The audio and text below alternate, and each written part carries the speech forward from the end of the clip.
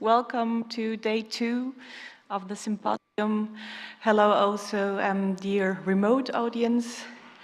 Yes, as I said, day 2. I'm very happy that a lot of you came. I'm very happy, of course, that the remote audience is there again. Yesterday, we had 2 very interesting sections. The first one was about what are NFTs, what do they mean for museums? And the second section was more about what I call the poetic of NFTs, meaning what does it mean maybe in our conception of time, what can we do with NFTs, for instance, concerning provenance research. They were 2 great sections. Now the third section will begin. I'd like to introduce very shortly my dear colleague Thomas Seelig, head of photography, who would lead this section.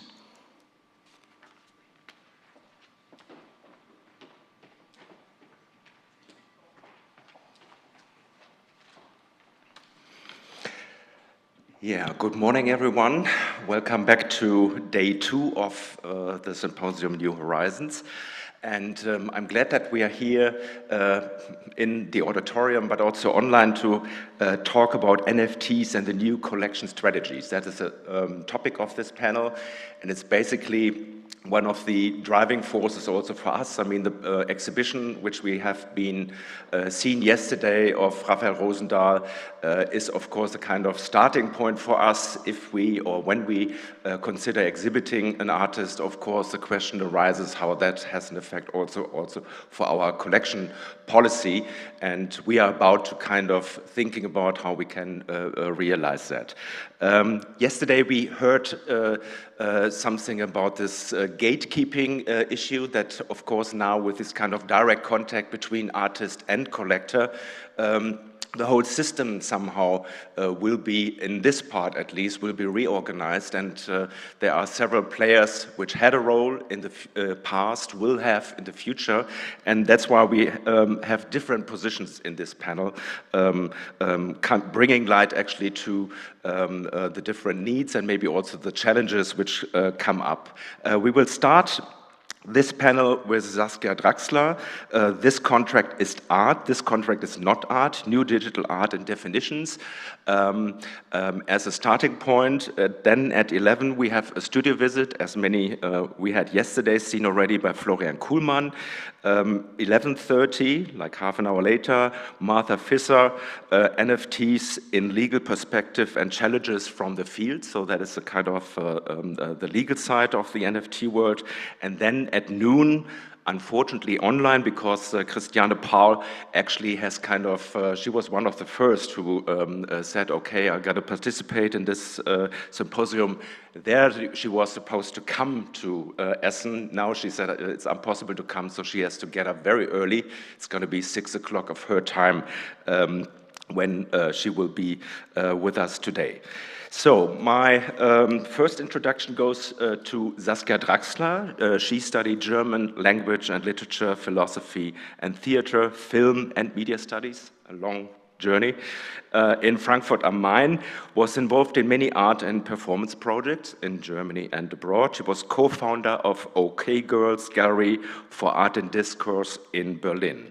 A writer, had teaching positions in Shanghai, Guangzhou, Wuhan, Beijing. 2009, she joined Galerie Christiane Nagel, which was renamed in 2013 in Galerie Nagel Draxler. Now with spaces in Berlin, Cologne and Munich, the gallery represents artists like Martha Rosler, Andrea Fraser, Sven Jone, on the kind of analog part, Kevin Abosch and Zahira Gomez. The title of this presentation is This Contract is Art, This Contract is Not Art. Saskia, many thanks.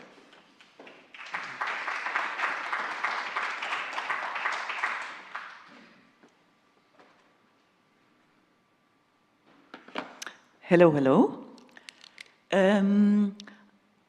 To begin with, I would like to say that I am here not as an expert for digital art or NFTs, but as a gallerist for contemporary art. Like Thomas said, our gallery was founded in 1990. This is where this brilliant work from Martin Kippenberger is from, a mobile phone made from wood. And we all know that since approximately 1990, the development that we are talking about today has been kicked off. Yeah, Haber, Stornetta, I think you've heard about them yesterday, the inventors of the blockchain, the two guys that look a little bit like the old guys in the Muppet Show, were inventing the first blockchain in '91. Donna Haraway, actually 5 years earlier in '85, already wrote standard work on the correlation between the human and the machine as a manifesto. She saw it ambivalent as a means of liberation as well as something that can go to the different direction. The title of my keynote, This Contract is Art, This Contract is Not Art, and I'm jumping 30 years now, is actually from an artist who's very active in the field of Web3, blockchain, and NFT technology. Her name is Ria Myers, and this is an image from an exhibition we put on for the last 3 months in our crypto kiosk in Berlin. So we moved from a very analog gallery to including positions that today deal with what's our reality today. It's a world in which the digital revolution has taken place over the course of the last 30 years. Yes. Here you see our space in Berlin dedicated to the phenomena, but it's only a fraction of our program. So we have not become a crypto gallery.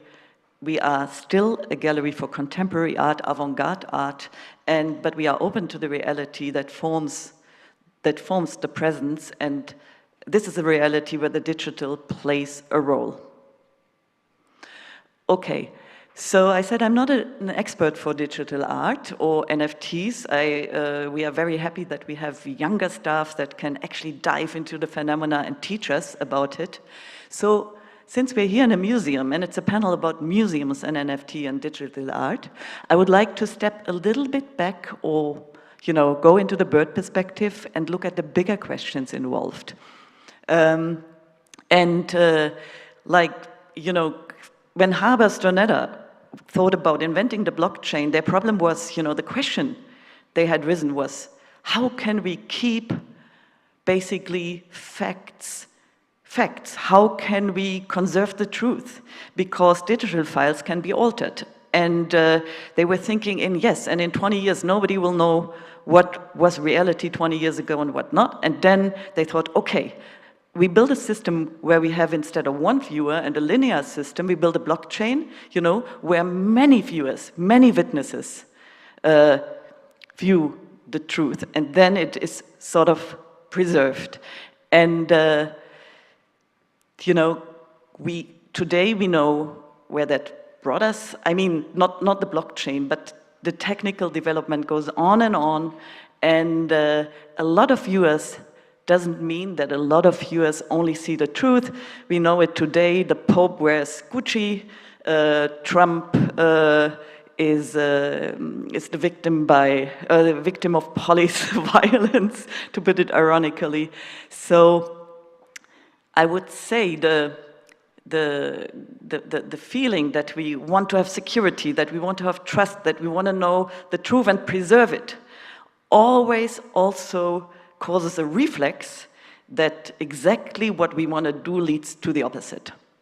So, stepping back, what are the questions that are on stake for museums and for art here?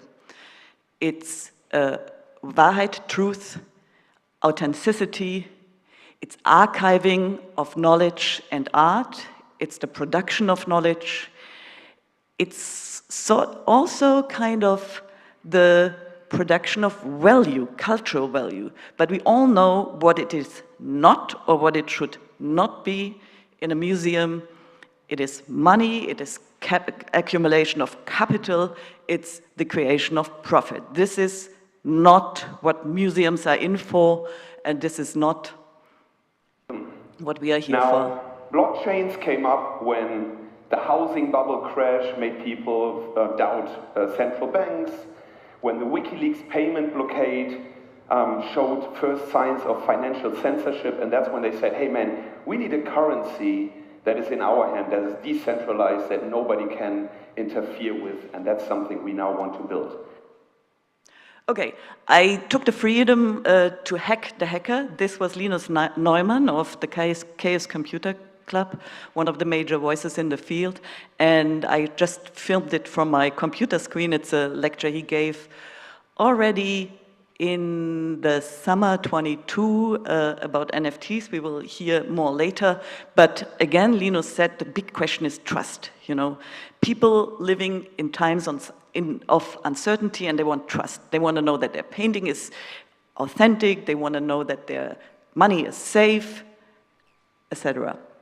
And, you know, Linus talked about decentralization. This is what one of the major keywords of the blockchain. You know, many eyes, many viewers, but we all, I do this a little bit more quickly. These are paintings by Christine Wang. We know that the trust in the blockchain has already been, you know, corrupted by many things that obviously went wrong. And also, you know, a fork, you know, I'm sure you all know what a fork is. If the blockchain doesn't work, you just fork one and then it's another blockchain which actually is as authentic as the first one. There are private blockchains. The truth is, even on the blockchain, the truth is somewhat in danger. And I think from an art perspective and from the museum perspective, we should question what makes us want to preserve the truth by all means. Okay, we have, of course, now we're coming to another medium to preserve the truth or the authenticity of things. It's certificates. We've known them in the art world for a long time. You know, certificates of authenticity are common, especially when it comes to conceptual art, when it comes to media art. So they needed another idea to lure people into their blockchain. Sorry, and they said, well, why don't we build non-fungible tokens? That's a nice thing, man. Digital proofs of possession, cryptographically signed, was possible about 20, 25 years ago already, but we can put it in the blockchain. Now they put it in the blockchain, and the beauty is, or like the reason they do it is so they can sell their Ether or Polkadot or whatever to you. They need use cases for the cryptocurrency, so they can trade it for actual money. They know they are sitting on a pile of bits that is essentially worthless. So they started selling off, you know, the gifts of the internet. And the beauty of this is, again, they say they solve a trust issue, but now you have all this digital art by all kinds of artists sold by other people as NFTs, because they somehow forgot that, you know, proving ownership or claiming ownership of something is something you need proof and trust for. So if I now create an NFT for something I didn't even create, it's not the blockchain that's going to say, Linus, you didn't take that picture. It's not the blockchain that's going to say, hey man, you sold that for 20,000, you're a scammer, we want the money back. Perfect trust mechanism. So this cat sold for 690,000 euros at the time. I can still display it here for free. I mean, it shows you how fucking idiotic these people are. Then Sotheby's entered the stage. You should always be very, very careful when the experts, the worldwide renowned experts of inflating prices of random goods with extremely limited utility and material value enter the stage, right? Selling you something that is essentially absolutely worthless at the highest price that is that can be achieved in a so-called market. That's Sotheby's, and they. Okay, I interrupt Linus to not violate his copyrights because I think I'm allowed only to play a 3-minute clip without asking him. And, but what he's talking about is, okay, here is the crypto aristocracy, this invention of the blockchain with several companies involved, and they created a solution, and then they are looking for problems for this solution. We call them use cases. Yeah, it's a typical startup philosophy. You create, you make an invention, and then you look for, you know, problems, use cases for this invention, as opposed to an evolution where needs are answered by inventions. And I think we also all are pretty clear that we don't want to be a use case as artists, galleries, museums. So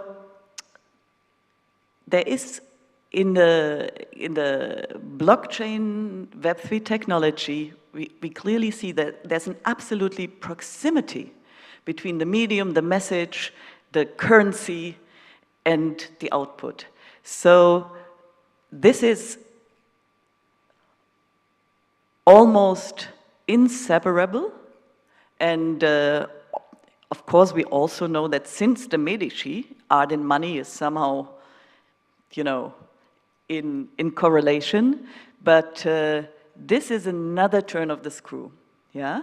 And this is excuse me, this is a German statement, but it is, what I'm trying to say, that it is exactly the institutions of art, the museums, the public institutions of art that actually protect us from this mechanism that art is money, yeah? Because they bring in different values, they bring in different timelines, they bring in different criterias, and so they are actually disrupting the fast train of the equivalent between art and money, which is, you know, the blockchain isn't, or NFTs are going the other direction.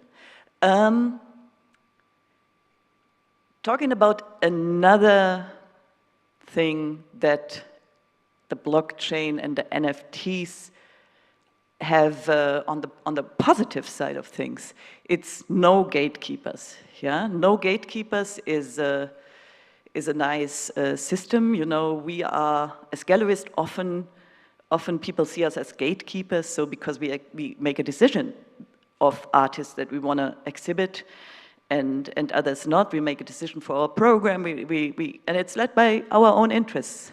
And so people see us as gatekeepers, but in many cases we are actually enablers because we take on artists in a very early stage of their careers when nobody trusts them, and we're trying to go away together.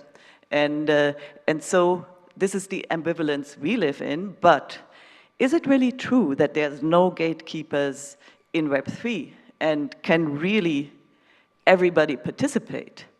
And the problem is, I think, that instead of the old expert class, there's a new expert class. You need to have a lot of knowledge, or you need to rely on other people, on coders, you know how to make a smart contract. It is, and in the end, you have to mint it on the blockchain, your NFT, which is owned by a company, and which is, so you enter the circulation of capitalist goods. So what we can see about gatekeeping is, it is, on the one side, it is, you know, the Web3 makes the art world accessible for artists who want their NFTs, but on the other side, it is, there's a new expert class protecting it. It's old power structures in a new medium. Blockchains are companies. Okay. Another concept that touches the topic of NFTs is the topic of authenticity. It seems to be really, really important for people to know that what they have, especially in digital art, because digital art can be copied much more easy, that what they have is authentic. But what they really mean by this is not that it's authentic, but they have proof of possession, like 100% proof of possession. And the, let me see, but in the logic of a museum, authenticity means also, you know, that I have an authentic work which, in the words of Walter Benjamin, has a specific aura. It's not like it's copy, it has an aura and it's authentic. And I think we can all take for granted that since Enlightenment, since the 18th century, our institutions of art are relying on a concept of art that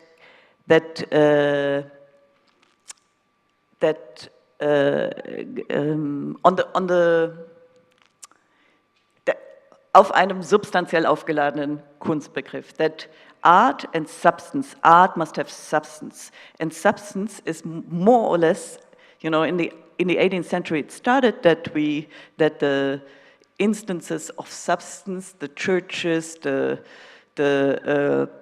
who controlled civil life lost power, and instead a number of bourgeois institutions of substance came into being, for instance, art. Yeah, that superhuman substance that an artwork has, and we all believe in. And now, one of the most boring arguments, probably against NFTs and digital art, is that it has no substance. Art without substance? Again, we are moving towards the claim, or let me go back one, art without substance, or what is art? In 2021, there was a debate on Wikipedia, and Wikipedia took the stance that NFTs are not art. Yeah, with all the problematic questions that I was trying to raise earlier, I still think NFTs can be art, because of course it's the artists that say what art is, and code can be art, a contract can be art, a urinal can be art, a balloon dog can be art, a lemon can be art, even art can be art. This is Elaine Sturtevant. She copied artworks and sold them as art, and code, of course, can be art. Now we're coming to a common discussion, or a common trope in the discussion about NFT art. It's that it is just a certificate. The art of contracts has a long history. It goes back to at least the 60s, where Seth Siegelau made contract as art, where Sol LeWitt made contract as art. And this is again a work by Ria Myers, which is relating to the Web3 space, and which is pointing to the essence of the debate. She made this work already in 2014-15 on the Ethereum blockchain, test chain. Yeah, as early as that, she put this work, and it switches whenever it gets contacted. The image jumps from this contract is art to this contract is not art, and it's exactly that ambivalence that she's pointing to in the tradition of conceptual art, and so we see a continuum. We don't see an interruption of new techniques, but we see a continuum in what's new digital art with the conceptual art of the 60s and 70s. So all these things can be art, and we were talking about the proximity of these new technologies, these new blockchain companies, and money, actually. And so for our perspective as galleries, and I think this is also true for museums, we have a criteria. And this is because of this proximity that gets closer and closer, you know, art as a money machine on the other way around. It's absolutely, we can, as before, only accept art that has the conditions of its production and its entanglement with the economic liberalism of late capitalism character in mind. It means a form of art that reflects on its conditions. And so I want to mention a few names: Sarah Friend, Ria Meyer, Anna Riddler, all artists in the field, also Simon Denny, of course, and many others who are not sort of blindly jumping on a new technique, but who always keep in mind the means of production of what they are doing and having a critical view on the entire environment they are operating in. And this has, in our gallery, a long tradition. It was mentioned before that we represent artists like Andrea Fraser, for instance, second generation of institutional critique.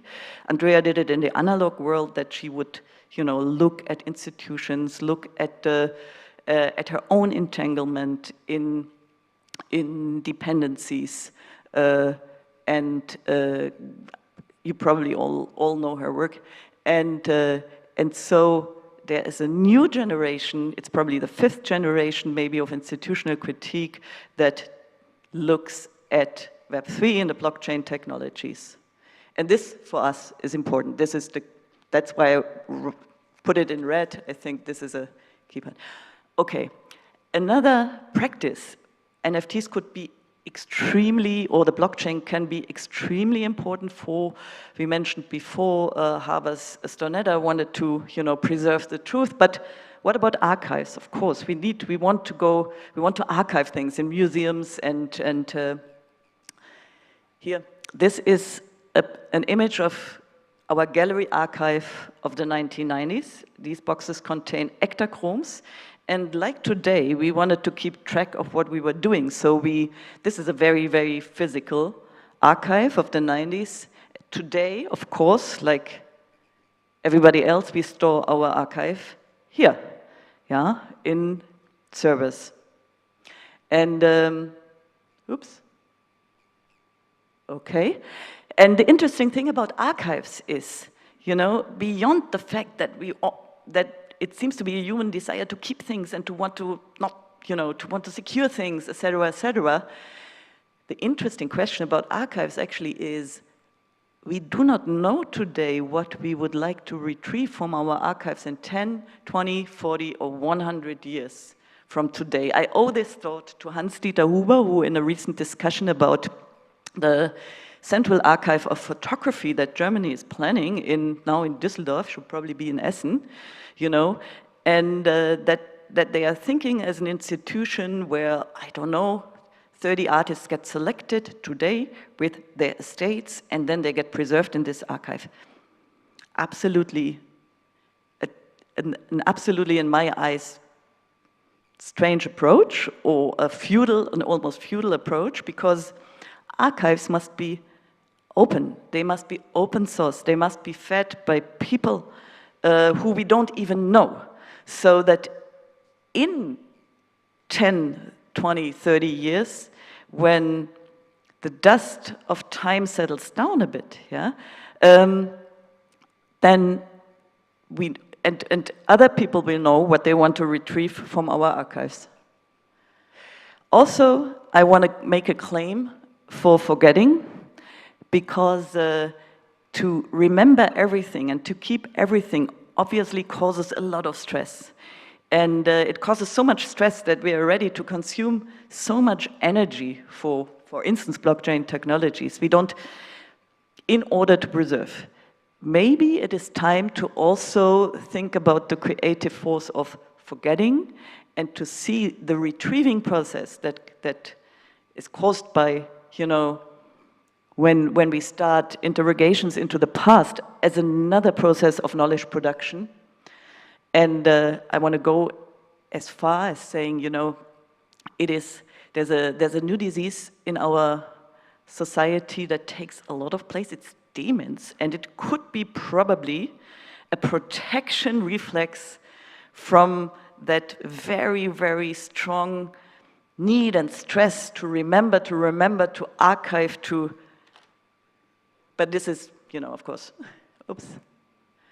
So, I'm almost at the end. I just want to mention another prejudice of the, let's call it the Web3 art community, and that is that new digital, and that is to claim an opposition between new digital art versus traditional art. Well, what is traditional art?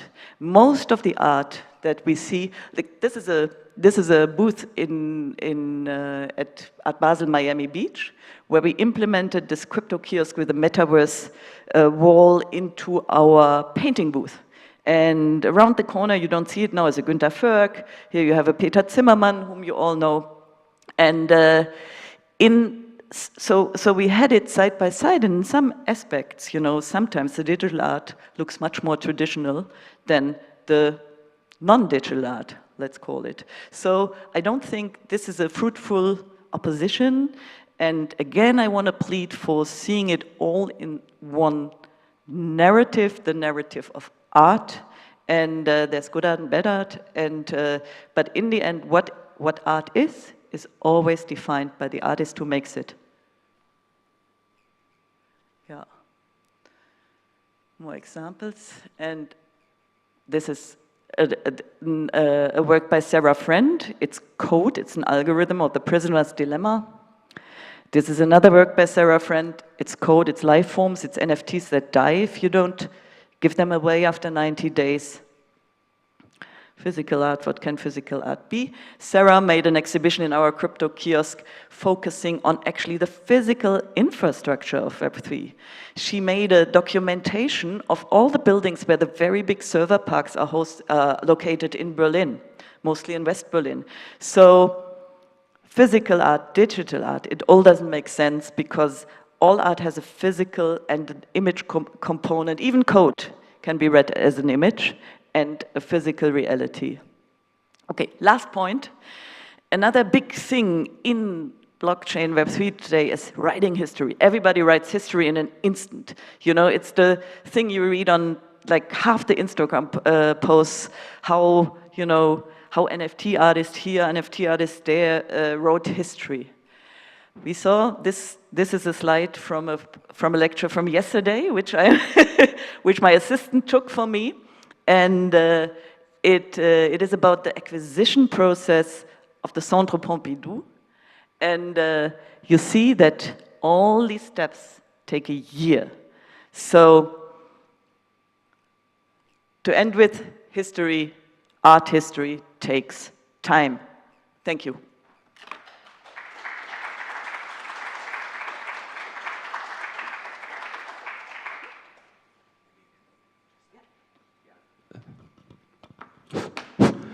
Saskia, thank you very much for your key lecture. I would like to ask the audience here if there are questions, remarks, comments on her presentation.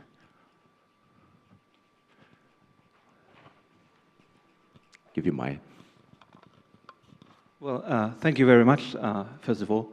And just one thing, because you showed us some pieces of Kenny Schechter as well, at his NFTism project and your collaboration with him. Mm-hmm. And he just announced in his Discord regarding his project Crypto-Artworld, mm-hmm. Which is really interesting, I think, because he's one of the founders, maybe, of a real Web3 community, so to speak. And he said, hi folks, I'm going to put Crypto-Artworld in my will, and probably mint that too, so you can be sure the first and only arts community lives on in perpetuity, forever.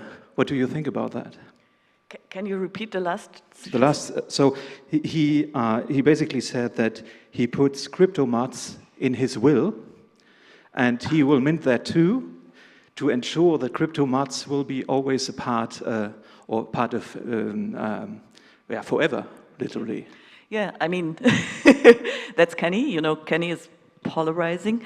To say one thing, you know, for us it's a learning curve, and we don't know the entire field of artists in the media. But what we see that there's like two strings of interesting artists. One work with a phenomena in a cultural way, and they put it into relation with other discourses. The image you saw was of Kenny's Metadata installation, where he related, you know, data to what's going on in the blockchain. It was about the value debate, what is art and what's not art. And Kenny, as we all know, is also a teacher, he's a writer, and he's a polarizer. It's part of his art. He's like a performance artist, basically. And so we have here artists like Kenny, and in some respects also Kevin Abosch, who see it, who started life as non-digital natives, and who sort of look into the phenomena in a cultural way, and sort of, you know, in a way that implies value debates, but that implies provocation also in the case of Kenny. And then you have another string of very interesting artists that are younger, like Sarah Brent, or, well, not necessarily younger, Ria Myers is not that young, but who address the media in a direct way, who work with the media, who can write actually smart contracts and code, and and this part I would call the actual institutional critique part, who use the means of the system to question the system. And if I do or not believe if Kenny will be successful with putting it in his will, you know, I think it is an ironic comment on other people putting their souls, you know, minting their souls and minting their whatever, you know. It's all gonna, in the end, you know, it's all gonna end up in our most valuable capacity, and it's completely up to your fantasy. Thank you. Mathilde? Yeah.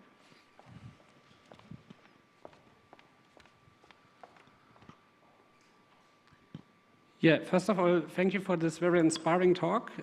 Just one comment maybe, or food for thought. I mean, it's very much from a gallerist or curator perspective, of course, because like traditionally the art market is a superstar economy, right? Where very few people or few artists get most of the revenues. And especially most media and conceptual artists, I mean, they rely on public funding, right? So like, I mean, they're not even in this commercial art space. And so even if they do have a gallerist, I mean, most of them don't, but if they have a gallerist, they're maybe not so super happy with how they're showcased, and they think it should be, I mean, always complaining, of course. But this Web3 technology gives them also a new way of maybe like changing this traditional system, right? So I'm not saying it's all for the better, but it's also from an artist perspective, I do, especially media artists. Absolutely, I mean, yeah. Absolutely, and we are completely open to watch what's going to happen. And you know, we only can put into the ring our expertise, and people who trust us, you know, can work with us. But we, at least, you know, the least thing that we need to do is decisions. We cannot, you know, we cannot work. And it's experience mostly of Christian Nagel of 30, 40 years. 50 years of art practice, or watching art, or talking about, thinking about art, getting to know artists, etc., etc. And this is what we can offer, you know. But we're not saying, oh, don't do it without us, you know. Good luck, you know. There's so many different ways, but you're all talking in the you know, commercial perspective. Of course, we know that artists need to, you know, eat and pay their rent. You know, of course they need money, and sometimes it's as we all know, not probably, but who am I to judge? The best artists make the most money. It's not like that. We know that, you know. But it's not true that conceptual artists don't find galleries. The first 10 years of Galerie Christian Nagel was exceptionally conceptual artists. Christian didn't make any money, or not a lot. There was the slogan, stay alive till 95, you know, because it's also a gallerist's decision to try to to work in a field that is not commercially successful, and it's mostly galleries that take this risk. Yeah, From the I didn't mean beginning. to criticize galleries Yeah, or yeah. the system, right? I'm just saying, so this is maybe a new way also of bridging publicly funded art with the commercial space in a way that we haven't seen before, right? So like as an additional access channel, right? So and of course it needs its own gatekeepers, and the gatekeepers may be different from the classical ones, but even the classical gatekeepers, I mean, to be honest, have been very financially focused, right? Sorry, sorry to interrupt you, but artist-run spaces, artist initiatives, artist groups have always existed, independently from the gallery system, from the institutional art system, and I would compare them actually to galleries because they make, collective. If I could interject in the discussion, one of the roles of the gallery and young spaces is for artists to practice the material of the exhibition. So a lot of artists start on the computer. Of course, that's a very comfortable environment. And the translation from the computer to physical space, if we take out the galleries, then it's very hard to make a jump from making animated GIFs to making a museum show. And traditionally, the gallery played the role of doing a show with a very young artist, completely unpracticed in exhibition making, and slowly building that repertoire and becoming comfortable with architecture and scale and size. And so I think if we take out the gallery from the ecosystem, then there's something missing in the development of the early exhibitions. So that could be a publicly funded artist-run space, but we really do need the practice of exhibition making at a young age. I thank you for saying this, because many people ask us, why are you in Berlin and in Cologne and in Berlin 2 spaces and in Munich, it's not giant spaces. It's because for us, the gallery is the location where the artist thinks in the format of an exhibition and not in the format of, I make 2 works for Art Basel, 1 work for Art Basel, Miami Beach, but it's the place where actually artists think in context and they create a cosmos rather than a commodity. There is a sign from the online audience. Jan, can you connect us, please?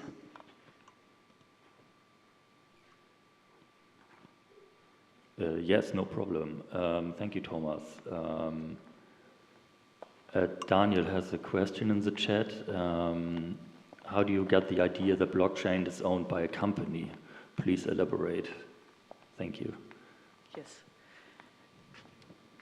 How do I get this idea? Is it not? I mean, not the blockchain per se, but there's different, like we have the Tezos blockchain, we have the Bitcoin, et cetera, and they have, it's not that the entire blockchain is owned, but there's investors who own big parts of it. And these are exactly the people who are invested in it, who are interested in creating use cases for it. So more people using it and more people buying into this currency. And so the value of this currency goes up and down. Okay, but thanks. Maybe it was I put it wrong to say the blockchain is owned by a company. I'm sorry. Okay, thank you. Thank you, Jan. Saskia, many thanks also for joining in this questionnaire now. We continue. We are a bit after the time. Thank you very much. A little applause.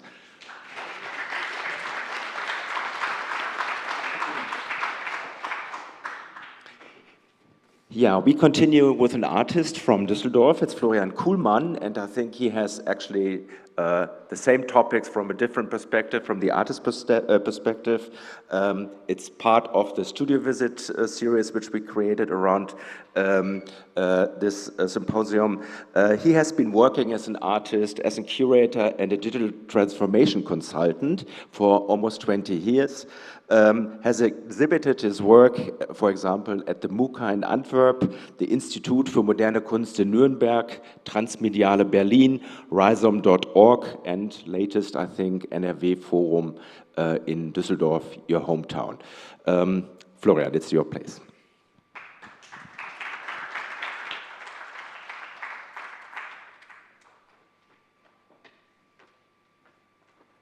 Okay, start the timer. 30 minutes to go.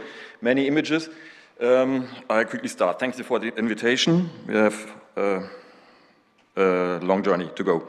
The journey goes around 15 years of thinking about the relationship between the image and value in a cybernetic formed world or society. This refers to an idea concept we are working on at the moment together with Peter Zimmermann from Cologne and sorry, this is a little bit okay. And Hans-Ulrich Eck, a theorist and thinker, both friends of mine, and we are thinking of doing an NFT pop theory album thing, which Peter will do the cover and bring it into questions about certain issues, and Hans-Ulrich Eck will give the answers on it. And this refers to a question of Peter Zimmermann, who was asking the question, can there be an image without the medium? And this fits pretty well to my work. Not only, it's not a coincidence, I also studied at Peter Zimmermann 15 years ago. So I would like to start the collage from 2006 to 2012. Very important for me was two sentences. The first one is from Walter Benjamin. It refers to the work of art in the age of loss-free mechanical reproductions, the idea what is copy, what is original, what is the unique piece. The other one is, I don't know if you still know him, it's called Guy Debord. Guy Debord, he was a very famous thinker in the 60s, 70s, anarchist, Marxist thinker, and he bought this, you already read it, so. This was very important for me in the beginning of my work. When I started to do this is a collage, massive structural overload. I was collecting pictures from the internet, images, collecting them via Google, putting them all together with Photoshop, and then decided for a very traditional way of showing it to the audience, very traditional, a triptychon. This was in Düsseldorf, it doesn't matter. But I was not really happy with this because I tried a little bit with printing it out, but I was not satisfied because for me, at this moment, I wanted to show the people how I work and what is my canvas, because my canvas is the screen and is the computer is mine, and the images I'm using are my colors. So, and I was not satisfied to print it back just for finding a solution to sell them in a certain way. So, God, it would have been cool to have a way to have digital images and selling them without printing them. But it was 2006. But I decided to put them on the monitor because this was the way I wanted to put it in the exhibition. Then I thought about the problem of showing it, bringing it to galleries, bringing it online, bringing it to the audience. And I developed something that I would call a smart contract. It's shown on these walls, very complicated, and I defined some rules, how you can acquire it, how the original image can be a unique piece, something like this.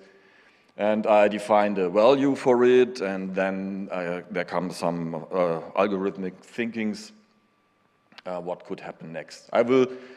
This will be a little bit shorter and more compromised later in the lecture, so you don't have to read it. But this was the first step and started my thinking. So then I made something you already heard yesterday. I decided to put them on the website because I thought the website could be something like a canvas or like a formal piece. I made a decision, it was 2006, everything was very much influenced by the idea of open access, accessibility. I thought art must be free and accessible to all. I put the images in high resolution on the website. If you go on it and you click it, you can download the image and print it by yourself. It's under Creative Commons licenses. From an economical perspective, it was not very clever. But I was satisfied with the way of presenting it because now this is the original, what I define as the original. There are several websites. Sometimes I printed them just to see. Sometimes I need to bring them in the gallery space or in the white cube. So I had these prints. Then I built my own device for presenting them. I bought a flat screen and a Mac Mini and put these all together, and then I could show my images as original in the white cube, or this is not a white cube, but an exhibition space.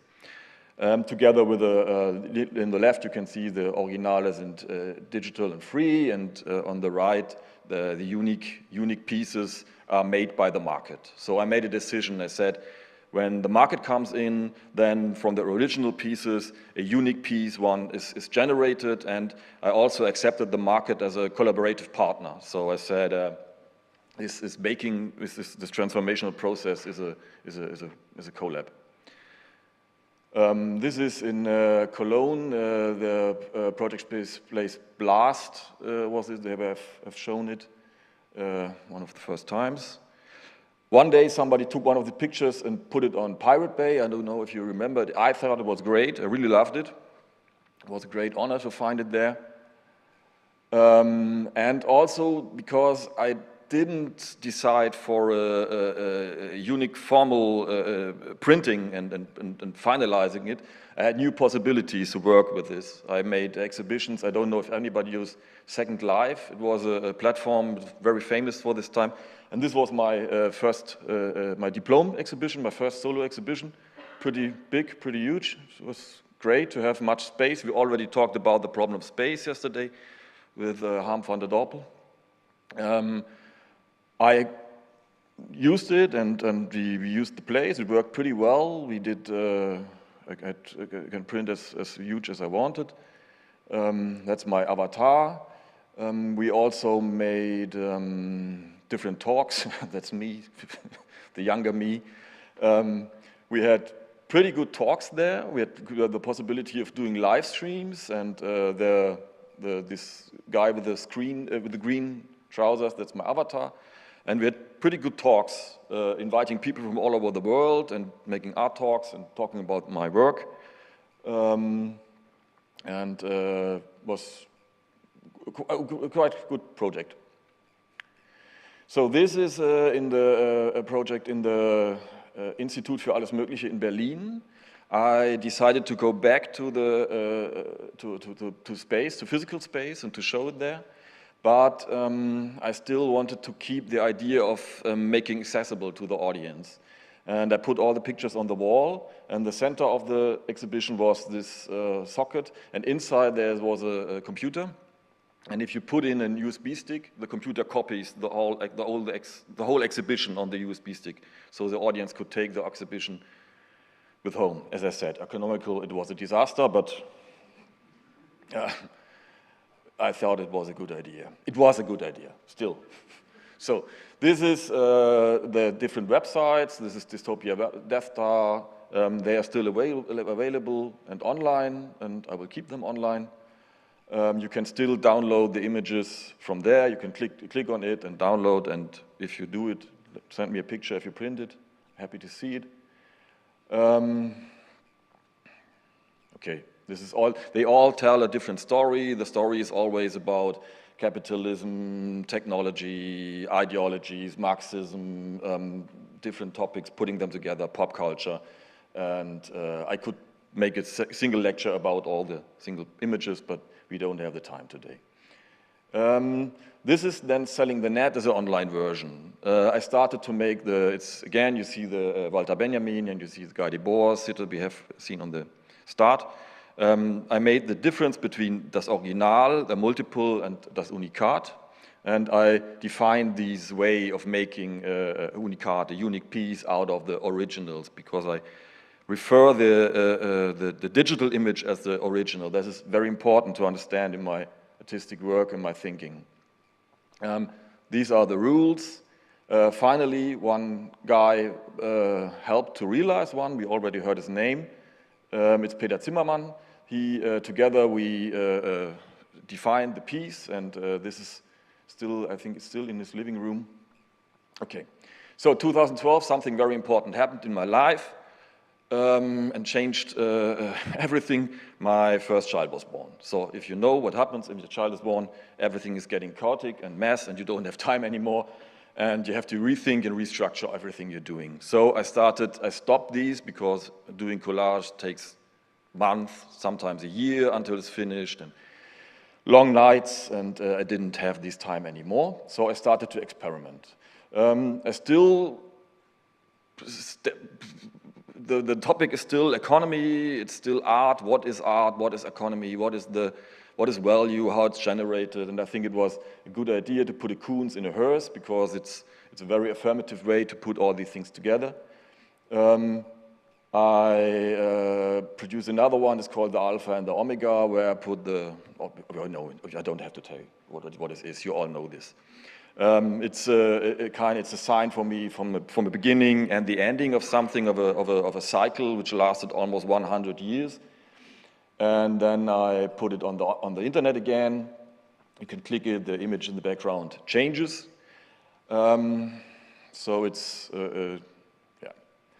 these are different images. I just made them for fun and put them online. Again, you see there's always this reflection about what is image, what is the relationship between image and money, and nowadays. This is charts and presentation. This has been, it comes 2010, the last financial crisis was behind us, and I was fascinated by these, all these images which we've shown about the rising, and you can see the globales Wachstum derzeit nicht durch groß, and then I just loved it, and I want to play with it, and I made a little installation out of it with the place with this absurdity of these times, and we are again at this point. I think it's pretty relevant at the moment. So something like this, it's just a Dadaistic approach to the whole thing. Okay, I think you get the point. This is me, and again playing with this whole business thing. And it was still searching how I could continue my work, what I could do, and try different things. This is an online piece where I started to work with sentences, which will get more important later. You will see it. This was, you all know, this is not a loud laugh. It's started thinking about communication and how communication and text is how important it is becoming in our world today. There are different ones. This is not a smile, because it is not a smile. It's just a double point and a comma, but we use it. And what does it mean when we think about this is a smile, or what does it mean? Okay, this is not a wink. So there are several of them. This is another one. I just go through it. This is the hand of my daughter, who came 2 years later. I don't know what it means, but I like the work. Only the bots know the truth refers to an idea of a concept that we're living in an age where, in my opinion, perhaps only something like bots. Bot stands for me for idea of artificial intelligent systems, perhaps are only in a way to see social aesthetics inside these huge amount of data which are generated, which are not really accessible to us. Perhaps so the bots are the only intelligence who is really possible to see truth in this data fields. This is when I started to work with very simple questions, and art looks better on Tumblr. And again, I'm reflecting on the question: what is happening to art when we start to reduce it to images, which is a side effect of this social medialization of the art. More people are seeing an exhibition on Instagram than in real. And people and artists obviously start to produce works that function pretty well on Instagram. Exhibitions are curated in a way that you can photograph them, but that what makes them to art, and is this still art? But because my opinion of art is something different. It's not reduced to the question of the image. This is then, I made a big, started to play with it a little bit. Friends of mine used it, and this is the Düsseldorfer band German Punk. They made concerts in front of it. Very nice, and painted on it. Everything's fine. So this is LSDSL, the worst Tumblr ever. I've done with Timothy Shearer in Cologne am Ebertplatz. It's a little bit this metadata thing we were also interested in. And but Tumblr was very important in this time. We called it the worst Tumblr ever because we put everything together we found, put it in the exhibition space. And I started to invent the idea of the rich kids beer, which is don't know if you know the rich kids of Instagram. Is it still? It was a pretty famous blog where you could see the rich kids celebrating cars and whatever.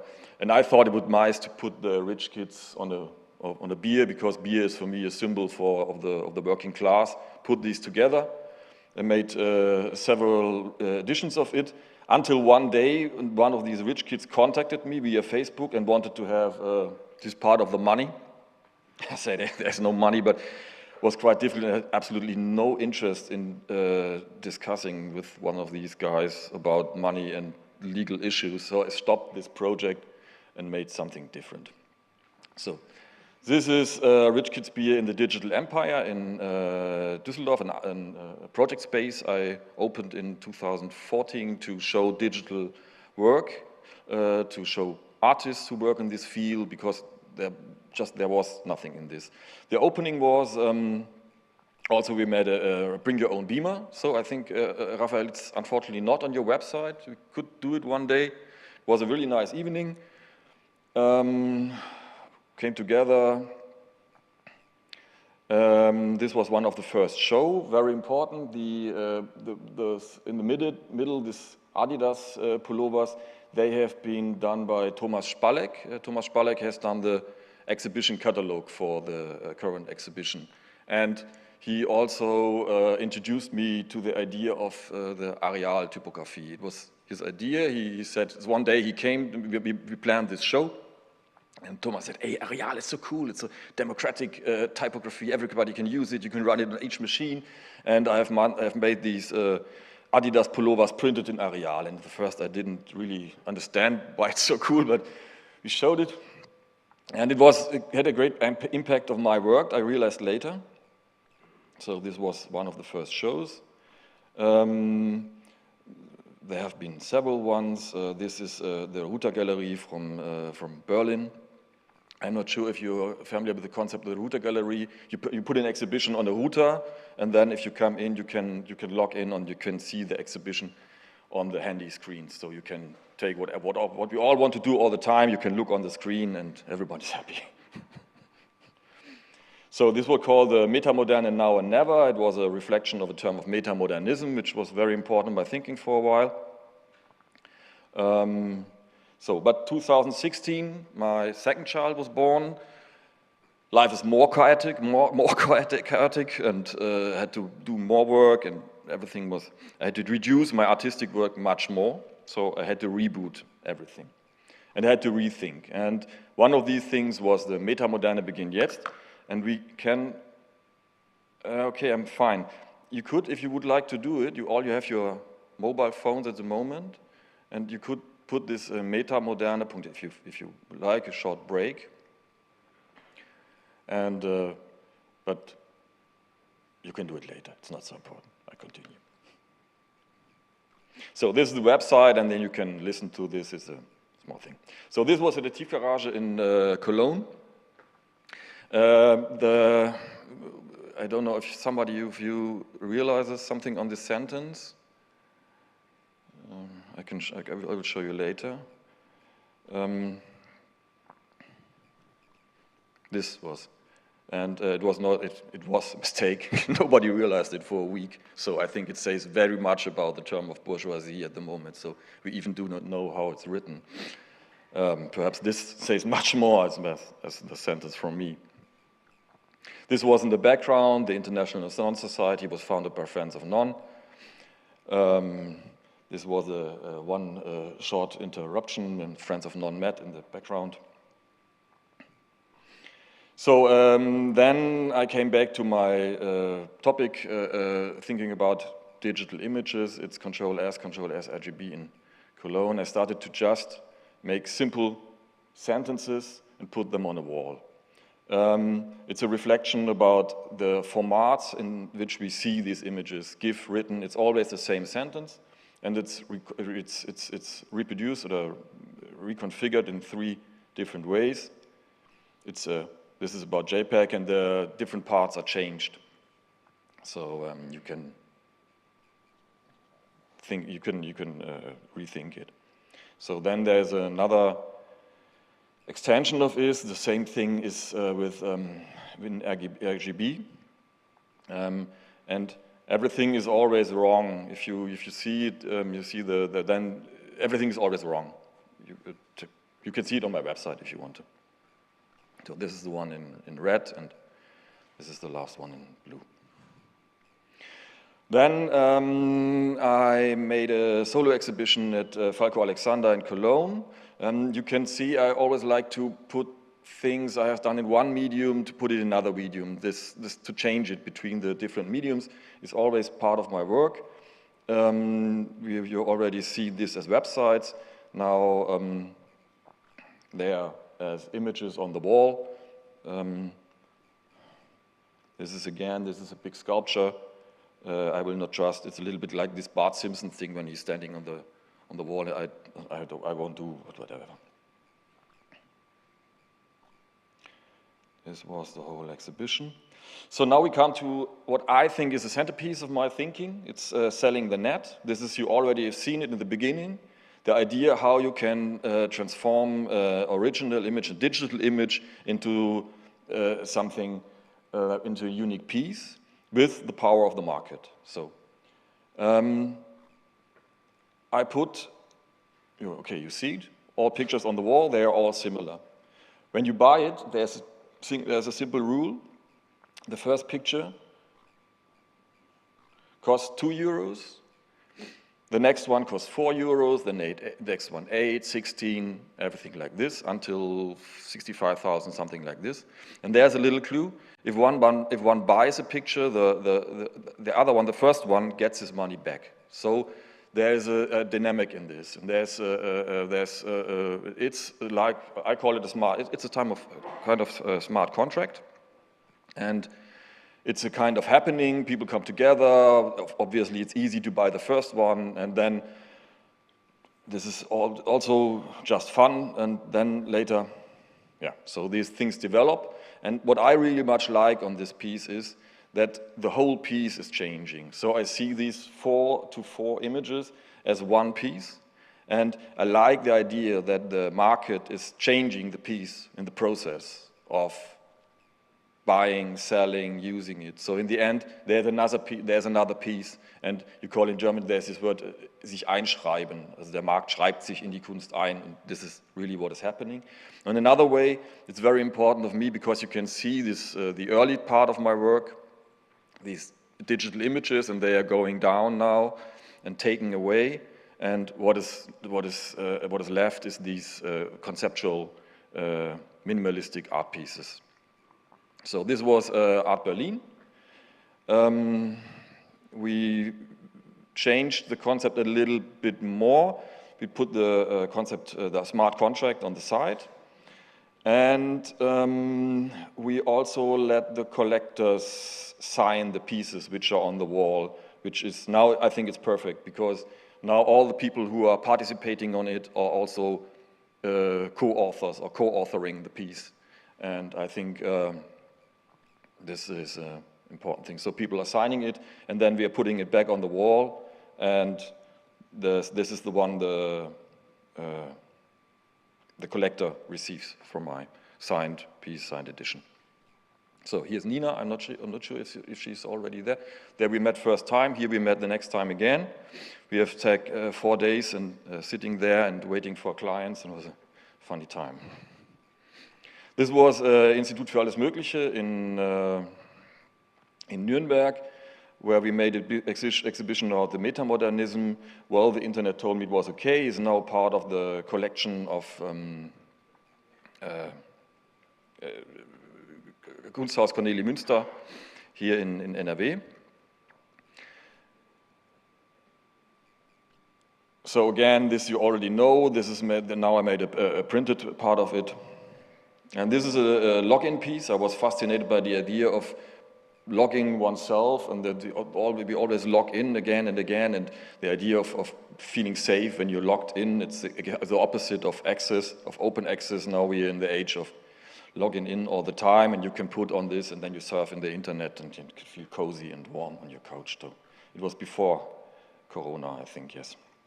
So I made a website out of it again, and then I started to put these to reduce it much more. This was a part of this exhibition, and I said I just want to put big black Arial letters on white walls. It's a very simple statement, but in a certain way it has to be very much to do with me, with art, because sometimes art is just I want to do something, and I just want to do this art, nothing more. So then I raised certain questions. Would you rather be a user or a client, which is pretty important for me, I think, because we all are becoming users. And what does it mean to be a user? A user is not bourgeoisie. A user is something different. He's controlled by companies and something like that. Or would you like to be a client, because a client has still some rights, and I don't know. Again and again, it refers to this whole Twitter tweet like a fist. Some of them are realized, most of them have never been realized. It was fine for me just to put them together in Photoshop and put them on Instagram. This was a way of working which is pretty nice and fits pretty well in my regular life. So it's obviously on the internet. I'm an artist, and every day I have many other things to do. This has been at exhibition in Düsseldorf. Do you know Godwin's law? Anybody knows it? Godwin's law is part of a rule that they say every internet discussion takes only so much time and until someone is called a Nazi. So this is an old Usenet joke, and it has been global scale now. Again, reflecting about the idea of space and time and image, and always this refers a little bit to this idea of just think about it. Stop. Unfriend yourself was pretty much,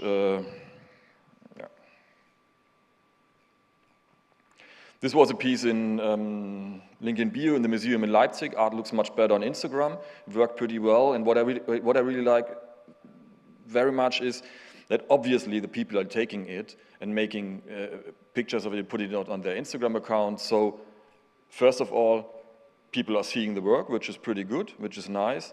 And I also like the way people are using this artwork and making it and owning it and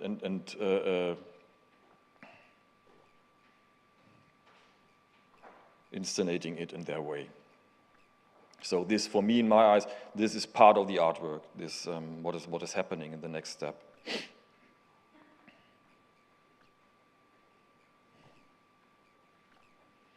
This could be also something like an advertisement thing. I'm not sure it's a dystopian or a utopian sentence. It's funny in a certain way. We all know the black square. It's the beginning of, well, not the beginning, but it's an important piece of art history. And I wanted to raise the question of the end. Please imagine here the last picture ever posted online. What could this be?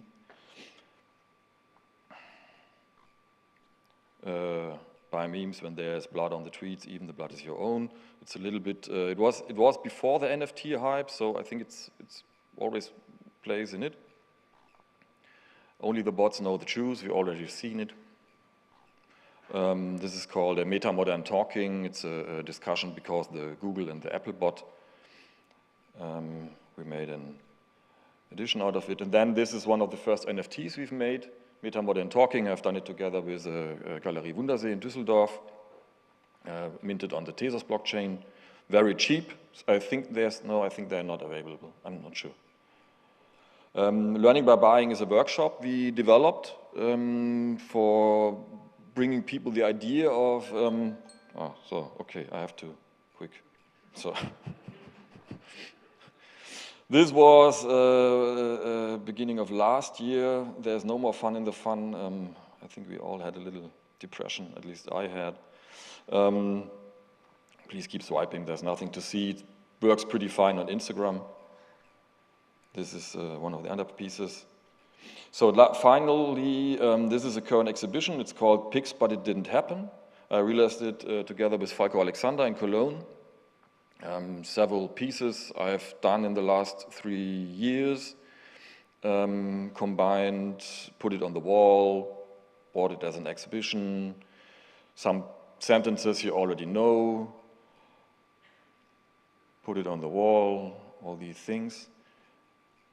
The interesting thing on this exhibition is, okay, you can hear it, the digital artist, I'm God, okay. It's on the website, you can see it. The interesting thing is this exhibition never happened. The exhibition, this was the space, and we just made the photos, and then we decided just to build all these things all together with Photoshop, and only realize it on the website and on Instagram and social media. So I really very much like this way of working because it's cheap, it's pretty efficient. And if you're honest, most of the people at the moment see an exhibition on Instagram. So if you're really honest, you can keep away the exhibition. It's much easier. So this is one piece. It has been part of in Zurich, a society based in common it's like. It's always in the exhibition. It has been minted, I think, together with Sebastian Schmieg and I think Silvio Lorusso. They made this exhibition. You could take part on it.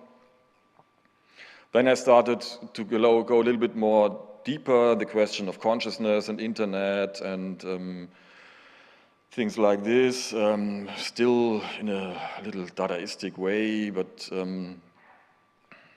also serious. And this is one of the last pieces where I was a little bit bored by this areal typography, and I thought it would be nice to try something new. And so we again, the work of art in the age of loss-free mechanical reproduction of reproducibility. And this is what is now, the newest installation is what is now happening at the Galerie from Frank Neidig, Frank Flux. And I'm very fascinated. I do know we already talked about this yesterday, that we have these ordinals in the Bitcoin blockchain. Ordinals mean you can save data, media on chain. And I'm absolutely fascinated by this idea that now the idea of Guy Debord, who said that I go back.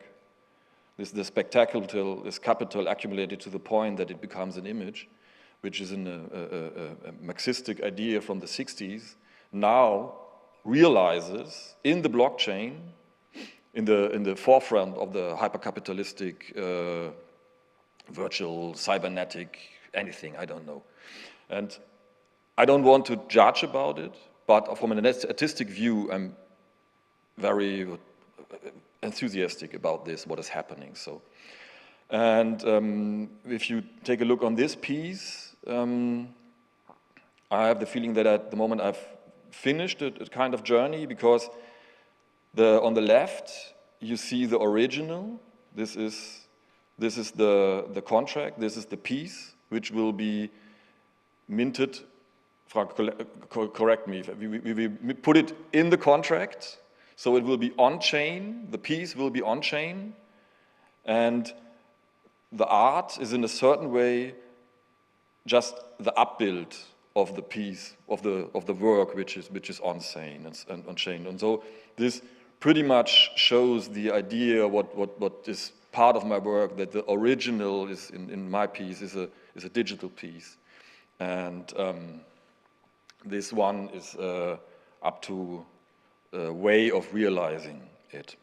So This will be shown tonight as part of the opening of the gallery, and we will mint it in the, I don't know, when we have time. Let's see, next week, something like this.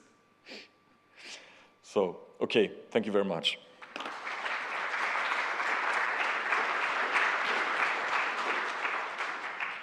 Yeah, Florian, thank you very much for this slightly overdue time presentation. So we know that we have Christiane Paul is already in the line, but we want to give space to Martha, of course. She knows that we are kind of delaying, so no rush for you. I would say we keep it short with one question, if there's a question from the public here, over there. The microphone is coming, and then I would say then we continue with the next presentation. Yeah, absolutely. Hi, thank you very much. It was very impressive presentation. I'm an architect. I'm looking at your presentation that you have tried with dealing with the different mediums to represent your ideas, like beer, like the traditional form, like a symbolic form of beers, and like even rectangular frames that, or space. That on one hand, I think it's really brilliant that going through the typical form of media and wrap it with a different format.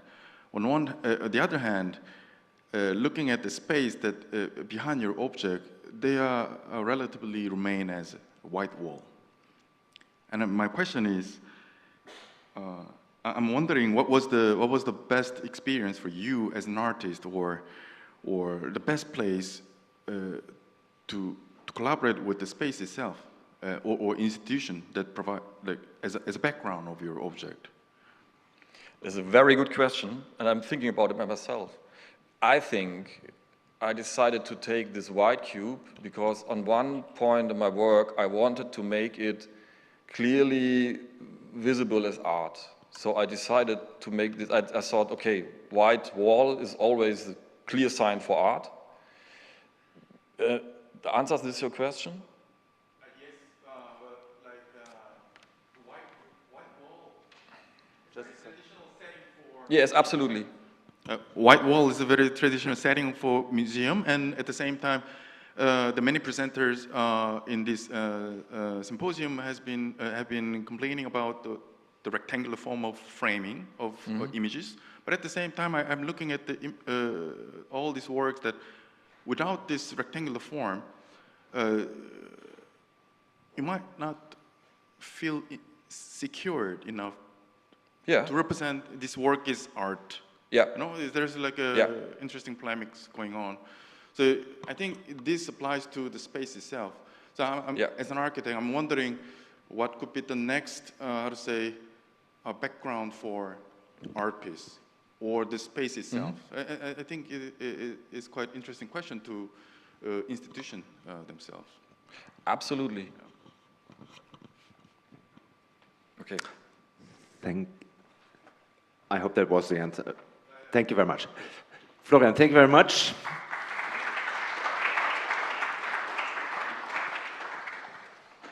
So, Martha, I shortly introduce you. Martha Visser has been practicing as an attorney, so we make a kind of shift from the artistic to the legal, and has practiced as an attorney since 2015. She's involved in various, also international cases, particularly in the area of art, intellectual property, and contract law representing artists, institutions, and companies.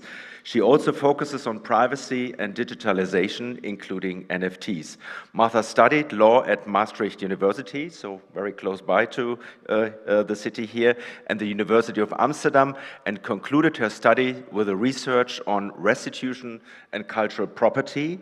Her topic today is NFTs in legal perspective and challenges from the field. So it's a kind of experience from your perspective.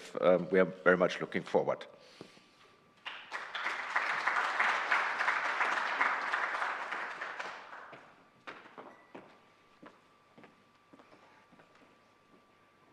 I thought this timer was quite a good idea. Now I'm sorry I didn't use Arial for my presentation because it looks so beautiful.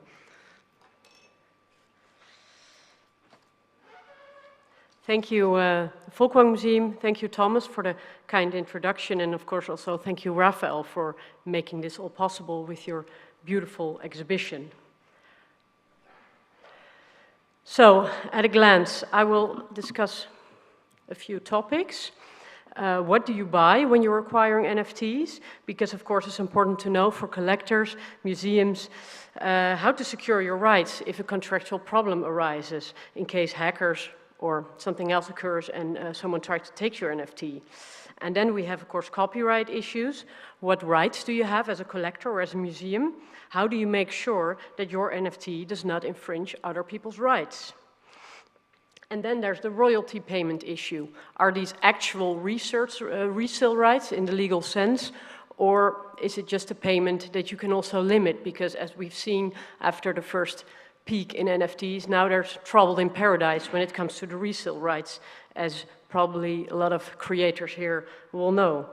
And then there's the issue of trademark in the world of NFTs. There's a famous case which was just decided a couple of months ago in the Hermes versus Mason Rothschild case. And I will discuss some other legalities we have to observe when it comes to NFTs. And I think what kind of more or less summarizes this whole presentation, or my approach, comes from one of the pioneers in NFTs, Kevin McCoy.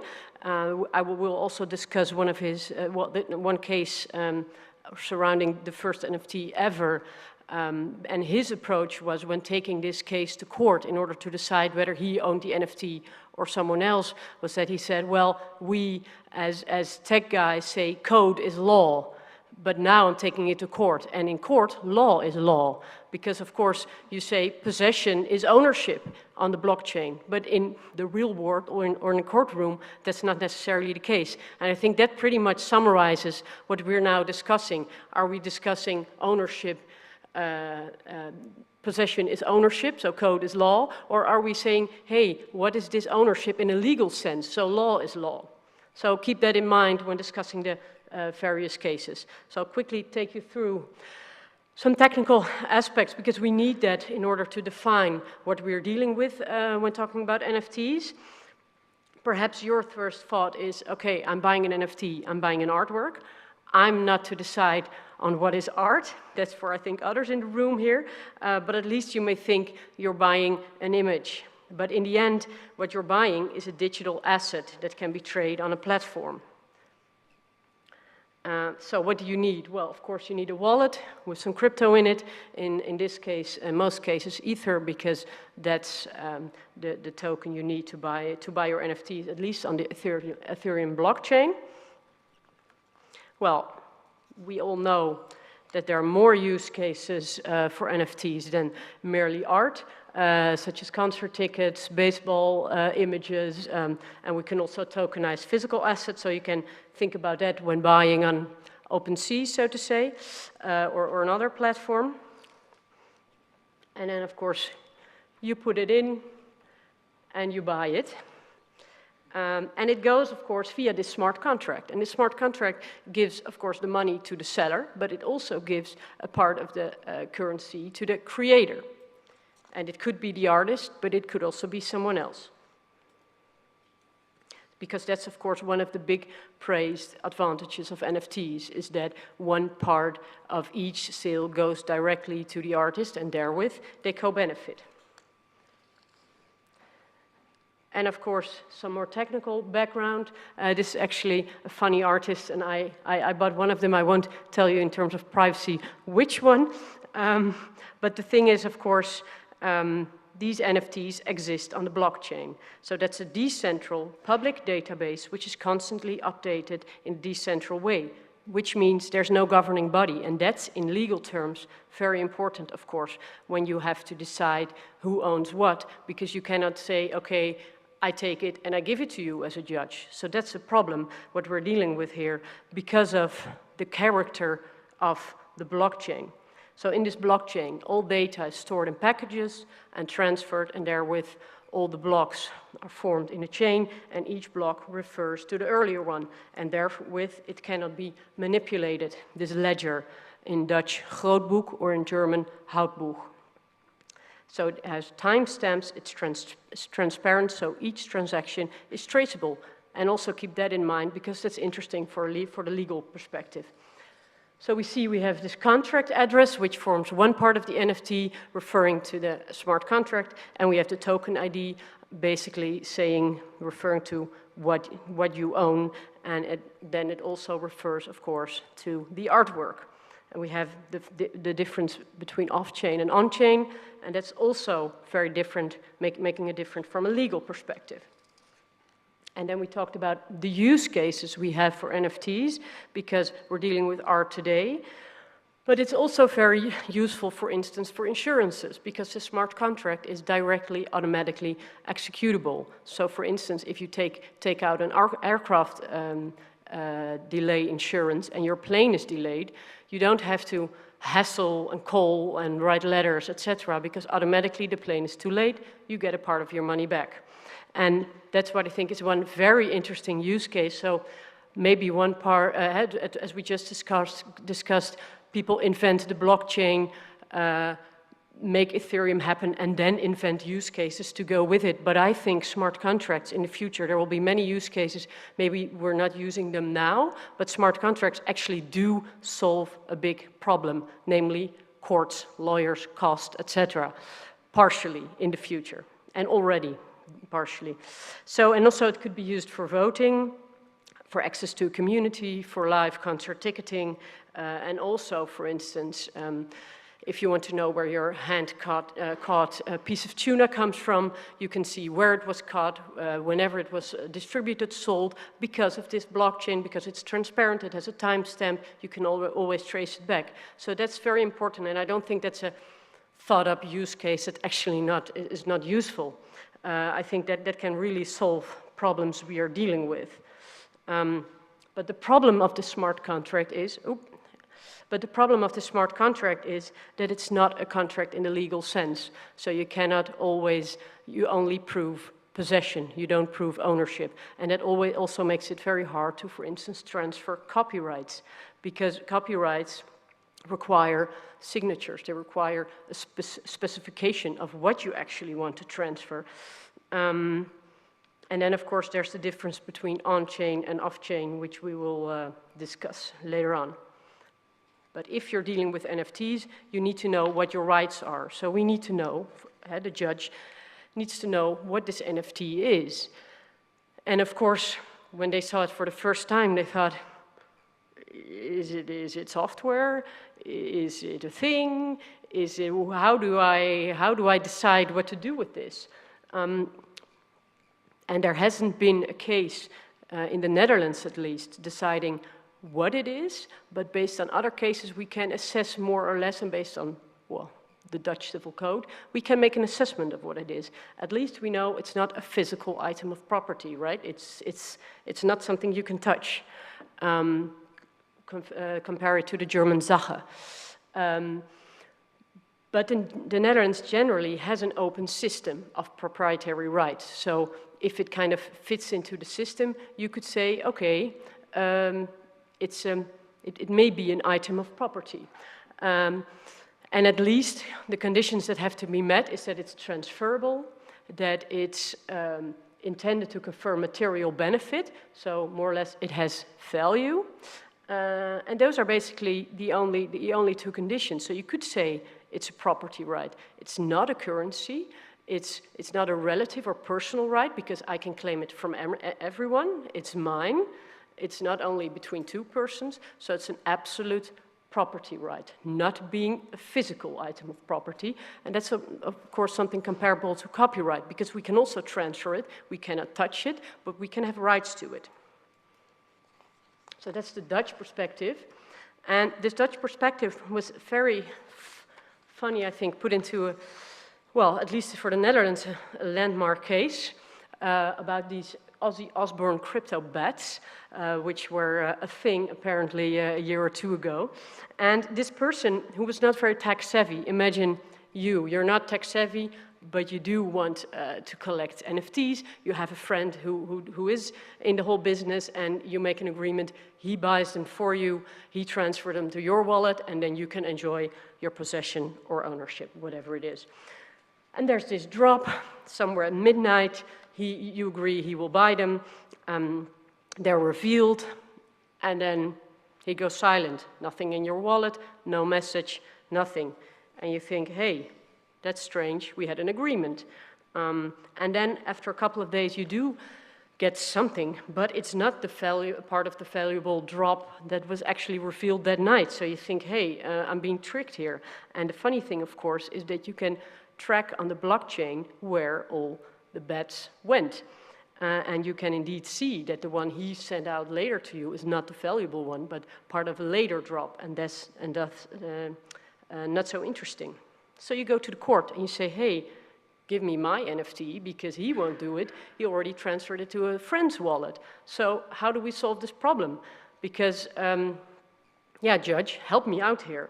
But the court thought, okay, normally if I see something, because of course it's a very time-pressuring case, because before we know it, he transferred it to somewhere else, or he executed or whatever, so the judge has to act fast. So before we know who actually the owner is, you have to safeguard the NFT. But how does he do that? When it comes to a bank account, you can go to the bank, the governing body, and say, freeze the assets. When it comes to a house or a car, the bailiff goes to the house or the car and say, okay, I'll take it or I'll seal it until we decide who owns what.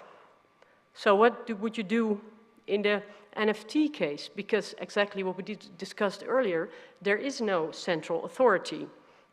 So you cannot go somewhere and say, hey, safeguard this.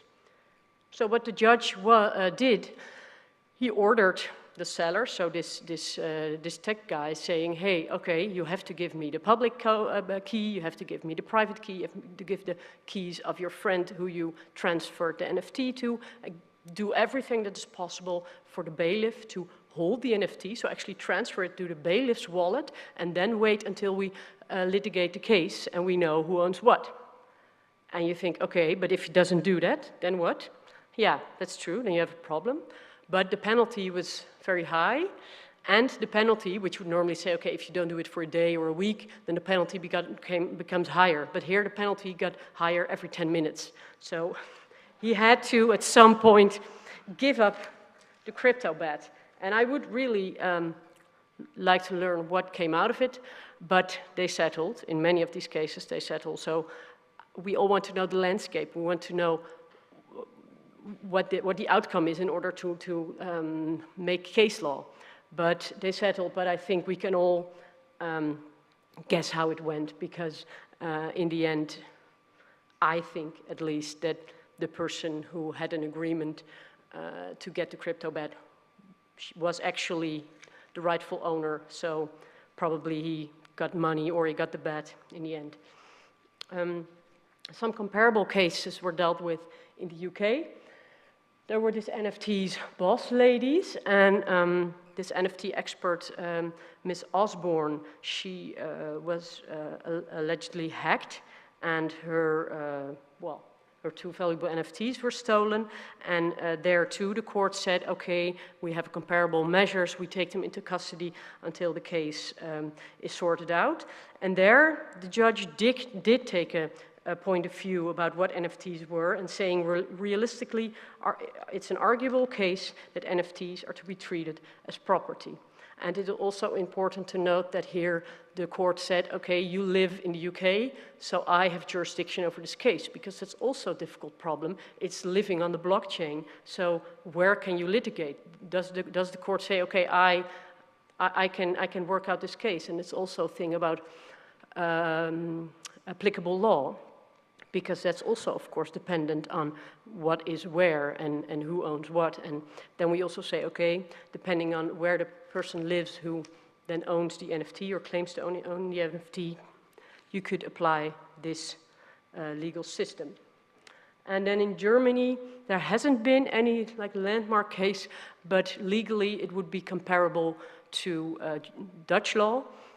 There have been voices saying you should treat it as a term of physical property and say, okay, maybe we should change the article on what is physical and what not, and therewith put it in the system, make it into like a Regelungslücke or something.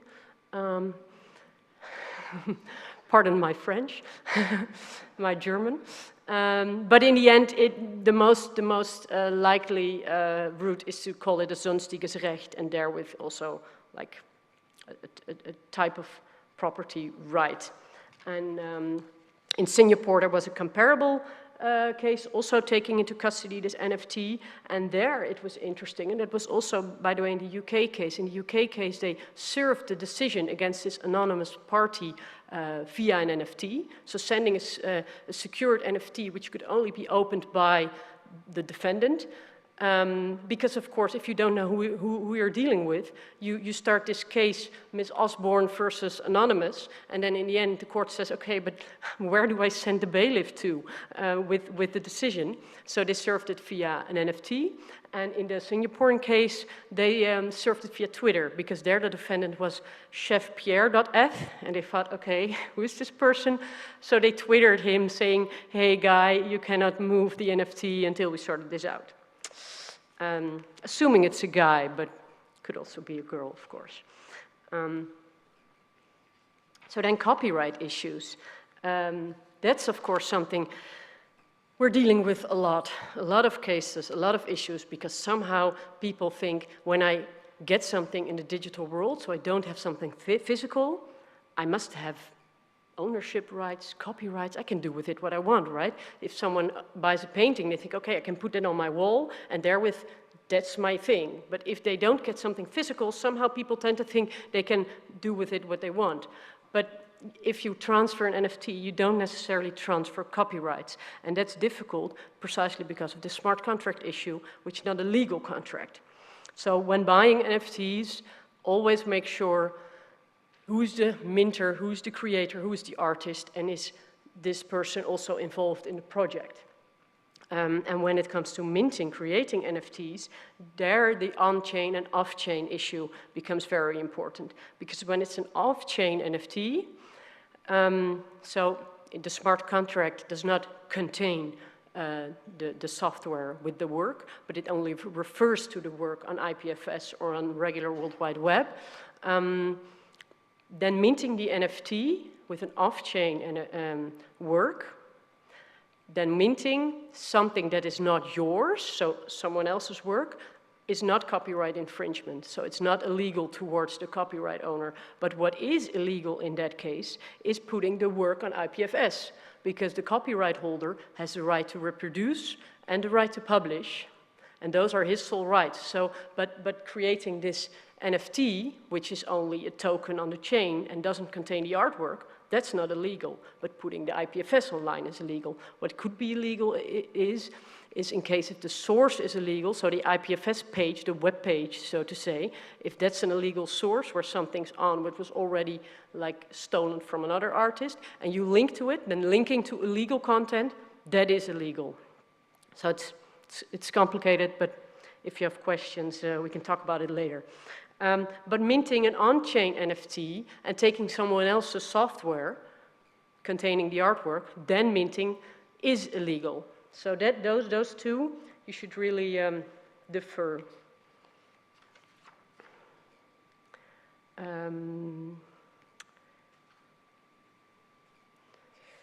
Yeah, so keep in mind that you don't owe the copyright if you buy the NFT, but also note that some contracts do tend to give you commercial rights, but if it comes to exclusive licensing and actual copyrights, you cannot normally, based on most European systems, only with a smart contract. And they are working on that. If you really specify very well what you are selling, so to say, transferring, changing possession, basically, then it could be done, but it's not working at the moment. Specifically because, for instance, this link with off-chain NFTs is not sufficient to actually describe the work, because the link could get lost, the picture on IPFS or the image file could be replaced, and then you don't know in a legal sense what you're talking about. So that's a problem. Well, then I thought this I really love Hockney, so I also like quoting him. Because he's, of course, the iPad artist. I really admire his iPad works, but apparently he's not into NFTs at all because he thinks all the NFT artists and people in the world are a bunch of crooks. I do not necessarily agree with him, of course, but there are many people trying to abuse the system. And not saying that Quentin Tarantino is one of them, but he did have an issue with copyrights because, of course, he made Pulp Fiction, and he worked with producer Miramax in that, and he tokenized a part of Pulp Fiction. He says, yeah, we had this part of the screenplay, and there's something new, and I want to give this to the world. And if you buy one of the NFTs, there will be secrets revealed about Pulp Fiction that no one knows yet. Okay, interesting. So everyone, of course, a huge fan base, so everyone was buying them. And then Miramax said, hey man, we made this film, you transferred the rights to Miramax. And I must admit, in the film industry, that's mostly what happened. The producer gets all the rights, of course, in order to exploit the film. But Quentin Tarantino said, no, I reserved some rights for myself, and that included this typical screenplay secrets, and it also then includes NFTs. And by the way, this is fair use for me as a director. And by the way, he said, you, Miramax, you're a shell of your former self. And you decided to bite the hand that fed you for so many years, so I can do this. But apparently they did settle in the end, and now they're looking forward together to future projects. So I'm very curious what this settlement was all about, but we don't know, because it's secret. But they did negotiate for several months, so it must have been quite impressive. And then another case, the Art War Stormtrooper Helmet Art Project. It used to be like physical works who were displayed in Saatchi Gallery in London, already I think in 2007, and then again in 2013. But then during the pandemic they thought, but we can like digitalize them and then show them to the world again.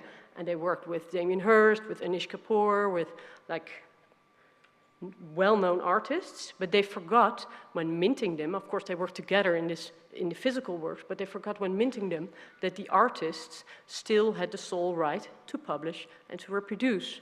So therefore, the art projects online, when the NFTs dropped, were partially illegal or either were taken offline or either were settled. So that was another issue in the world of NFTs. And here we have, I think, the most interesting case, namely the Kevin McCoy case, who apparently back in 2014 made the first NFT ever. And he did that in 2014 not to make money out of it, not to sell it, but only to prove ownership and to defer it from other works on the web. He used Namecoin, a pre-Ethereum type of blockchain, and he basically forgot about it for years. And then in 2021, well, he thought, this is an interesting time. Let's work on that thing again. So he approached Sotheby's, which is interesting. What was also mentioned earlier, when Sotheby's comes in, then the issues start. So it fetched $1.5 million via Sotheby's. But then early NFT stepped in. He said, hey, this is my NFT because you say you owned it and you sold it via Ethereum now in 2021, but you minted it on Namecoin and then you didn't pay your rights to keep it on the Namecoin blockchain. So it was just floating there, and I took it because apparently the Namecoin blockchain worked that way that you have to like pay fees every 200 days in order to keep up your entry on the chain, and Kevin didn't do that. So when the announcement was made via Sotheby's, this early NFT said, hey, I can do something with this. If I grab it, it's my NFT because that's how it works. Code is law. Possession is ownership. And he sued Kevin, he sued Sotheby's, he sued the project owner, and they litigated about it for a couple of years even, I believe.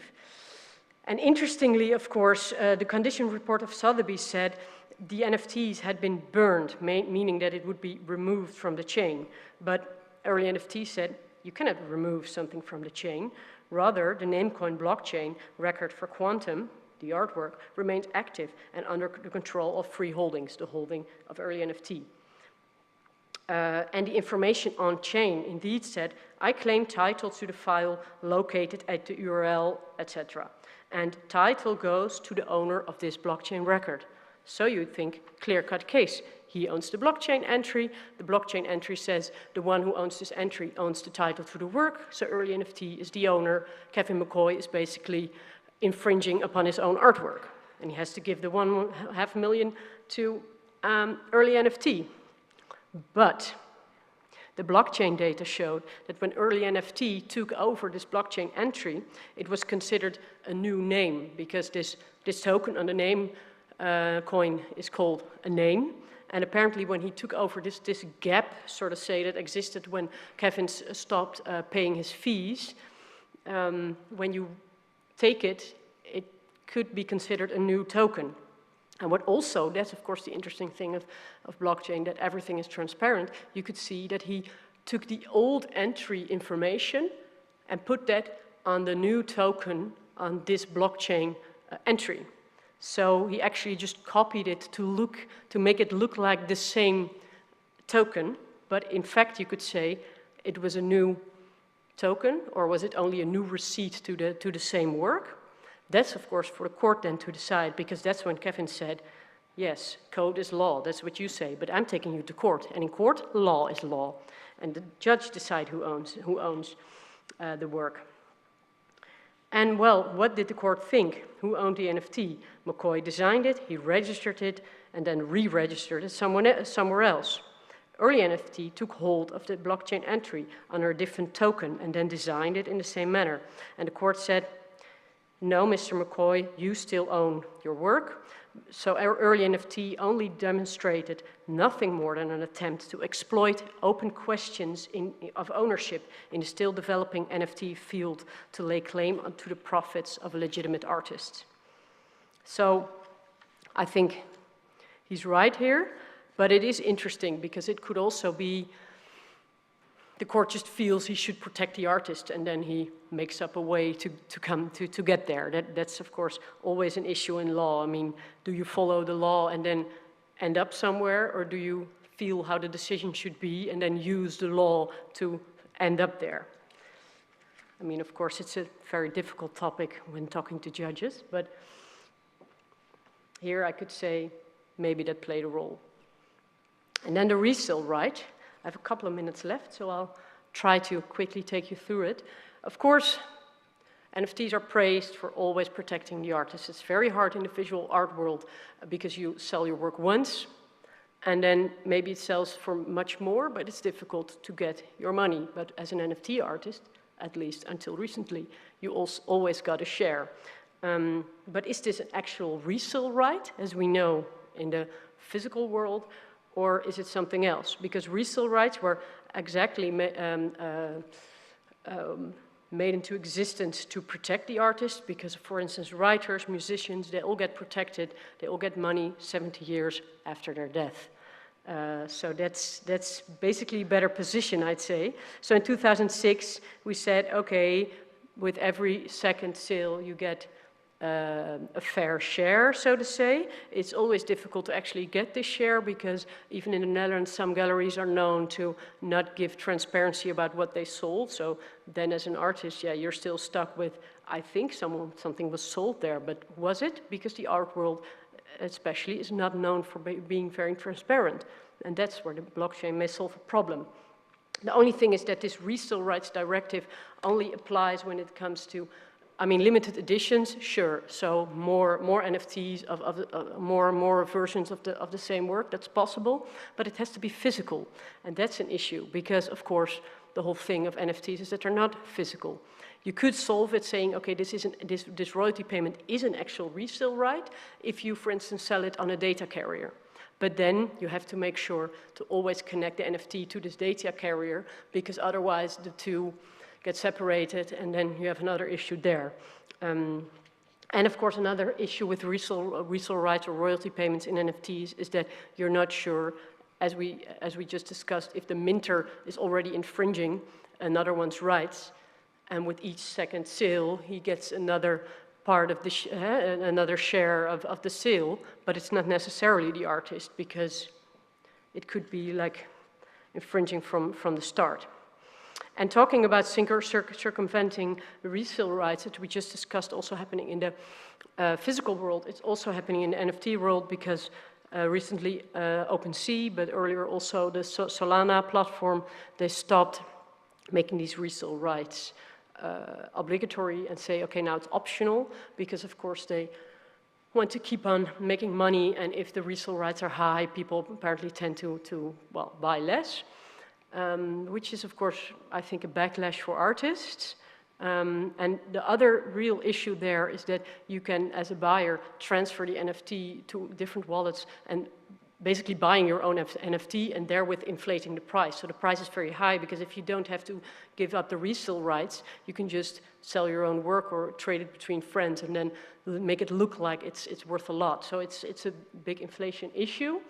But I'm really curious how the artists in the room are thinking about this problem, because of course the whole NFT art business thrives and floats on the artists. So if they don't cooperate anymore, then well, OpenSea can say what they want, but it's also a problem. And then shortly something about trademarks. Trademarks are connected to NFTs in, I think, two ways.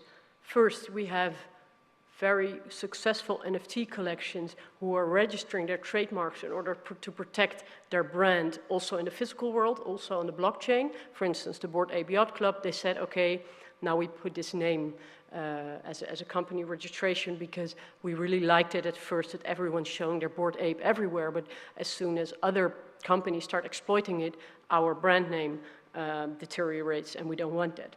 And the other thing is the other way around, that physical companies selling physical products or selling services outside of the blockchain start to be active on the blockchain and even start to registering their trademarks on the blockchain. And the interesting thing here is that these like goods on the blockchain, how do you protect them? Do you protect them? Is a bag also registered in a class of bags on the blockchain? Is a suit, or is a, I don't know, think of whatever you can think of, sports gear, sports, is it the same type of product also on the blockchain? The WIPO, so the institute deciding this, says no. Things in the virtual world are to be registered as software or virtual goods. But that's interesting, because, for instance, people spending time in a metaverse or active on Fortnite, for them, their digital shirt is maybe as valuable as a piece of clothing as in the real world. So for them, it actually has the function of clothing, or think of food, or whatever what. So that's an interesting kind of conservative standpoint, but it could also be that they're just waiting for what's happening. I mean, how do we look at this in 10 years? And that also has influence on the case by Hermès against Mason Rothschild, or Maison Rothschild, which is also already kind of an interesting name to start with, because this artist thought, hey man, what Hermès is doing, they make bags, they use fur, they use leather, that's bad. I make NFTs, and everyone can own a fur bag, but there's no animal harmed in the process. And he called them Meta Birkins. And of course, Hermès owns the trademark name of Birkin, so they didn't like that. But Mason said, well, I'm an artist. It's an artist interpretation. It's a comedy. It's a parody. This is what I do. So then I'm allowed to use this trademark. But Hermès said, no, you're just selling NFT bags and you just want to make money. I mean, this is all made up that you're commenting. You're just using our trademark. The consumer is confused. Is this an actual Birkin? But then by Hermès, they're active on the virtual space now. So Hermès thought we should take action. We take it to court. It took quite some time in the US, and I really love it because it was actually litigated until the bitter end, so no settlements here. Yeah, I'm very interested what you think, but we don't have a lot of time anymore. One notion is what the court said, at least, the mere fact that it's an NFT and that you can sell it to a lot of people, make a lot of money, does not necessarily make it a commodity. So it could still be an artwork. It could still be protected as a freedom of expression. But not all artistic expressions are protected, and therefore it's allowed to infringe trademarks. And one note I found interesting was that if, for instance, I do not think it was the case here, if these Birkin bags were also used in the metaverse, then you could say, but then you use it as a bag, and then it's more likely to be commodity instead of an artwork. So that could be an interesting point here. And in the end, the court said, it's not transformative art, it's commercial exploitation, there's no artistic expression protection, and you're confusing the consumer, it's misleading, $133,000 in damages. Well, I mean, he can still take it to the Supreme Court, I think. Well, I'm curious what he will decide. So then, very shortly, I think also wrapping up, but also bringing up a few final points here. Of course, legal issues, as we discussed, intellectual property rights, resale rights, trademarks, very important. Always look at that, think of that when buying, minting, etc. And then the new MiCA regulations, very important, and I think also partially problematic for crypto. They're not necessarily applicable to NFTs. They are partially applicable when it comes to very large collections, therewith maybe being commodities, being financial instruments, and then they would fall under this more financial regulation, because this regulation really wants to trace all financial transactions online, and they also want to be able to block transactions. And I'm very curious how they will do that, but we've seen apparently in the NFT world it's partially possible. So that's something to look at, and also fractionalized NFTs could be covered under this regulation. And then tax, and then I'm talking from like limited knowledge, because I'm not a tax lawyer, and of course we're in Germany here, not in the Netherlands, but very shortly 3 things about tax and NFTs. Normally they're, at least in the Netherlands, taxed as income and savings, which is quite an okay tax rate, but as soon as you're regarded a dealer, then it's income of work, and then it's taxed heavier. So you should kind of see how to act on this thin line of being a collector, using it just for your own enjoyment, or using it to deal and to make money. And then it could also fall under tax exceptions, because there's an exception for art, but it hasn't been decided by the tax authority how to deal with that. And then the final thing about privacy is that, of course, everything is transparent, everything is anonymous, but it's not really anonymous, because as soon as someone puts up their Bored Ape on their Twitter account, and you can trace that back to a wallet, you can see what else he has in his wallet, you can see what all the transactions were, you can see what he owns, and it's very nice for law enforcement that they should catch criminals with it, but yeah, then people tend to say, yeah, but we don't have anything to hide, right? We're not criminals. But privacy rule number 1, you do have something to hide, because you have a private life, and your NFT collection could also say something about your political ideology. It could say something about your sexual preference. It could say something about your religion, and those are very sensitive data when it comes to privacy, and you really don't want anyone to know that if you don't share it for yourself, and you then also don't want the government to know it, and that's something yeah, we should really be careful of. So that's it. I end with a warning. Thank you so much.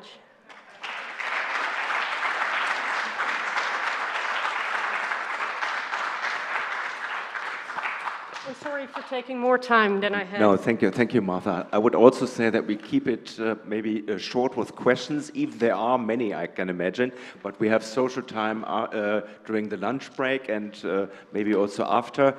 It seems settlement was something like the best tool for kind of finding solutions. Yes, and I do. Oh, I mean, as a lawyer, I'm also obliged to see whether we can settle, because that saves court costs, and it also maybe saves some friendships who otherwise get lost in the courtroom. Mm-hmm, mm-hmm. Other questions from the room here?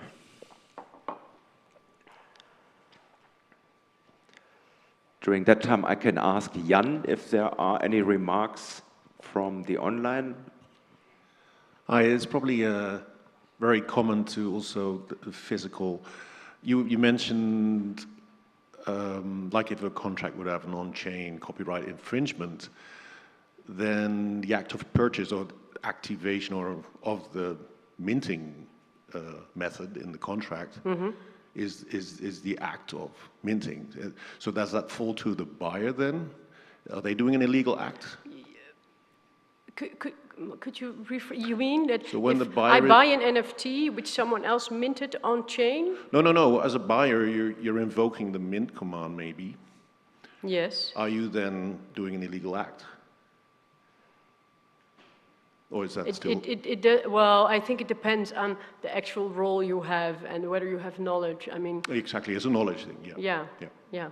But in the I mean, copyright infringement is not dependent on whether you have knowledge or. Like in the real world, I think if you buy something which. When you buy an infringing NFT, yes, of course. So you have to do Yes, because then it's in your wallet, and you more or less kind of publish it. Or you even may recreate it. Yeah, so right? So as a buyer, so the buying research? process, yeah.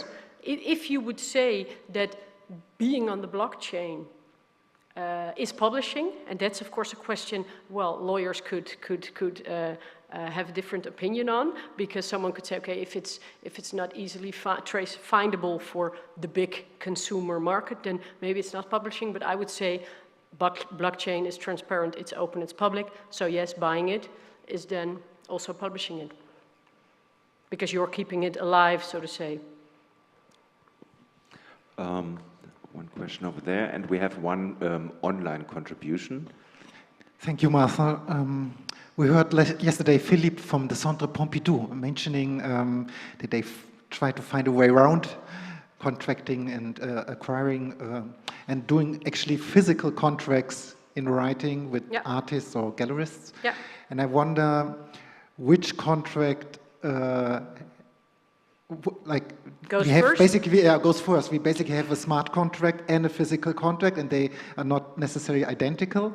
So has there been a case about this? Well, I mean, it's one very important, like, stupid phrase all lawyers say: a smart contract is neither smart nor a contract. So yes, the physical legal contract has preference over the smart contract, but of course the problem is that the smart contract is directly executable. So it's more like a system shoving things from one wallet to another than deciding what the legal situation is. Because we've seen in these cases that things can change possessor merely also because of these smart contracts, but that doesn't, as we've seen it, make them owner. So the legal contract has preference, so I would recommend to put it also in a physical contract. But of course you have two truths, so to say, especially for people working a lot with blockchain. Their truth is a smart contract. So the best solution in the future would be to design something on the chain that is actually also regarded a legal contract. But that we're maybe heading there, but we're not there yet. Thank you. Jan, you have a contribution online? Yes, hello. We actually have two questions. Hopefully we get them both. What are the fiduciary duties of the trading platforms like OpenSea, including galleries? That's a question from Jorge. Mm-hmm. And the second question is, how you think the project leader will get more benefits, or the collectors? I'm sorry, the project leader? I think it's about how do you think the project leader will get more benefits, or will the collectors get more benefits? I think it's... Okay, the last thing I find a bit difficult to answer, but I'll start with the first ones. Yes, the duty, of course, of these platforms, they have a big role. And that's, I think, also one of the things you mentioned. There's companies involved, and that makes it less decentralized, but it makes it more practical for the real world to step in, because if something's infringing, these platforms, for instance, OpenSea is the most common one, they have terms, and you can say, okay, take this down, and that is, for instance, also what happened with the Stormtrooper helmets thing. The NFTs drop were cancelled, so to say, because of the potentially infringing character of the drop. And then about the project leaders and the artists, I think you mentioned. Yeah, it depends on how do you define these project leaders, but I think it's a big issue, for instance, that OpenSea and all the other platforms stop making these resale rights obligatory. But for the rest, maybe he can explain it better, but otherwise we continue, I think. Yes. I mean, if more questions, please do, but we can also do that afterwards. Yeah, thank you very much. Martha, thank you.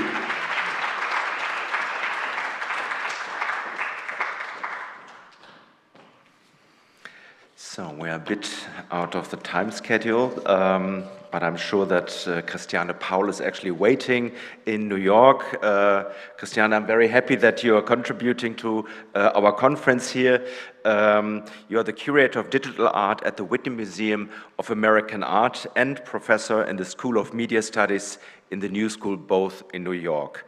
You previously had teaching positions at the School of Visual Art, the Rhode Island School of Design, the San Francisco Art Institute, and the Center of New Media at the University of California at Berkeley.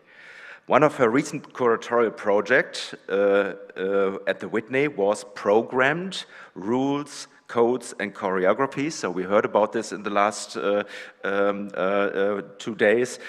In art, 1965 to the present. At that time, 2018, this exhibition was executed, so it was until then.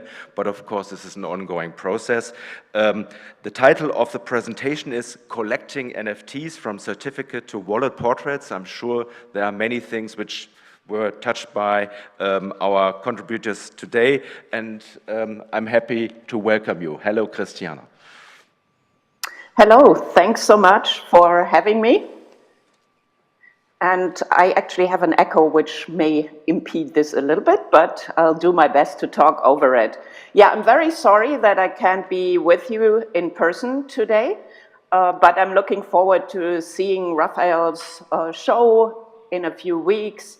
And I have been following the presentations as much as I could.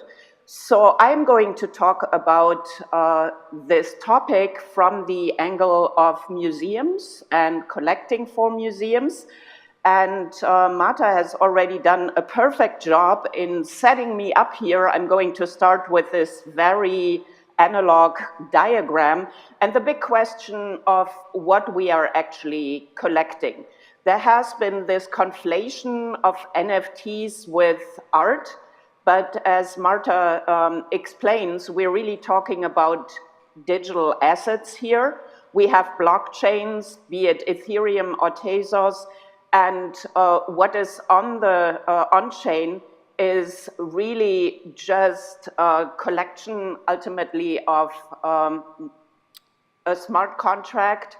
You have metadata pointing either to a URL on a server or content ID on the IPFS. So in most cases, NFTs function as a certificate of authenticity or as a sales mechanism. So these are the main functionalities of NFTs when it comes to so-called NFT art. It is only a minority of pieces that really use the blockchain as a medium, that use it in the way Rafaël Rozendaal does, Harm van den Dorpel does, and many other artists, for really having code on-chain, for using generative processes to deal with it. I also want to very briefly talk about the idea that through NFTs, digital art could be for the first time collected. That, of course, is not true either, because digital art has been collected since the 1960s with traditional certificates of authenticity. So once again, this very often is the function that an NFT fulfills here. And of course, we also have examples of on-certificate artwork. So LeWitt would be a good example because LeWitt's work consists of instructions, and those are recorded on the certificate of authenticity. So in 2014, I went to the New Museum for the 7-on-7 talks and heard Kevin McCoy and Anil Dash present their monographs, the pre-NFT tokens, very much focused on artist rights and sales. And I thought, okay, this is going to be the next big thing, or terrific for artists and royalties, giving them more rights. But of course, nothing happened. Everything collapsed. And it took until the NFT craze of 2021 to get all of this started. The Whitney Museum actually received its first NFT in 2018, Yves Sussman's 89 Seconds Atomized. This was a gift to the museum and makes perfect sense because the Whitney Museum, as some others, owns Sussman's video, 89 Seconds at Alcazar. And what Yves Sussman did here was fractionalizing or atomizing this video into 2,304 unique blocks. And what you are collecting as an NFT collector, or the Whitney Museum in this case, is a unique little video. The work is very much conceptual in that it plays with a community of collectors coming together to collectively be able to screen the piece. Of course, there might be atoms, pixels missing in all of this. So in this case, a very conceptual orientation of the work. And yes, the NFT functions as a certificate of authenticity for a video file, ultimately. In 2019, I commissioned Jennifer and Kevin McCoy for the Whitney's Artport website to do a piece, and that ended up also being a tokenized one, public key, private key. And what the McCoys did here was shoot a film in upstate New York. You see in the background a little still image from it, and maybe you can see the key that is written on, engraved into the railing that the actress walking up the stairs here is holding onto. The McCoys then gave this film as a gift to the Whitney Museum's special collections and opened up a call for becoming the donor of record, tokenized donor of record, to the Whitney Museum of American Art of this work. And the McCoys selected 50 people from the applications. The applications in and of themselves were like really amazing. And we were surprised how much donorship ultimately meant to people. So here we have yet another very conceptual intervention in this. There's also a 51st token that someone gets if they decipher the key from the film when the film gets screened at the Whitney Museum of American Art. So here we have more of a social process in which the tokens are being used. We also have Frank Stella's geometries. As you can imagine, the Whitney Museum has quite a few holdings of Stella's work. And in this case, we once again have more of certificate of authenticity for files. What you are actually getting in addition to an image on the IPFS are 3 files, an AR version, a VR version, and the STL file for printing. Frank Stella wants museums to print this and show the work in a museum space. The scale is not defined. Obviously, you cannot run a print shop from your basement and then sell those objects legally. But this is also part of the construct here. And compared to Stella's work in general, this is a fairly cheap version, much more accessible to a wider public. Other NFTs we have in the collection are Lovid's Hugs on Tape, or you may be familiar with Lovid's work, really working with video and glitch art. And in this case, the NFT is once again much more of a certificate of authenticity for a video file. So we have the high-res animation files, and yes, the work is also visible online. I want to point out here that in the medium line for the work, which we're recording in the collection files, we're calling this video with NFT.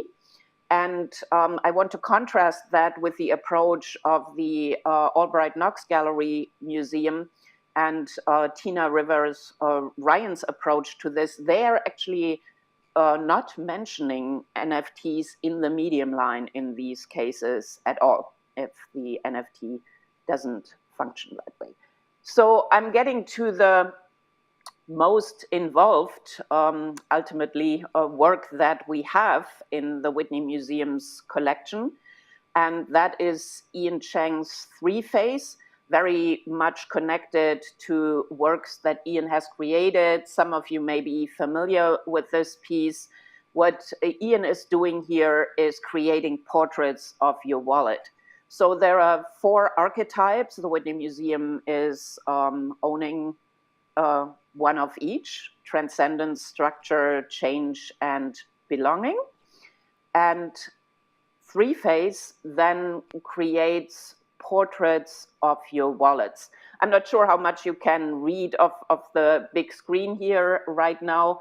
So what three-phase does is perform a reading of your wallet's public transaction history, and really looking at NFT diversity index, DEX interaction, sell-buy ratio, what kind of trader you are, blue chip, indie ratio, your willingness to spend gas, and then combines that with a personality model, nature, nurture, and posture. Once again, for time reasons, I also don't want to get too deeply into this work. And what I'm going to show you right now is the same three-phase residing in 4 different wallets of the CEO of Outland, the gallery through online gallery, and company through which this was created. So here you see 3 phases in the Vault wallet, where the long-term collection of NFTs resides, in an NFT trading wallet, in a DeFi wallet,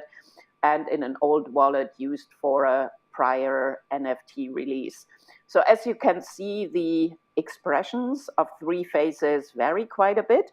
You are updating your 3-phase right now still through the 3-phase website. Ian is working on creating an app through which this can be done. So this is super interesting for a museum. I think it would be nice if the Whitney could transfer their 3 phases to different wallets at different times. Their finance wallet, for example, or membership wallet, those are not in existence yet, but hopefully this is something that can be done in the future to create portraits. The question is also, how often do we do that? And I get to some more of those intricacies a little bit later. Here, yet another example of 3 phases across wallets, just to give you a little bit of an impression of this.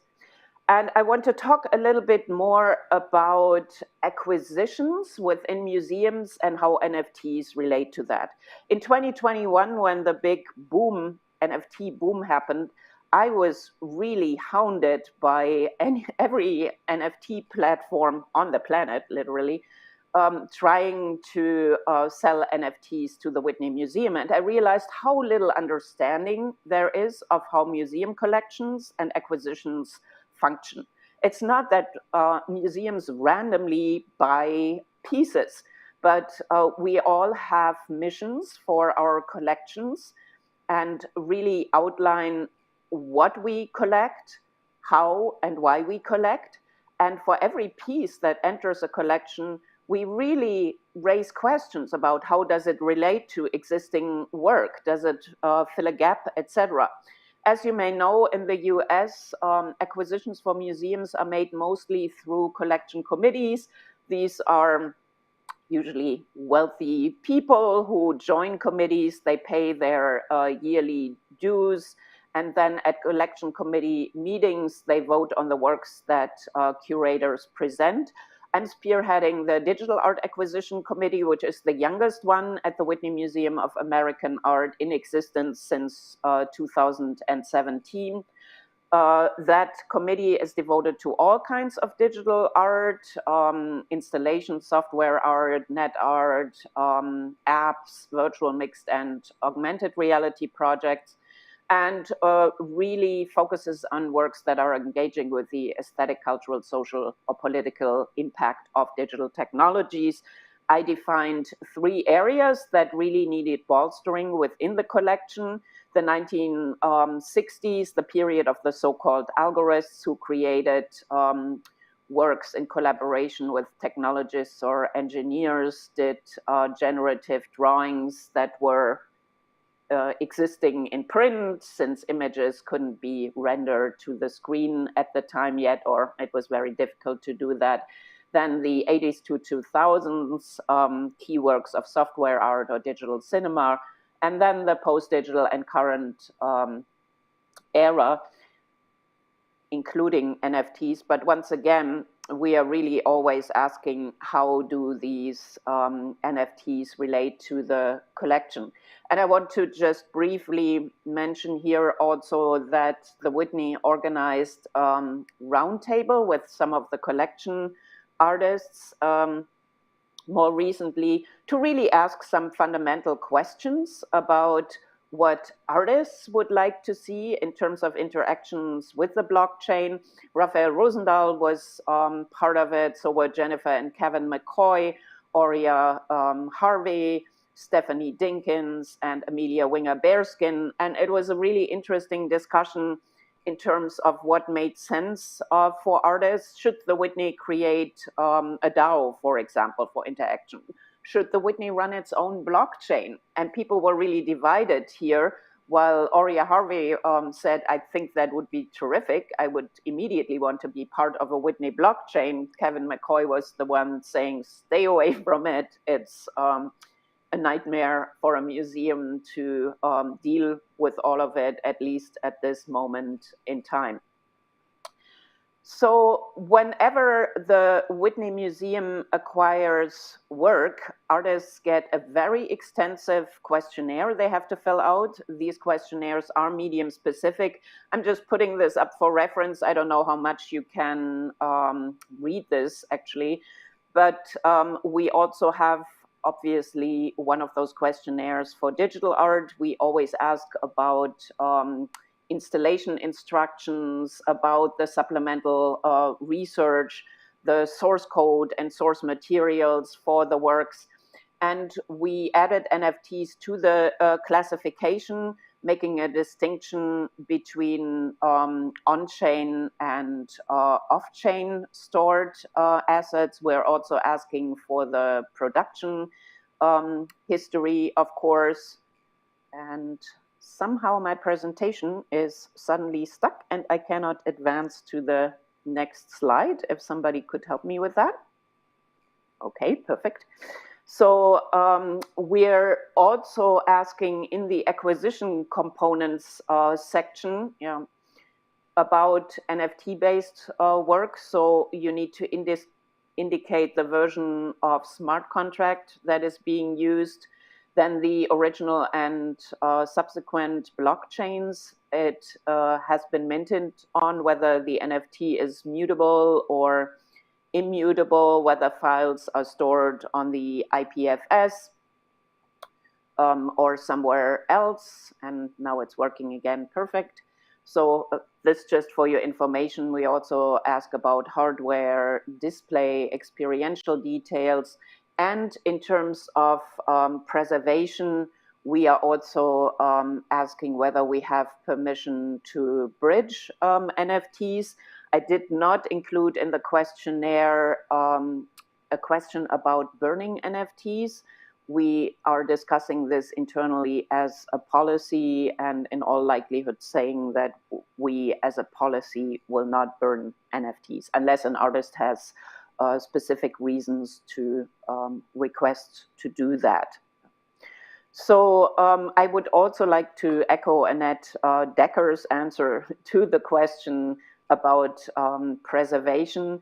The blockchain does not solve issues here.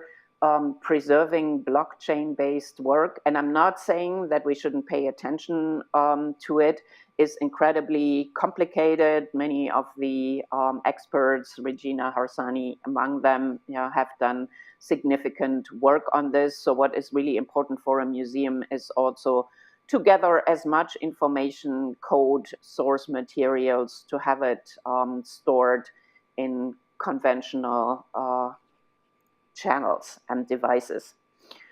So I want to also talk about storage a little bit here. For museums, it would be super risky to keep all the assets in a hot storage wallet, such as MetaMask. So we're using hot storage only for the transfer of the NFTs, and will immediately transfer them to a cold storage wallet, such as Ledger Nano. Thinking about Ian Cheng's work, of course, you would have to transfer it back for the updates, and then immediately go back for added security. We would have a Ledger Crypto Steel capsule for storing the seed phrase, which is, of course, key. And we don't have all of that yet, but multi-signature wallet. So all signers would be using cold storage ledgers to sign the hot storage safe. Of course, as you can imagine, this is also a little bit tricky for an institution. If you have multiple people involved, people leaving institutions, people not being reachable, and. So there are multiple problems involved here too, and we can further discuss that if you have questions about it. And before I switch pace a little bit and turn to something else, I want to point out that NFTs in museum collections really present a very, very different case than what is going on in the online NFT landscapes. Museums are not traders, they aren't galleries. We do not buy NFTs to make money, to deaccession, to sell the NFTs immediately. Yeah. So we will keep them, museums seldom deaccession. We're also transferring to a cold storage wallet. So I believe the NFT landscape is also so much about this gamified hypercapitalism that Florian Kuhlmann has talked about, and that is also interesting for artists. It's an interesting environment. Museum collections in that scenario present more of a vitrine. Okay, you can see what the Whitney Museum collects, but it's not really participating in that kind of landscape. And it's not using NFTs within a social space that much. Although museums might, of course, do that through fundraisers that involve artwork. Maybe there are social tokens, membership tokens that are being used. So I'm not saying that there aren't possibilities for doing that, but in terms of art collection, this is not necessarily what happens. So I want to finally, as a kind of case study, talk a little bit about my exhibition Chain Reaction, which Annette Decker mentioned yesterday and which I did for Feral File. I'm also allowed with my current status to curate outside the Whitney a little bit, and it's always a nice opportunity to learn outside of institutional contexts. The premise for the Chain Reaction exhibition really was to think about NFTs as a kind of social space, as a proof of action, as a catalyst in actions that take place in the real world, for example. A few of the projects that were part of this exhibition, and I'm not going to talk about all of them, were devoted to environmental causes that also brought up the issues of which blockchain to mint on. And I think we wouldn't have minted on Ethereum, of course, if the merge hadn't happened and the change in terms of how works are being verified. So once again, I will not talk about all of the projects here, but mention only a few. This exhibition was also notable in that it really pushed boundaries of the blockchain and of NFT platforms in terms of what you can do. Quite a few of the projects are linking to external websites where things take place, because it simply wasn't possible to have all of those elements implemented on OpenSea, for example.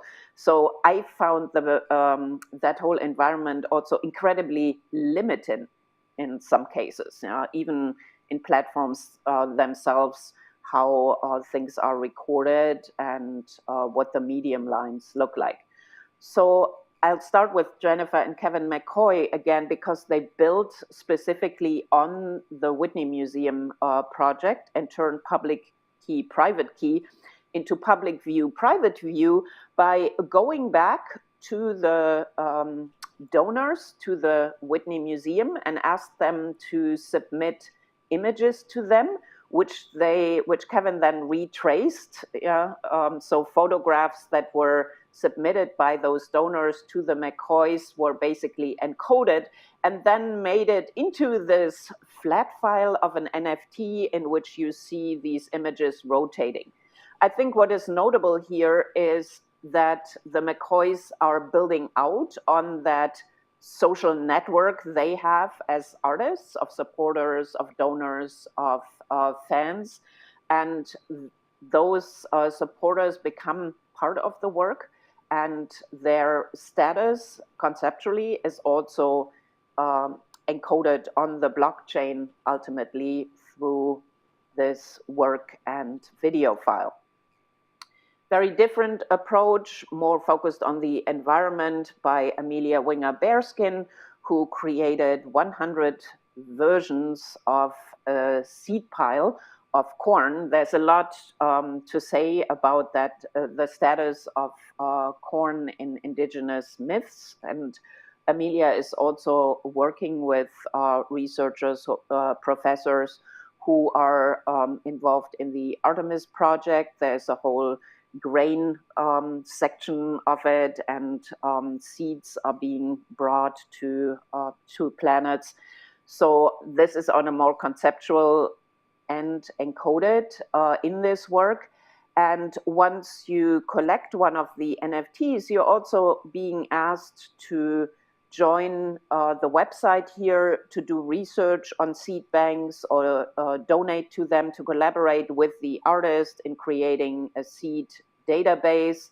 And you're signing up for updates on the involvement with the Artemis project. So larger network, similar, also involved in environmental causes is Ira Greenberg's and Marina Zurkau's The Dorises, oystercraft from silicon to saltwater.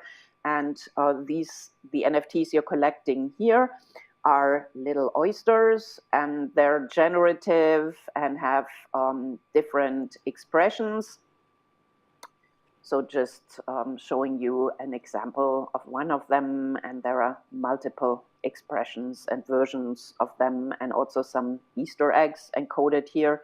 And this project is also connected to a website, which is an oyster reef. So I'm showing you a static image. If you roll over, all of these different oysters have their place and open, so you can find your own oyster on the reef. And through that website, you are also able to vote on donating the proceeds from the sales to environmental organizations that are involved in research in this area.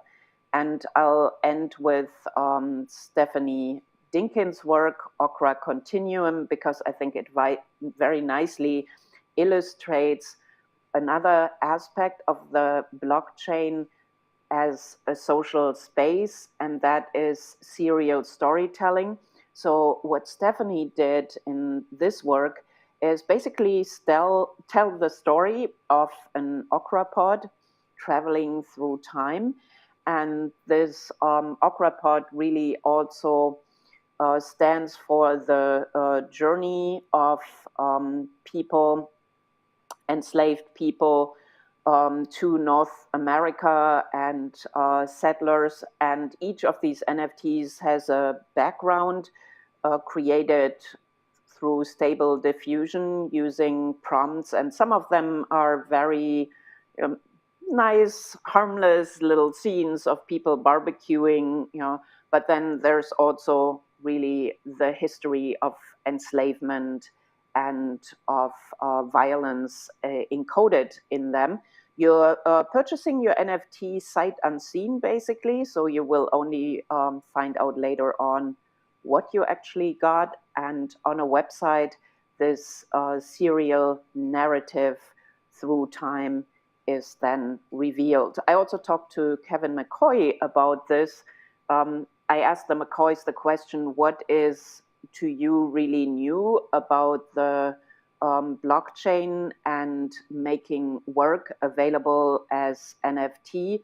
And the McCoys, of course, have been working so much with databases and database artworks that ultimately consists of, let's say, CD-ROMs or different kinds of assets and entities that come together, and making those available as work individually within a larger context was something that they pointed out as specifically new about this way of working. So serial storytelling. There's a lot more to say about it, but since we're so over time, I am going to end it here and open it up for questions. Thank you very much. Yeah, thank you, Christiane. That was very enriching and deep, and also impressive to see that for many years you're actually dealing with the questions which are coming up for many of us now. I would quickly go to the floor here and see if there are questions. I give you my microphone, Florian. Hello, Florian here. When I put together your lecture together with Martha's, the issues she brought on topic, we can see that the NFT, which seems to be a pretty simple solution for something, brings many problems in many ways. So, which is fine, because I like problems. It's interesting, so we won't get bored in the next years. I'm thinking about one problem is what Martha already told us, is the thing of authentication and the bringing together the legal issues with the technical issues. And I was wondering if this could be a place for where art institutions could come into the game, not necessarily as collectors, but as a place for authority. I'm not sure if this makes sense, but did you think about this? Could this be just for several reasons? One reason could be to be in the game, to stay in the game as an institution. And another thing could be to solve this problem. Who minted the NFT? Who is the artist? Who is this? All these things. I think you understand what I mean. Thank you. Absolutely. And this is one of the questions I've been very much interested in.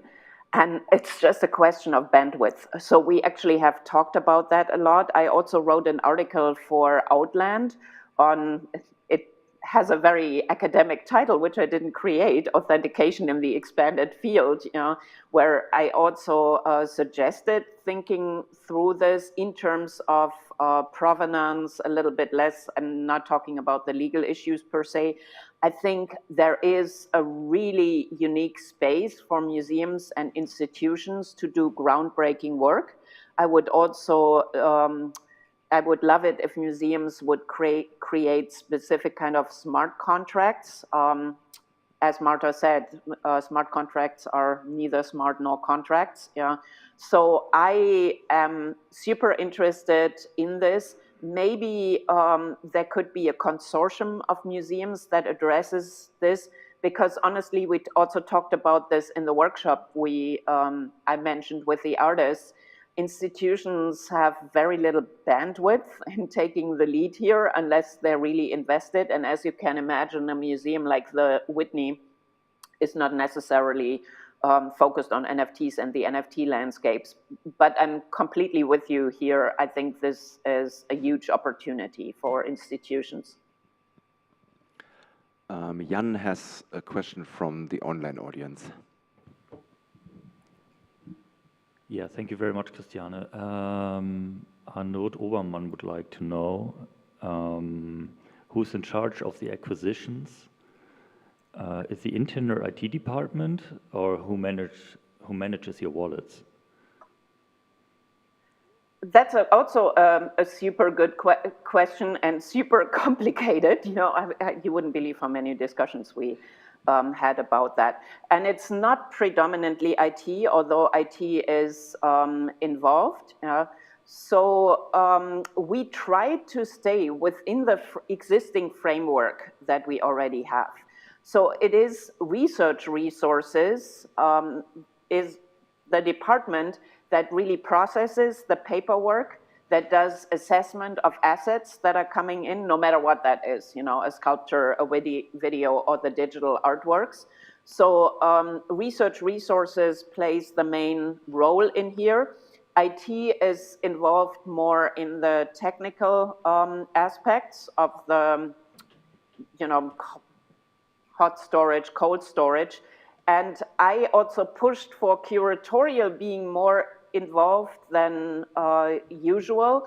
I mean, if I want to see a work at the Whitney from the collection, I also have to go to our storage place. I have to ask people for pulling it out for me. So I'm fine with asking research resources about that. But when it comes to a work like Ian Chang's, for example, I think curatorial needs to drive when this work gets transferred to the hot wallet again, when the portrait gets created, and how we deal with that. So it's multiple departments being involved in this, and more so than with regular acquisitions, because IT, as you can imagine, wouldn't play much of a role in the acquisition of a painting. You know. Thank you very much. Okay, is there another demand from the floor here? Seems not. Then I would hand over. Let's first say thank you, Christiane, and an applause. Thank you so much. And I hand over to my colleague Mathilde, because she has new plans, because we are a bit out of schedule here. Yes. Hello, Christiane and Mathilde. We were in contact the past month for the symposium. As we are a bit late now, I have a question. Would it be all right for you if you join us at the round table 30 minutes later, 3:30? Is this all right for you? That's fine. No okay, problem. Super. So that we can have here a short lunch break, and we'll start the fourth section directly with Erick Calderon, remote as well, and afterwards Nina Röhrs. At what time? At 2 p.m. 2 p.m. Yes, at okay. 2 p.m. Yeah. At 2:30, Nina Röhrs, and at 3, Ugo Pecoraio, and at 3:30, the finalizing roundtable with you, Christiane, Rafaël, and Ugo Pecoraio and Saskia Draxler. Thank you very much. Perfect. See you later. See you later.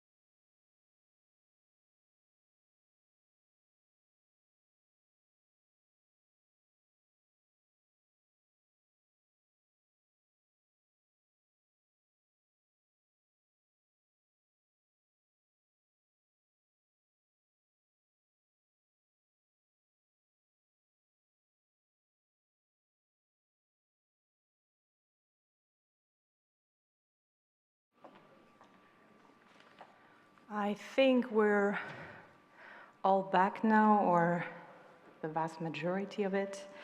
I hope you had a good lunchtime, even if it was quite short. I would like to, so that it's clear for everybody, just to tell you again what we change. Right now, we will hear Erick Calderon. He is already online and waiting for us. At 2:30, Nina Röhrs, about her DYOR exhibition at the Kunsthalle in Zurich. At 3 p.m., we'll hear Ugo Pecoraio from the HEC in Basel. And at 3:30, the final roundtable with Rafaël Rozendaal, Christiane, Paul, Saskia, Draxler, and Ugo Pecoraio. But now I'd like to introduce you very shortly our last moderator of the last session, Frank Neidig. He has a financial background, but besides his professional activities, he has been a crypto investor since 2012. As a member of the non-profit association Culture Without Borders, he supports artists on their way to success, and with the Flux collective now on their way to the crypto space and the metaverse. Thank you very much.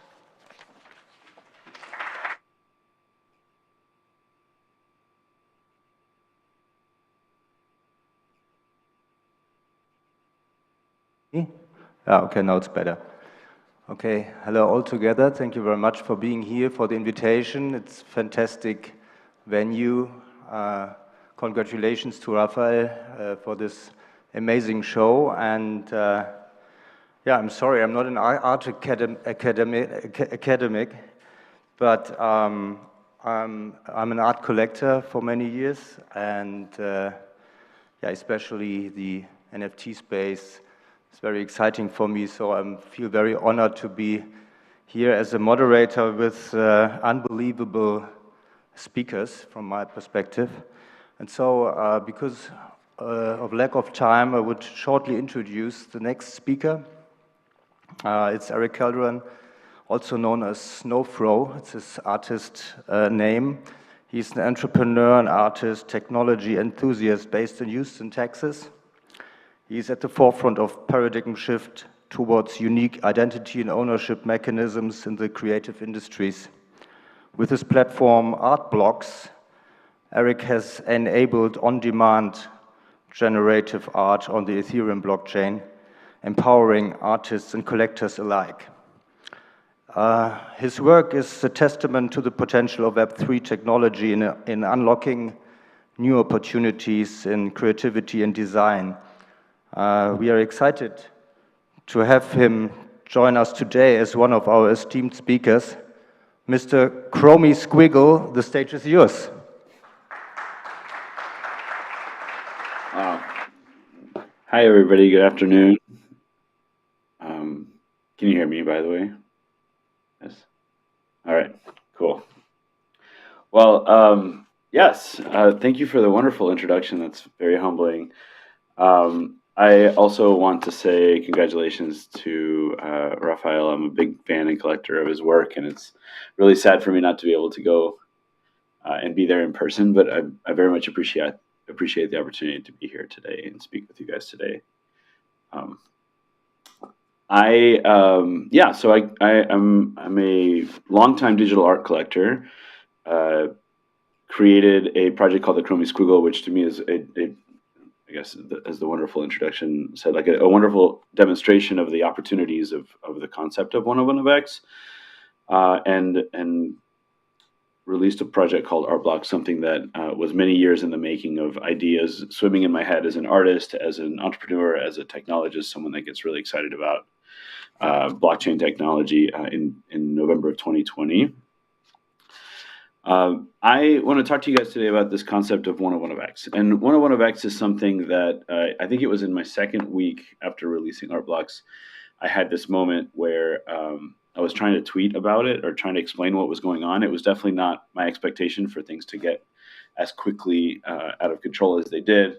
And one of one is a very common concept in the world of art or in the world of digital art, where it's just one piece and that's it. And right around that time, this is around 2020, you started seeing a lot of editions. And so this would be the one of 10, the one of 100. And I remember I was backing out of my driveway trying to come up with a very simple explanation of what we were trying to do. And it just kind of came to me that we were building the concept of one of X. So I'm going to talk about what one of X means and how one of X works as a concept. I'm going to go into a little bit of inspiration, how I came up with this idea, and then discuss individuality through creative expression, which I think is the most powerful part of all of this, and then go little by little, cover the entire spectrum of the various applications that really kind of come to the surface right now. And if there's some time, I don't know if we're going to have time for Q&A or the ability to do it from a technical perspective. One of X refers to a unique item or a one of a kind, and it denotes the uniqueness of an individual item. So this is where it's one of one, but connected intrinsically by code to a larger set or collection. So this is where it's of X. And, sorry, one second. One of X is at the core, the premise by which generative art platforms work. So there's many generative art platforms out there. Obviously, Art Blocks. There's a brilliant generative art platform on Tezos called FX Hash. We use blockchain technology to elevate one of X through the value proposition of digital ownership. And essentially, this is the concept of an NFT. As time goes by, the words NFT have to be used less and less and less. I think ultimately I have this vision where in the future, if I receive anything digital of any kind of value, it will be an NFT and it will be assumed that it's an NFT. And if it's not, I think that it would be a disservice to the digital asset to do that. So I'm going to use this project, the Chromie Squiggle, as an example. This is my baby. This is something I created originally just as a proof of concept, right? Like a way to demonstrate how much variety you could have within a generative algorithm through point data and colors, etc. It has become something much more than that, something I'm very proud of. But I uploaded 30 drawing lines of code to the Ethereum blockchain in November of 2020, one time. Since November of 2020, this code has consistently and immutably served 9,700 unique iterations of a Chromie Squiggle in self-service transactions initiated mostly by the buyer. So if you think about that, if I had to make this manually, if I had to make 10,000, which is the size of the edition of these rainbow lines, even if I could get an algorithm to do it for me, if I had to manually then save them on my computer, tokenize them, and then send them to people, whether I was listing them on a marketplace or I wanted to give them to somebody, that would have taken a long time and it wouldn't have been nearly as much fun as this has been. In the meantime, over 3,000 individuals, almost 3,000 individuals own Chromie Squiggles, and they're all part of the same family, all unique from code put on chain nearly 3 years ago. They were $20 at the time of mint, and they were intended to be a democratized artwork where anybody had the same chance of getting something that is considered more rare as they had as getting something completely normal. And it has far exceeded my expectations, and in my opinion, demonstrates the concept of one of X about as good as you can demonstrate it until we get to the projects that hit the mainstream where you're going to have 100,000 or 1 million of each edition. I also think it fills a sweet spot in the concept of one of X, and we'll kind of talk a little bit more about editions later, where in the concept of generative art, we often encourage artists to make their work as unique, even within the same algorithm, to try to look as unique, to have the breadth of the collection and the artwork to look very different from each other. And while from a generative art perspective, art for the sake of art perspective, that is something that we definitely go for or appreciate. When we look at the concept of one of X as enabling someone to be part of a family, to have something that is unique to them, but clearly part of a larger family, there's something very valuable when, no matter what, if you look at a Chromie Squiggle, you know it's a Chromie Squiggle, even from far away. And we're seeing there's projects like that, for example, the Bored Ape Yacht Club or CryptoPunks. There's these larger kind of 10,000 edition sets where you just know that is what you're looking at. And that is kind of a lot of where the value proposition lies. Also, really excited to say that in sometime in June this year, the Los Angeles County Museum of Art has accepted a direct transfer of Chromie Squiggle number 9,999 to their permanent collection. And this is something really important for me because I think it is really beautiful to have the provenance directly from an artist to wherever the final resting point of the NFT is. And I'm very excited that the museum's willing to accept a mint directly from me. Additionally, being number 9,999. So we've had it'll have been nearly 3 years of minting Chromie Squiggles, and the last one I think will be like a really interesting ceremony. This is how it works. The artist or the creative produces an algorithm being a artistic or a creative work that is created entirely with code. The code has to be deterministic. This means that every time you run the code, it looks exactly the same as before when associated with a specific NFT, and uploads it onto the Ethereum blockchain. The collector then comes and executes a purchase transaction, which generates a unique output experience for the first time and at the same time as for both the collector and the artist alike. So the dialogue created from that is something really powerful and special, and that we've really kind of enjoyed. The result is a self-sovereign asset, an NFT, mostly or fully on-chain, immutably eternalized on the Ethereum blockchain. And with art blocks specifically, the experience culminates in ownership of art for the sake of art itself, with beautiful subsequent dialogue about the artwork, living with digital art, buying, selling, and valuation processes that are catalyzed by NFT technology. Art blocks and other generative art platforms represent the tip of the iceberg of what 101x technology can empower in the world. And today I'm going to discuss some of the other opportunities that I think kind of bubble to the surface with this technology when we get beyond just like purely art for the sake of art itself. To kind of explain how I got here in the first place and how art blocks came to be, I actually started a ceramic tile company importing tile from Spain and Italy back in 2004. And, there's a lot of details there that kind of lead to art blocks. But one thing that I think is really important to share is that back in the early days, I would inquire if I wanted to make a custom tile. I've always been, of a creative mindset and always wanted to make the things that don't exist in the world. And back in the day, I would inquire in a ceramic tile company, and I'd say, how many square feet do I have to order, or square meters do I have to order for me to place a custom order? And the response would always be 50,000 square feet or 5,000 square meters of a single image of tile. And to me, that's not very exciting, right? Like everything repeats the same. If you fast forward to 2019, kind of as I was going deeper into my journey with art blocks, I was able to send a ceramic tile company an order for 100 tiles, and I would send them a zip folder with 100 images, and then I would receive the 100 tiles in return. Now, that was still more expensive, to be clear, than ordering 50,000 square feet of the same tile, but technology advanced so significantly from the early days where the only way to get something custom was to have something made in absolute mass scale, to essentially digitally printing on demand any tile that I wanted. So to me, I think that's like very much a step in the right direction. And I think that manufacturers, and this is where it's going to, I think, apply to the real world, manufacturers and product specifiers and designers and everyday consumers are actually looking for innovation beyond resolution, size, and thickness. And what I mean by that is, over the course of my career in the ceramic tile world, the tile factories kept making the tiles thinner, and they kept making the tiles bigger, but like eventually they don't fit in a shipping container anymore. Or they make the resolution of each tile where you have a graphic on the tile so high that like you eventually can't tell the difference. You normally are walking on a tile, you're not like on the floor looking at it very closely on hands and knees. And so the innovation that in my opinion, the innovation that manufacturers have gone down is a bit misguided for what appeals or is interesting to the average consumer. And the same might apply, for example, for televisions. Like I have a 4K television and then I have an 8K television just because I wanted to experiment with this technology.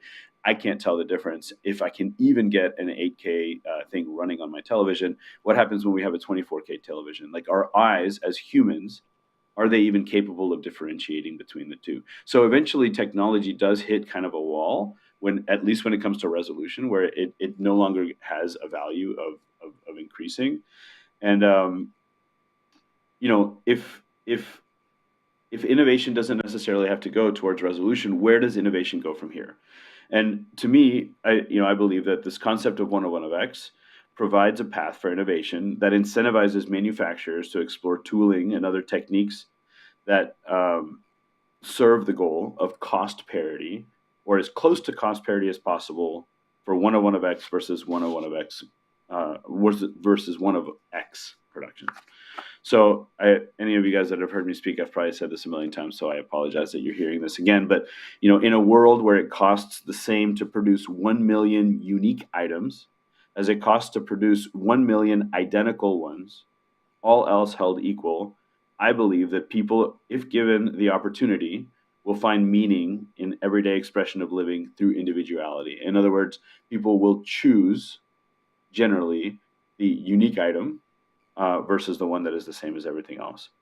And I believe that humans will be generally drawn to individuality when given that choice.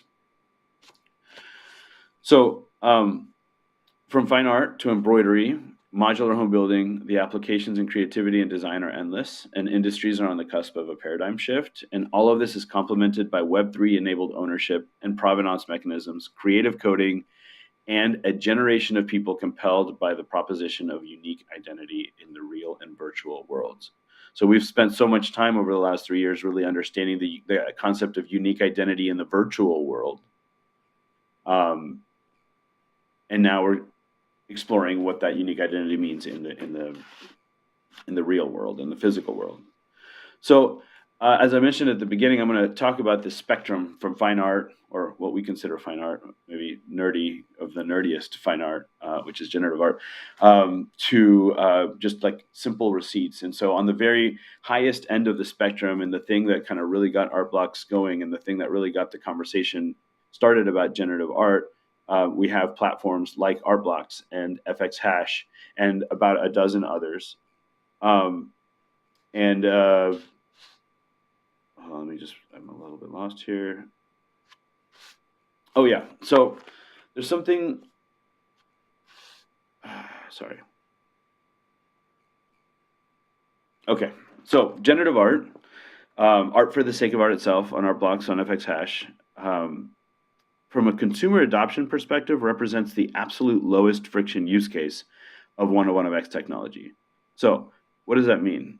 That means that in order to experience the concept of 101 of X, yes, you have to understand how to use an Ethereum wallet, which is complicated in and of itself, but let's just assume that you're already onboarded into the space. All you have to do is press a button, and everything else kind of happens for you. There's no manufacturing because it's being shown on a screen. And so it's a demonstration of what 101 of X means, the concept of individuality. 101 of X also represents on-demand generative minting, but in the lowest friction use form possible. And we've demonstrated that through the thriving nature of platforms like Art Blocks, FX Hash, and many others. There's dozens of platforms showcasing this powerful medium and elevating the craft. But a handful are exploring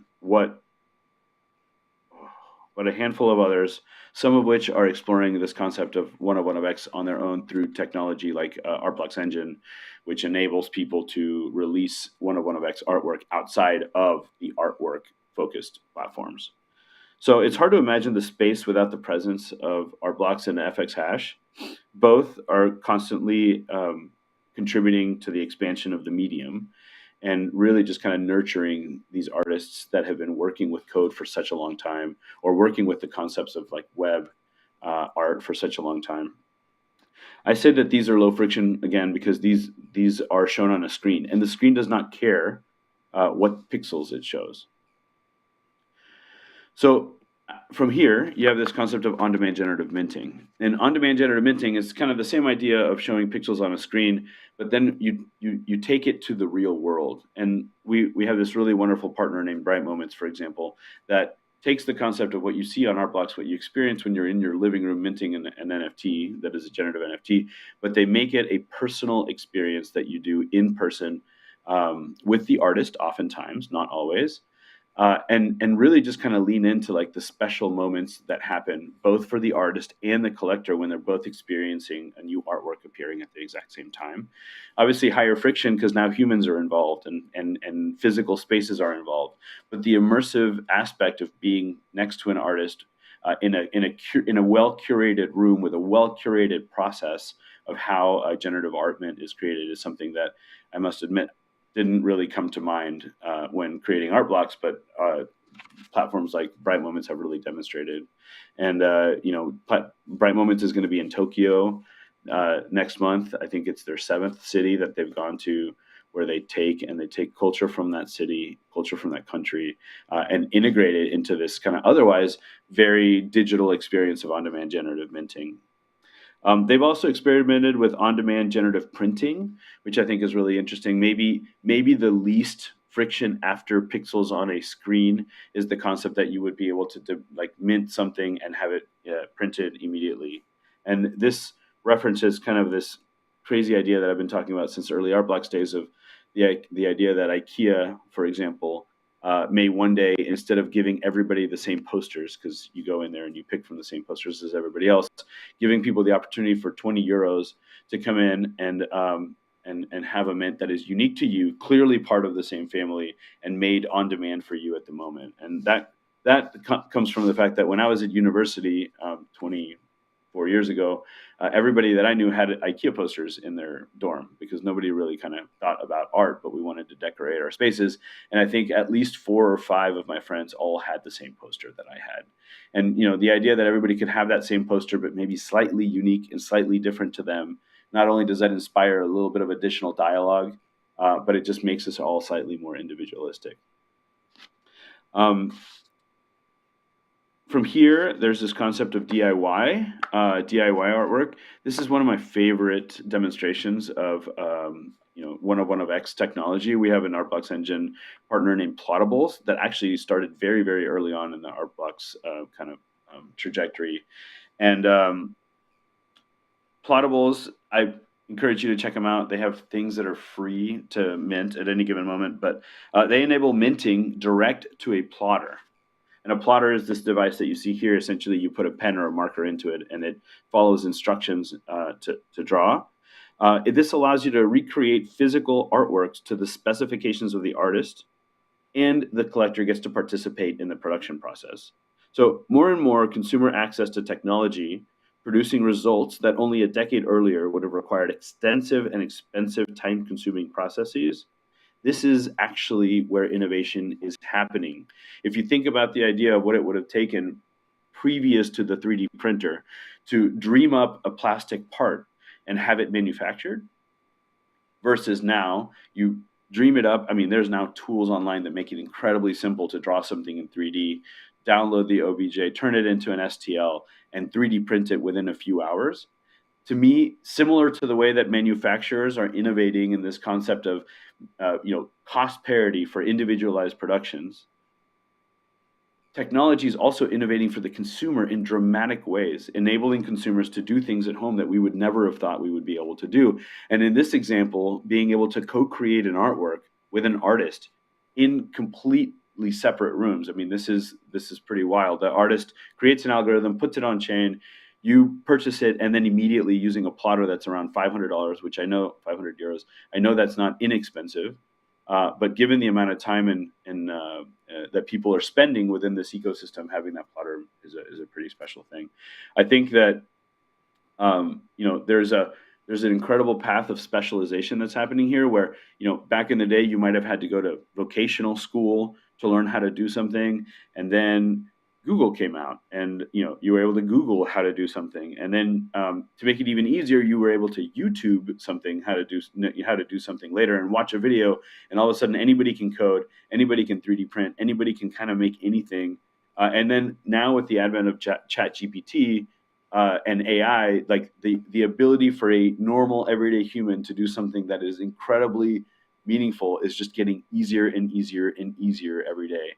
So, I think that there's going to be more and more of an opportunity to connect with your collectors, if it's art based, or with your consumers through concepts of 101 of X, individualized manufacturing, but doing it at home. So I'm excited for when there's going to be a 3D printables platform and a tattooables platform, and many other things like that.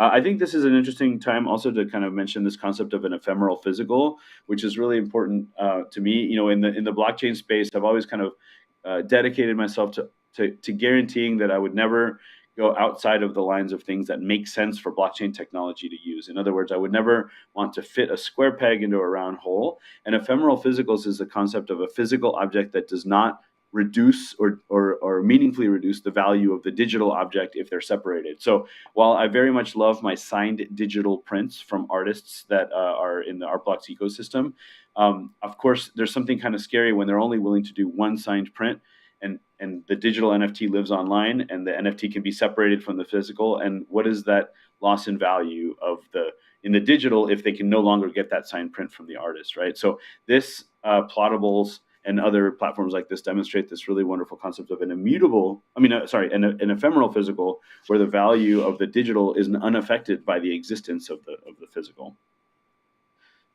Next, we have generative fashion. Fashion already is one of society's greatest examples of individual expression, and that's most fashion accessories being one of X, right? Like there's unlimited of each one, and then people kind of mix and match pieces of fashion. So imagine what happens when each individual out there is empowered by their own micro brand within the larger ecosystem or group. And so here we have this engine partner, 9DCC, which actually I got to work with directly with the Chromie Squiggle. And what I did is I created a very straight Chromie Squiggle algorithm. And so you showed up to this space, you minted this NFT, and this NFT was then immediately printed onto a shirt. It took about 10 minutes. This is where cost parity and manufacturing has to come a long way. But you purchased this thing, and then you walked out the door with something that looked exactly like everybody else's, except for this little rainbow line, which was unique to yours. And it came with an accompanying NFT that allows you to kind of prove ownership of the shirt. That was a 10-minute process. I believe that in a few years, that'll be a 2-minute process, and maybe one day a 1-minute process. And then eventually you might be purchasing shirts and be surprised that there's not unique or individual outputs for a shirt. You might walk into a store and be like, wait, these are all the same? That's interesting. And of course, that doesn't apply to everything. But from here, we have generative design. Generative design kind of becomes a catch-all for things, but I believe that there's going to be such a thing as generative coffee tables and all sorts of design goods in this world. And there's an organization named Trem out of Paris that recently did a work with one of my favorite generative artists, Alexi Andre, to create a generative tapestry where anybody can take an image and turn it into a tapestry. But what's beautiful about code, and what really needs to be thought through about code, is that the artist can actually understand what the machine wants directly, skip the digitization process in the middle, which can be subjective, and a human gets involved. And the artist can write an algorithm which the code directly speaks to the machine, so that you're able to mint objects directly from code into a machine interface. I think there's a lot of opportunities in the design world for people to feel like they've owned something that's individual or unique to them, but part of a larger group. And I say coffee tables all the time, but I think the idea that there's a generative coffee table where everybody has the same from the same artist or creator, but is slightly different. Again, it's part of the dialogue that gets expressed from there. Souvenirs. This is something that I think kind of takes it, as I mentioned, we started at fine art, and then we're going to end up as like a simple receipt. And generative art souvenirs can be fine art, to be clear, but generative art souvenirs also allow you to take a little bit of something home with you after an event, without so that everybody else's does not look the same. So this can be as simple as an event ticket.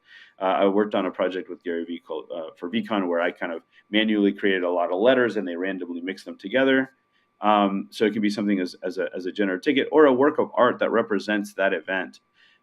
Generative art souvenirs have a long, in my mind, I think have a lot of opportunity of not adding more stuff to our homes. We have just so many things, so many little things from every event that we take home. And, if I can replace a business card, a physical paper business card, which kind of fits the souvenir model, with like something digital, and just one less thing that I have to keep track of in my life, I am grateful for it.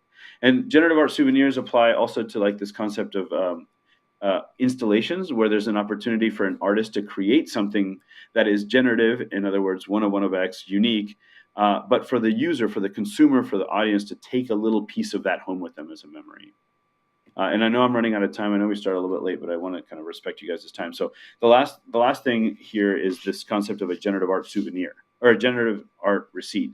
And when I say receipt, this isn't to downplay the value of the generative content at all, because I think the value of the generative content is what gives value to these objects.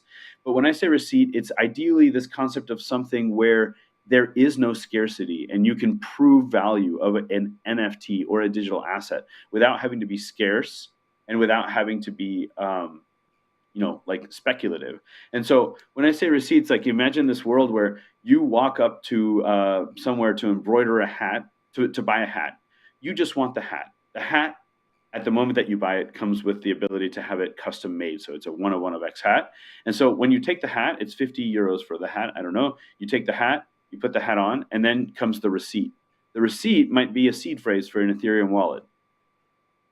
If you don't want the receipt, you throw the receipt away. Why? Because what you really wanted was the hat. But if you throw the receipt away, you miss out on the beauty of what Web3 enables, which is the ability for that person that made you the hat to reach out a year later and be like, hey, for everybody that has the NFT of that hat, we're going to send you a scarf, or we're going to let you come into this event. And so I actually kind of like have this dream where you make 10,000 hats, 5,000 of them throw the receipt away because they don't care, and that's okay.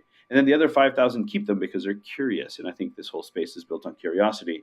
And when that curiosity gets rewarded, the people that kept the receipt are like, oh man, this Web3 thing is kind of interesting. And then the people that didn't keep the receipt also will be kind of curious at what we're doing. And I really think that demonstrates a way of like providing value with this ecosystem, with this concept of digital asset ownership, with the concept of 101 of X.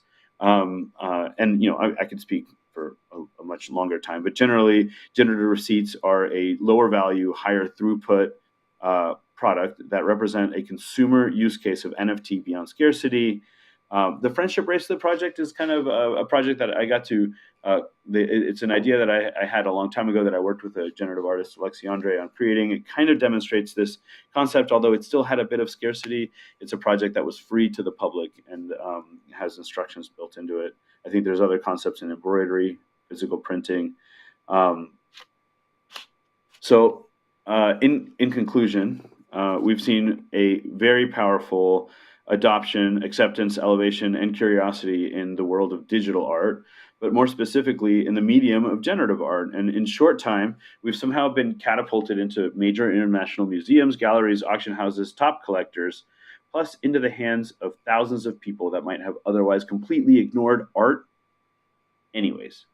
So we used to get crucified for suggesting that people should buy art because they like it. And now we've demonstrated value in not only that, but in having a strong vision of the future. Recent Web3 pivots validate that, and that future is now. It's time to start thinking in years and not months. It's time to dedicate our brains to finding the same product market fit that we've discovered in generative art, but for the consumer market. This technology could be a catalyst to onboarding the next 1 million users into our ecosystem, some of which might not even realize that they've been onboarded, like the example of the hat. This will not only enhance the value and attention and provenance of the incredible art already created on Artblocks and FXhash and others, but also prepare our crypto startups, like Artblocks, to navigate and survive the world outside of crypto and NFTs. One day we will all just be companies competing for customers and attention with 100-year-old companies. And I feel that we will enter that world with a massive competitive advantage by thinking about these concepts of 101 of X and thinking about these concepts of individuality. So let's prove that blockchain-powered assets can serve mainstream consumer base. And let's position ourselves to be interesting to the new audiences that have not yet realized the power and value of Web3 and provable ownership of a digital asset.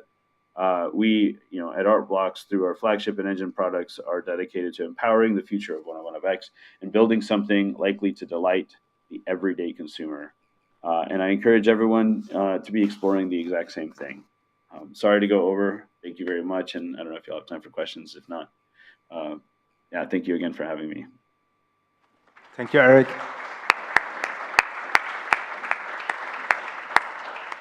Thank you, Eric, for the inspiring speech and all the ideas about the possible future and the combination of art and economy. It's very interesting. So I think Eric is open for questions now. Do you have any questions?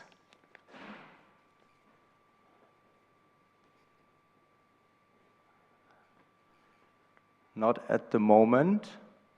Probably at a later stage when we have, oh no, we don't have the panel together, I know. Okay, so thank you very much. Or is there a question? Yeah. Oh, okay, there's one question. Is it working? Right. Hi, Eric. This is Rafaël.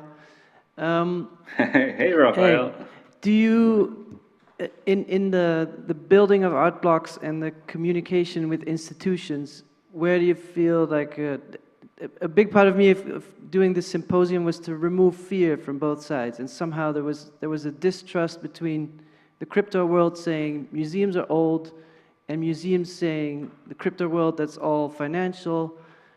And have you seen successful bridges, and what have you done to reach out to institutions? Okay, so yes, I've seen fantastic bridges. There's a lot going on within the world of talking to institutions. I think I had the opportunity to visit Art Basel last year, and you know, it was a time when crypto was starting to go down pretty bad, and people were almost shy to talk to me about NFTs because they thought that I was hurting, like it was like a sore subject, right? Of course, this is like my dream and my hobby, and it didn't really matter. What I think is interesting is as things kind of like become less financialized, the conversation gets more genuine about art. And what that's inspired me is to realize that like how critical and how important it is to demonstrate that there's value here, not just from like speculation or FOMO. And so, for example, this presentation, which, you know, very much has like a weight on the art side, it is so important to me for that conversation with the museum, with the institution, but also with the average consumer, to demonstrate that there's so much more value here than like what people thought it was, which is what they saw in 2021, which is the value of an NFT being accrued primarily to the technology and not to the content that's inside. So as crypto bleeds, and we are not a crypto company, we are using the tools that blockchain technology provides to be able to do this crazy exciting thing, at least for me and for a bunch of other nerds. As crypto bleeds, we can demonstrate more and more that that's not what we're about, and we shouldn't be guided and represented by the concept of crypto, but we should be able to just use those tools. And the conversation with institutions becomes significantly easier because they are less on the defensive and more curious about what's going on. So as you see institutions like the LACMA and Pompidou, you know, make acquisitions, and congratulations on that as well, Rafaël. I think that the conversation starts to get heavier. And I'd say that since the Pompidou and the LACMA conversation, I've now had twice as many conversations or new conversations with art institutions and collecting institutions that are curious about not just what we're doing at Art Blocks, but digital art in general and this concept of an NFT. And I'm very grateful to be a spokesperson for the industry in that sense, in that people aren't just looking to talk to me about art blocks, and they don't just want to talk to me about squiggles, but they want to understand the value proposition of digital ownership. And yeah, the conversation is getting a lot easier. I feel that I have an opportunity, and I think we all do. I think, Rafaël, you probably have a really great opportunity as well here to be disarming, in that it is totally understandable why institutions and why the average consumer would be alerted and kind of terrified by everything that we've seen over the last couple of years. But when you really get into the root of allowing artists to express themselves like this in a way that wasn't able to before, if you really get into the sentimental value of that, there's really nothing else in the world that permits this to happen in the way that it's happening right now. And I think it's becoming easier and easier to communicate that to institutions. And if you, you know, if you just wait around a little bit longer, you know, hopefully over the course of the next year or two, I think you're going to see significantly more, not just acquisitions. It's not all about the acquisitions. We just want the institution to be in dialogue with this. And last year at Art Basel was a really fantastic example of that. You know, getting to speak here at the museum is also kind of a really wonderful demonstration of that. And I think it's only going to get the less money is involved and the less fanaticism and FOMO and speculation, the easier the conversation will get. Thank you, Eric. Another question? Not yet. Okay, Eric, thank you very much again. And all the best to you. Hope to see you at Art Basel this year. Thank you very much, everybody. Appreciate you all. Sorry I rushed at the end there, but thank you. Thank you. See you soon. Okay, thank you very much. The next speaker, I'm very honored again because the person is very special for me, and you know, I'm from the finance scene, and in the finance we always talk about benchmarks, and what she did is for me a big benchmark, and it's difficult to beat. Nina Röhrs is an art consultant and curator, specializing in the intersection of art and technology. She is the co-founder of Röhrs and Bergh, an art advisory that helps institutions and private collectors navigate the digital art world. In 2022, Nina curated the really groundbreaking exhibition DYOR, Do Your Own Research. That's the benchmark for me now at Kunsthalle Zurich, which explored the impact of blockchain and NFTs on the art world, as Eric also explained to us. Her work in the digital arts has been widely recognized, and she's a sought-after speaker on the topic. We are honored to have her here to join us now, and so please welcome together Nina.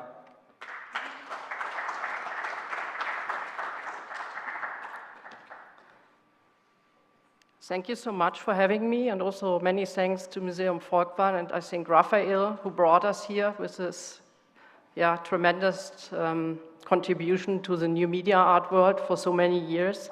My focus has been on art in the digital age, as I like to call it, since 2016. Before that, I worked for a Swiss bank, and then somehow I felt it's time for a change in my life.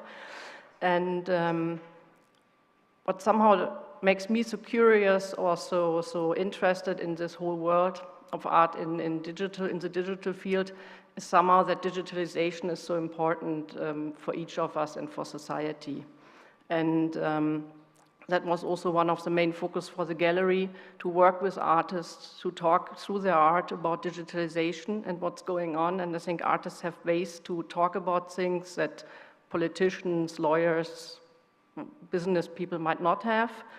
And the digital age, of course, provides new tools to artists, new ways to create, new ways to present, and now lately, even more with the NFTs, also very innovative ways to distribute.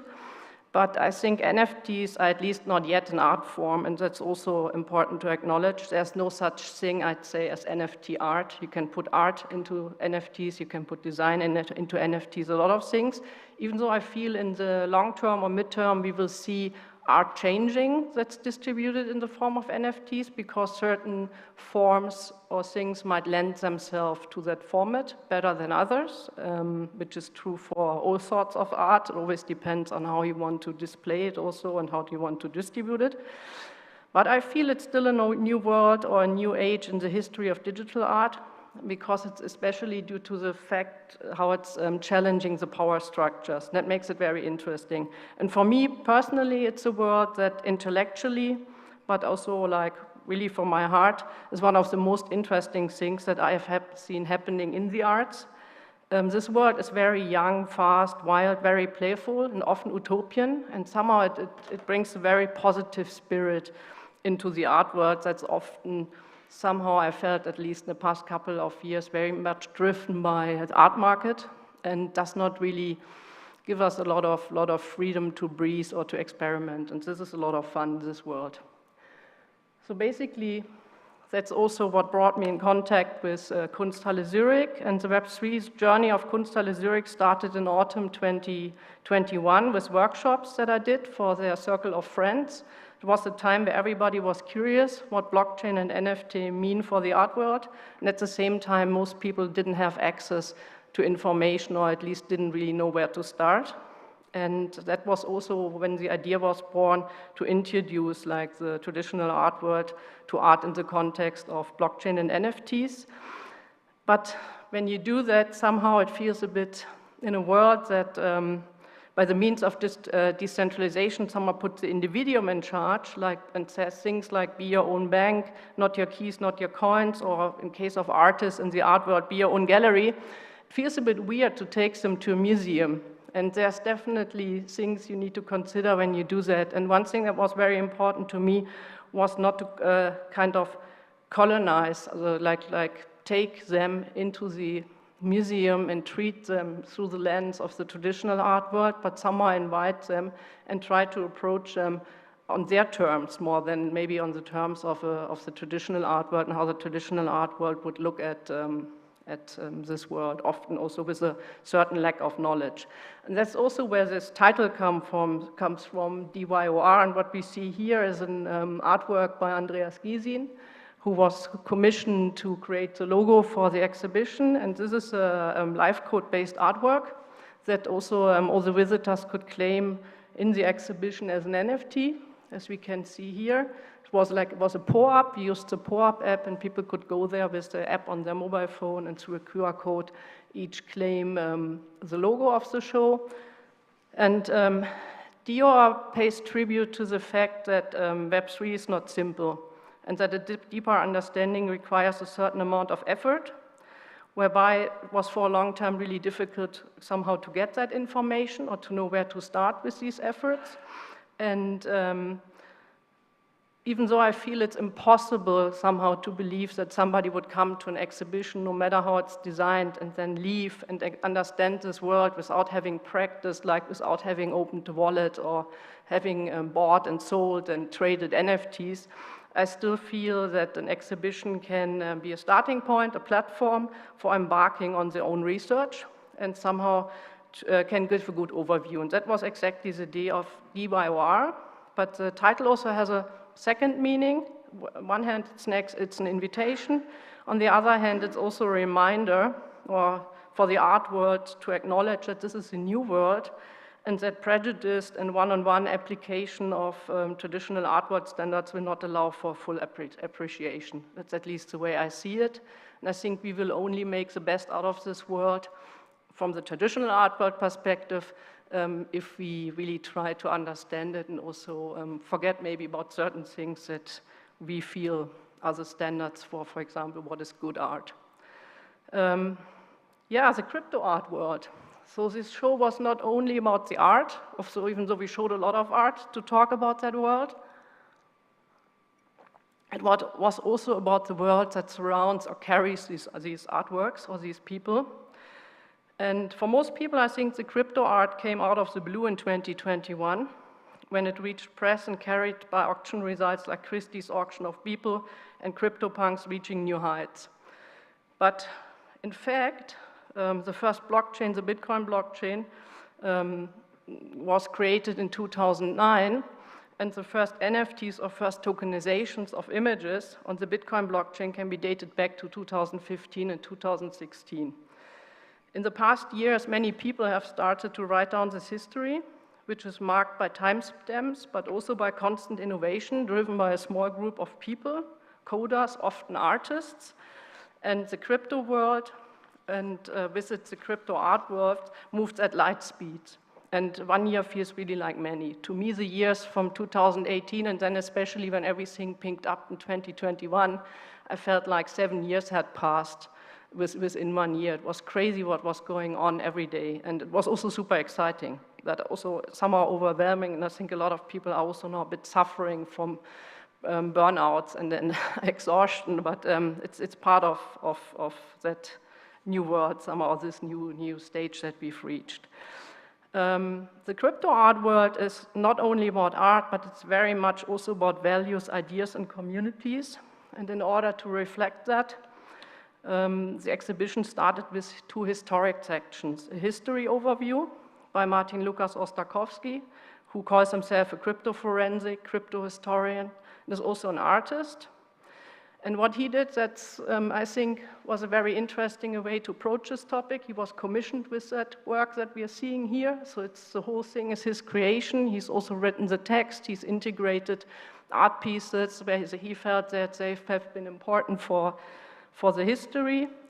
But he didn't create a timeline, and I feel that was a good idea because a timeline doesn't tell you much if you don't know what the timeline is showing. He told this whole thing somehow in written chapters and conveyed the history of crypto art from the early days, also called the dank ages, until the point where crypto reached mainstream in 2021, 2022. And these chapters talk about things like values such as cypherpunk movement, which started way before the first blockchain was developed, the search for identity and communities, crypto games, the platforms, the royalties, and some other things that all together create this world.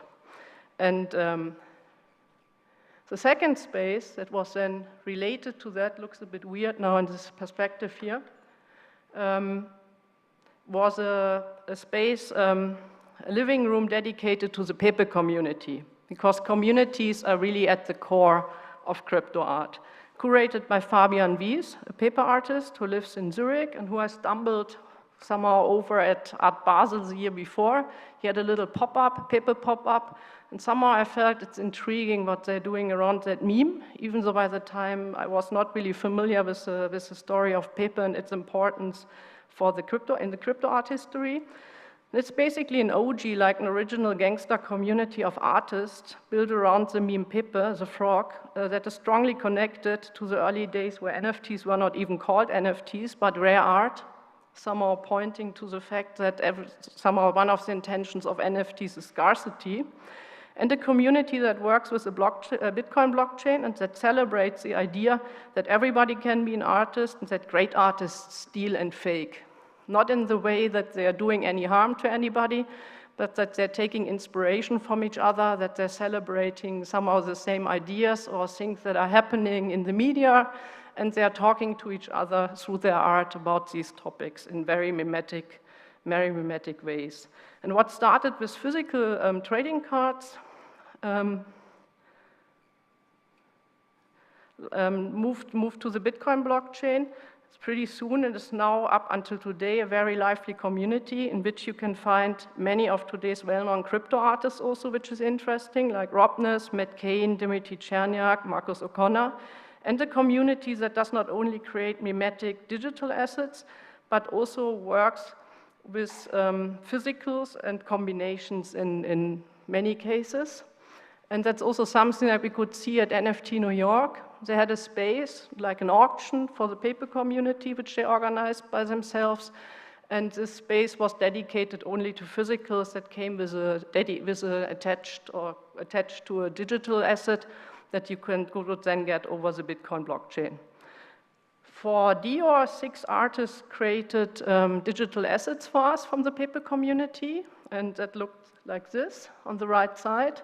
So you got a little plastic bag when you came in with a paper wallet, and in there was not only the paper wallet, which also showed the work, but there was also little green pills to make that a bit more easier somehow to get to your asset. And they were each an edition of 6,000, and our visitors got them for free. And that was basically the second collectible after the collectible of the logo, the work by Andreas Gysin. So that makes already 2 collectibles, one on the Ethereum blockchain and one on the Bitcoin blockchain. And then we also had a store, some merch, posters, stickers, mugs, t-shirts, because I feel that's also something in this world, everything is it's melting. Art is something that can be very commercial, it can be attached closer to fashion, design, so everything is a bit melting. Somehow having a store felt kind of appropriate. And building upon now this history section, which I felt, especially the paper, was a bit like the reboot for me for the traditional art world, like come in and see something that started very early, that also looks in a way a bit different from what you might have been expecting. And then paper is also a controversial figure, but there's no time to discuss that now. And yeah, so that's basically how it all started when you came in. And that's what you're seeing here now is the main section actually of the exhibition, which is called the 24 Cedars. And this section was actually the idea of a quite well-known collector, Saphodok, who's also a friend of mine. We had lengthy discussions how I could structure the exhibition, and he came up with this wonderful idea that we could work with a seed phrase that has 24 words, and the seed phrase, for I think most people know this, is like the key through which you access or keep control over your wallet. And the wallet is basically your entry point to the world of Web3 as an art collector and also as an artist. And the idea was to give to each one artist or one project or platform one wall. In total, like 8 walls on 3 turnstiles, so 24 walls. And to artists and platforms and projects who were kind of main contributors to the world that we are seeing today, who really pushed like the borders of what crypto art is, who worked on new concepts and ideas. And also people working in ways that for the visitors, the works would be helpful to learn about that world. And when you think about the visitors, these 3, you only see 2 here, these 3 turnstiles, you could turn them. So it was also the idea from an artist perspective to reduce hierarchy, really to make sure that there was no end and no beginning. But when you look at it from the perspective of the visitor, also to have a saying in the curatorial approach of the show. Like basically you could do it your own way. You could do some of the walls, you could do it from the back, from the front, you could turn them, and all the time also the visual situation would change, which is also quite typical for when you think about NFT platforms. Everything is changing so quickly and updating, so it's also at least trying also visually to get closer to that world and the way we did the exhibition. And yeah, maybe let me name a couple of artists or show you a couple of works. This, for example, on the left side, you see the Dada Collective, and on the right side, you see the Mocha. And the Dada Collective, for example, came to Zurich and worked on this wall for 6 days, and they are celebrating the history of their community on that wall. It's all little snippets of what they achieved over the years, and the Mocha is showing the spaces that you can acquire to a token, and that you can apply to different metaverses. And that also brings me to the point, and then here you see Robness. We also come back to that question of which screens you use that the Centre Pompidou brought up. We also had square screens. Next to him, you see Damien Hirst, who was the only, let's say, artist from the very established field who made it into the show, because the criteria was to work with people where NFTs and blockchain are really important in their practice, who really contributed a lot to that field. And somehow it felt like from the traditional art world, Damien Hirst was the only project by the time that we felt should be there, and also helped to explain a lot of concepts, like, for example, digital ownership versus physical ownership, and what people prefer for what reasons. Then here we have Botto, another platform, and the interesting thing maybe with Botto is that they wanted to put their logo, and they were not the only platform asking for putting the logo. In the beginning, I was struggling with that idea to like go so commercial, but then I felt that's exactly how this world functions, and it was also our intent to show that world as it is, and not to be too judgmental or to apply let's say old standards. And next to it, you see Matt Cain. And Matt Cain is an interesting case. I offered that wall to Matt Cain, and Matt Cain said, I don't want it for myself. Basically, there's something that I did with a group of artists. We wrote a letter together to the platforms asking them to enforce royalties, because that's really important for the community. And then he said he would really like to bring that letter and also an artwork that he did to celebrate that moment. So in the end, we had, instead of 1 artist, we had 19 artists on that wall who all showed up as artists being featured by Matt Cain. But that also let the amount of artists that we had in show in the end grow, and explains this massive list of artists that we had. And then here, for example, Xcopy, same story. Xcopy, on one hand, it's an interesting work because it's talking about right-click save. So basically also the question of the original and if it's still important. And then at the same time, he went Creative Commons 0. So basically he waived all the copyrights on his work. And when we spoke, I asked him if he has good experiences with that. And he said, yeah, it's interesting. People are copying me. They're inspired by my work. There are so many nice derivatives. And we decided to put 7 of the derivatives of artists he invited on his wall. So basically that also went then from 1 artist to 8 artists and made a great storytelling also for visitors to explain to them how this community works. And this is really something that was very unique, never happened to me before, that people really helped each other and supported each other. And also for me as a curator, I got so much support from so many people. This is really a wonderful, somehow I say adorable community that's still very innocent in certain ways, even though there might be a lot of commercialization and things in there. To me, it feels very straightforward and honest and yeah, really driven by people who care for what they're doing. Yeah, so now we are talking curation already and how this thing developed, and I think that's really was also important to me to think in a decentral world, to think about how do you approach curation. I mean, one thing is you can go top down, but the other thing, of course, you can also try to go broader and invite more people, and that's exactly what happened. So at the center was basically the Kunsthalle and myself starting, having this idea. And then there were a lot of other curators joining who got commissions for sections, like Fabian with the Pepe, who then invited more than 90 Pepe artists, or Martin working on the history, inviting more than 8 artists onto his wall. Then also the artists from the Cedar section who integrated other people. And then, of course, the platforms like Art Blocks, for example, who also showed more than 1 artist and somehow curated their wall. And that was in a way a bit like the motto of the exhibition. We really gave these wall spaces to the artists to create them. And it was their thing to do it, and all of them did it. Even Lava Labs, everybody did their wall themselves. But sometimes with more guidance and sometimes without any guidance. But we also had a lot of artists, what was interesting to me, who never had an exhibition before in a physical space. So they never really had to think about how do I present myself if I have such an opportunity. An X-Copy, for example, was one of these examples. And at the same time, I think it's very important to represent them in a good way. And it's interesting discussions that we had.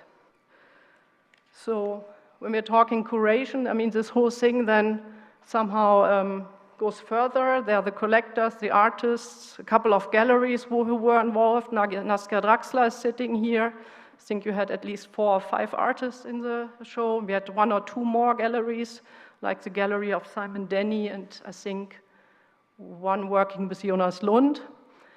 And then, of course, you have the visitors coming, what's also interesting, and they somehow sometimes also become co-curators, depending on what you offer to them. And another project, or maybe quickly, yeah, why I feel that decentral curation is so powerful. I think it has a lot of advantages like participation, inclusion, diversity, community, but also access to a broader pool of people who have excellent ideas. And this show was, and workload sharing, and this show was put together in a couple of months. I started basically in the middle of June, and at the beginning of October we had the opening. And that also takes a team. And somehow through this decentralized approach, we could really get excellent projects in time. And at the same time, in a work that moves so fast, we were also like talking about the time we were in and not something that was already outdated when we opened. And of course, you have to make sure that you stay efficient, that you have a structure, that you have a compelling narrative, and time to market gets more complex. But I think all in all, it was a wonderful experience to open this up, and I think it's also something that we need to consider independent of Web3 when we are curating. I already mentioned participation, and one thing that also came to mind when we started inviting artists, I mean, somehow you do gatekeep. You cannot avoid it, even though in a decentralized world, because you have to choose some over others.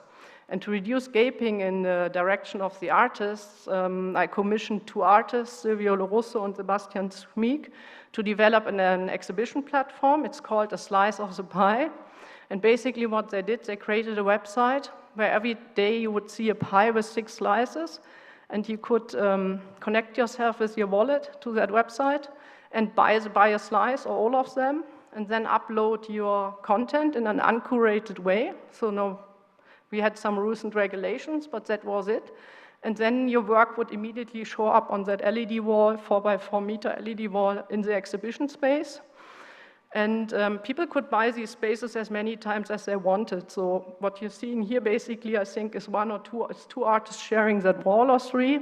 And whoever comes last is first then on the wall and overlaps the others. And you have 10 times, you have the possibility to bring your work in front.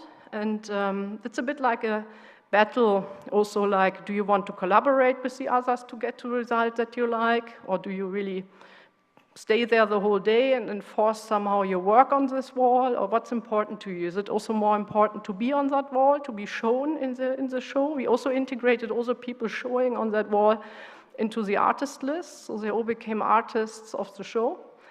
And what we did once a day, we froze that thing.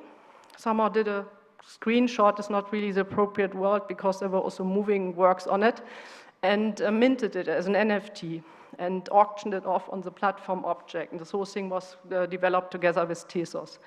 And yeah, so in the end we had 100 NFTs, and the artists and Kunsthalle and the creators of this platform, we all participated in the sales. And depending on how many slices were yours, you got a bigger share or a smaller share. So that was, let's say, an attempt to invite people to join the show without being officially invited, and also maybe to get the speed with which NFTs are being put on the market into the show, and also the latest creations every day.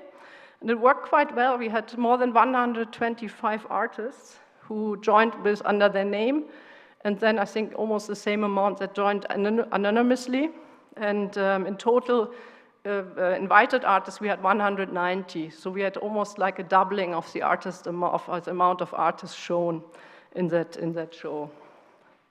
So, and participation now in the direction maybe of the visitor. I think it's also something interesting and goes very much in the direction also what Erick spoke about, that you have a certain saying maybe also in the generative process of artworks. And what we're seeing here is a platform that's called Play Record Mint.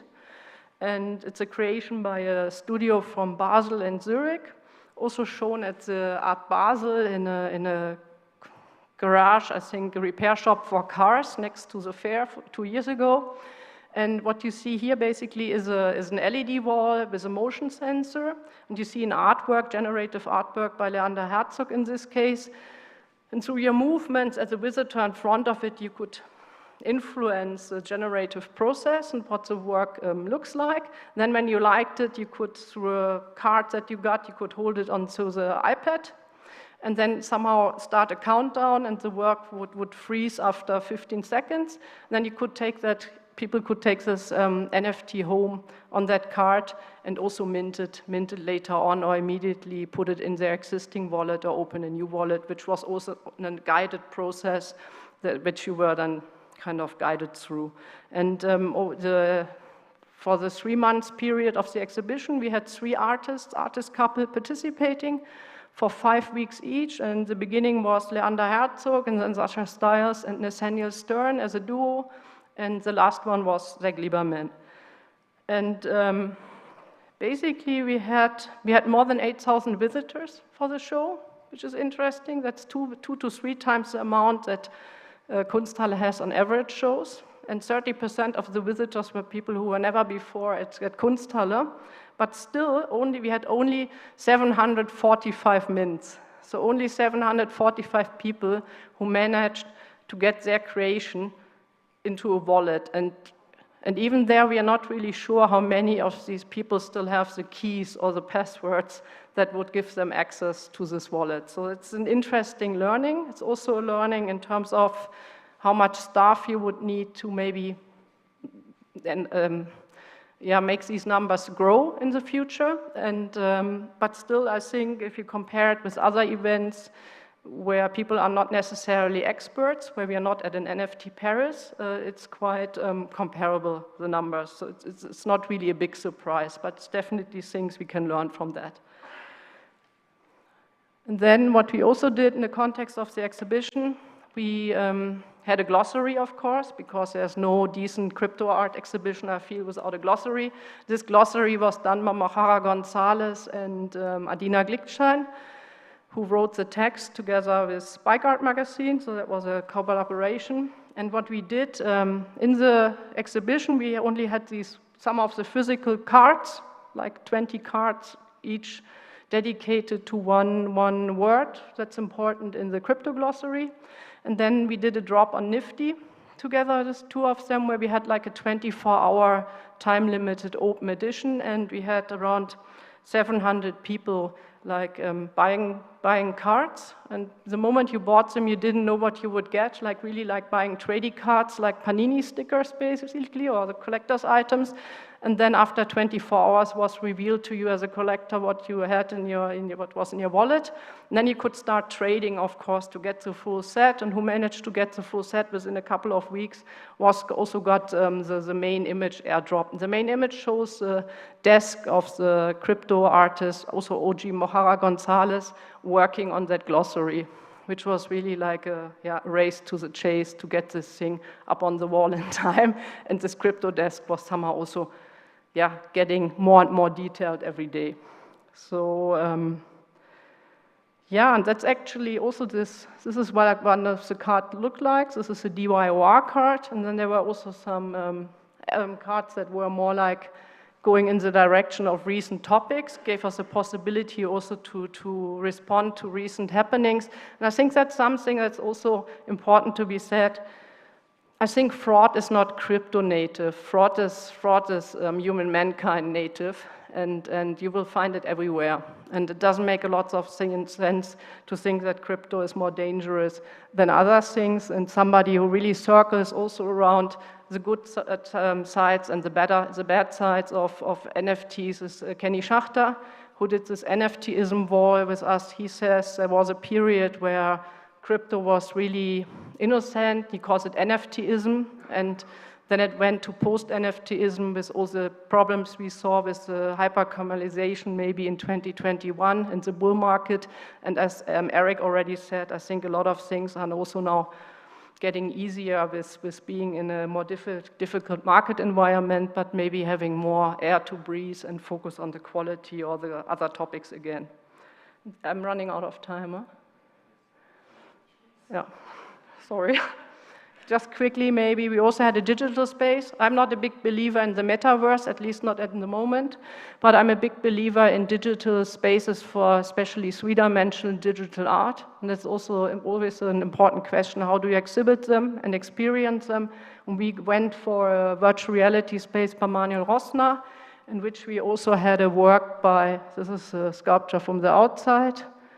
This is one of the rooms inside the VR, Lorna Mills and Manuel Rosner's sculpture, Breaking Through the Roof. And then we had a couple of artists in there. We also had Rafaël Rozendaal with a horizon through which you could basically walk in a spatial experience. So, I mean, I think you noticed it. The exhibition was a lot and had a lot of content. And actually this, I always said, it's more is more. This was intended, because I felt no matter what, people who are not familiar with that world, they won't really get it, like content-wise. It's almost impossible unless they spend a lot of time, start reading, practicing. So, and at the same time, I wanted to avoid that people start focusing on individual works and go down the lines of, is this really like the quality that I would like to see in these works? For me, it was really more about introducing them into the world of crypto art, into this world of art in the context of blockchain and NFT, and somehow to celebrate that, because I think it's way too young and it's a bit too early to be too judgmental. So it was a strategy of seducing them to somehow get inspired, maybe get a certain emotions attached to that topic, And then if they're really interested, to do their own research based on the show, and of course, after that. So that was basically what DYOR, Do Your Own Research, was about. Thank you.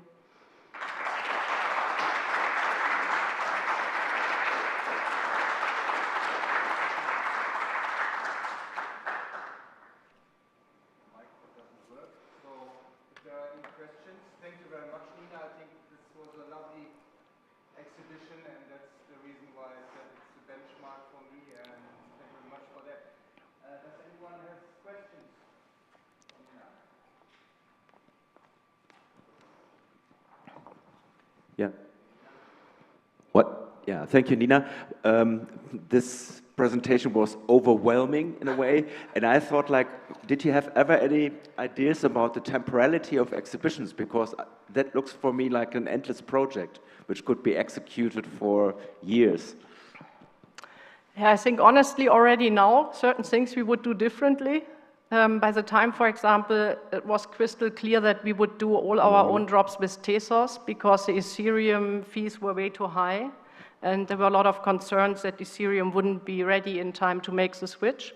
So that's, for example, things where we would have now competition at least between two blockchains. And yeah, there are a lot of things that are updating itself all the time. For example, the paper space, which was by the time very much focusing on fake paper, like faking things, being inspired by stealing, is now very much going in the direction of memes. It's also partially moving away from the Bitcoin blockchain to get more access to the Ethereum market and the volumes. So it's interesting, there are so many things happening all the time, and now we have, on the Bitcoin blockchain, we have ordinals and we have stems, and it's something basically, if it would travel or you would do it again, it would definitely look completely different in a year's time. And we are also working on a book now, so I think the book might be the first continuation of that idea. And basically, it's more like a principle that should guide people in that world.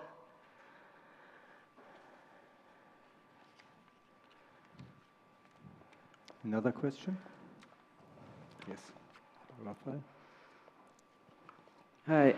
Hi. So I'm curious, in your research, if there were other art movements historically that at the time felt very frantic, and now we look back at them and we found the key works, and I could imagine that Dada in its time was also very chaotic, and now we look at it historically and we know which ones are the icons.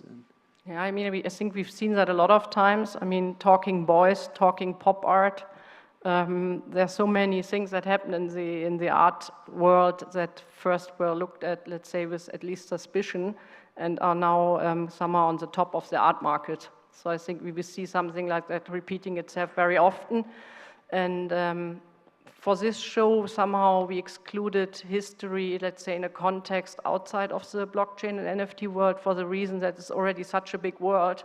And our interest was really to bring that to the people. And somehow you need to limit yourself when you're doing that. Otherwise, it gets really like then way too big. There's another question. Thank you for a wonderful presentation. I have a question regarding assessment, like as a curator or as a critic of artworks. What could be the difference between the art critic in traditional setting and now in this crypto art? You mean in terms of like, assessing quality, yeah, or who decides? Quality, and is there any difference? I think in the first place is who decides what quality is. It's like this world is very much driven by a social media world, or a world where we communicate through communities, followers, Twitter, Discord. So at the same time, I think what we are seeing, there are a lot of influences now in this digital art production, like from gaming, from fashion design, from design in general, graphic design. So a lot of things are melting, which is also something that's happening overall in the arts, I think. We will see more and more of it, but it's also changing maybe the definition of art. And then also eventually how we live with art, what we want to do with it. Do we want to travel and take our collection on our mobile phone with us? For a 10-year-old kid or 15-year-old or some of us, that might not be an issue, but for a traditional art collector, it feels a little alienating. to not to have things hanging on the wall anymore. Most people still feel that the typical artwork is a painting. But I think these things will change also with a group of people who will decide what they like and what they don't like. And maybe it's not a question then so much anymore about good art or bad art. It's really more about if that even is applicable. It's really about also things that are trending and that are embraced by communities for different reasons eventually also.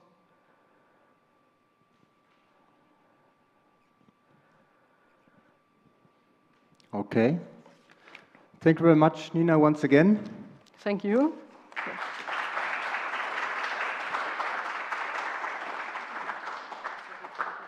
Yeah.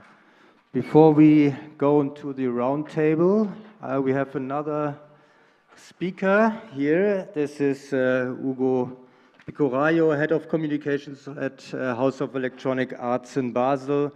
He's a leading expert in Web3 and blockchain technologies. He has contributed to the development of innovative projects and formats that reflect the current transformation in the museum sector.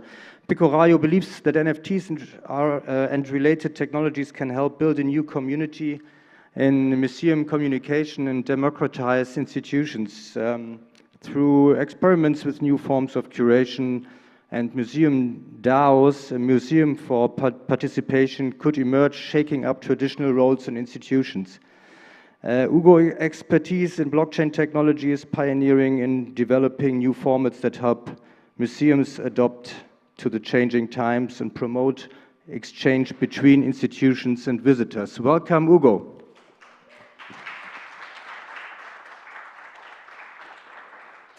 So thank you for having me. It's an honor to speak among such a great lineup. At HEC, I am head of communication and responsible for the Web3 and blockchain implementations at the museum. Already as a former fashion designer, I was interested in digital environments and the adaptation of the digital into our real-life reality. Now at HEC, I'm focused on digital environments as new exhibition formats and the impact of digital possibilities to the museum of the future. At HEC, I can put theory into practice, which is incredibly exciting. For all of you who don't know HEC, HEC is in Basel, in Switzerland, and the National Center of Excellence and a museum dedicated to all art forms that employ or reflect on new technologies and media. It is interdisciplinary orientation. HEC offers a broad public insight into art production of various genres at the crossroad of art, media, and technology. In a diverse program of exhibitions, smaller festival formats, performances, and concerts, HEC addresses current social issues as well as technological aesthetic developments in addition to organizing events and exhibitions. HEC is also committed to the specific requirements of digital art in terms of collecting, methodology, and preservation. Here you see one of Melody Musset's work in our collection, and since last year, we are also collecting NFTs for our collection. Here the two works by Übermorgen, the Digs. One of the questions we deal with every day is how could blockchain technology and NFTs have a bigger impact on the museology and than we currently see in museums. So blockchain technology is a new key technology that promises more decentralization, self-determination, and transparency. We can see that museums are enjoying great opportunities as a result of blockchain and NFTs when we examine the technology behind them instead of the hype surrounding them. Not just in the context of the online exhibitions, which have gained popularity due to the pandemic, but especially in the context of building a new community around the museum and to democratize and decentralize the institution itself. For example, The tokenization of annual passes, the process of converting an asset or right into a digital token that can be traded, tracked, and verified on a blockchain network could attract different groups of visitors.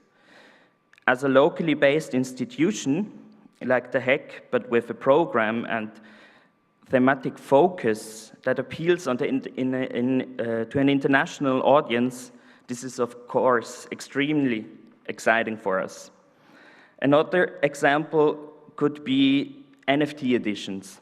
By integrating its own NFT edition in collaboration with artists, the museum could build up or attract a circle of young collectors that could become a new digital and international core audience to the museum. Moreover, as you might know, due to royalties, NFT edition also support artists in resales, which is usually not the case with regular editions sold at the museum.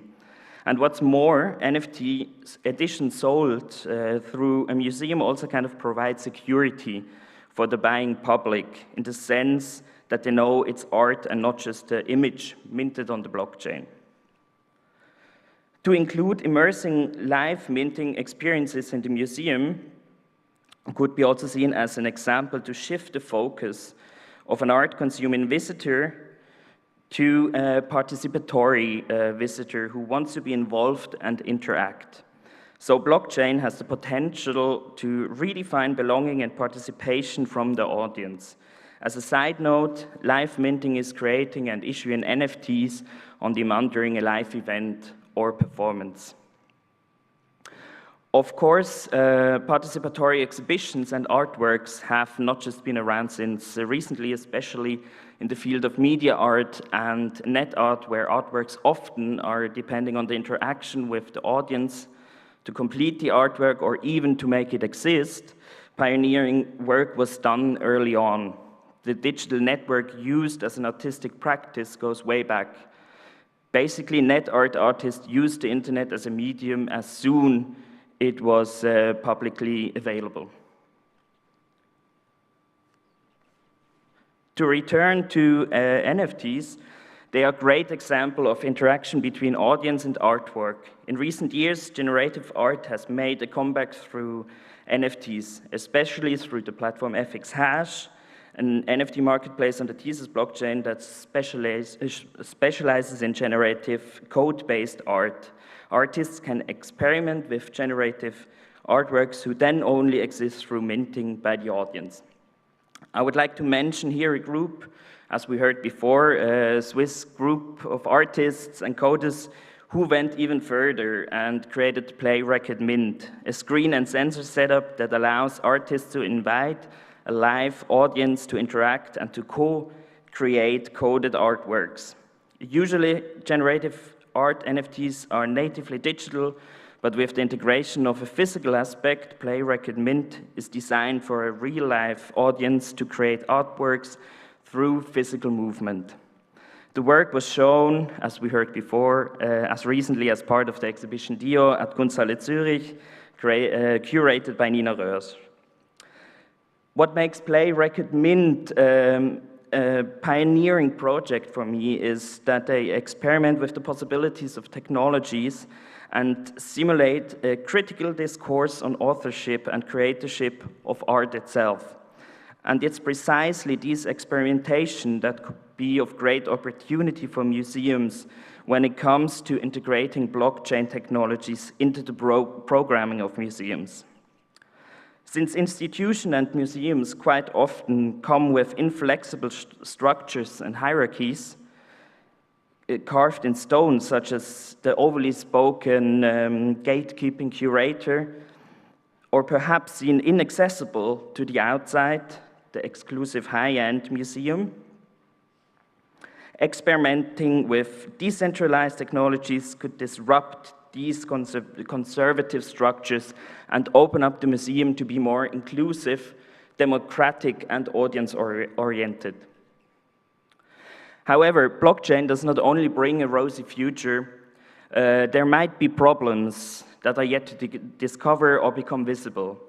As a cultural institution like HEC, it's therefore our task to think critically and reflect on the technology.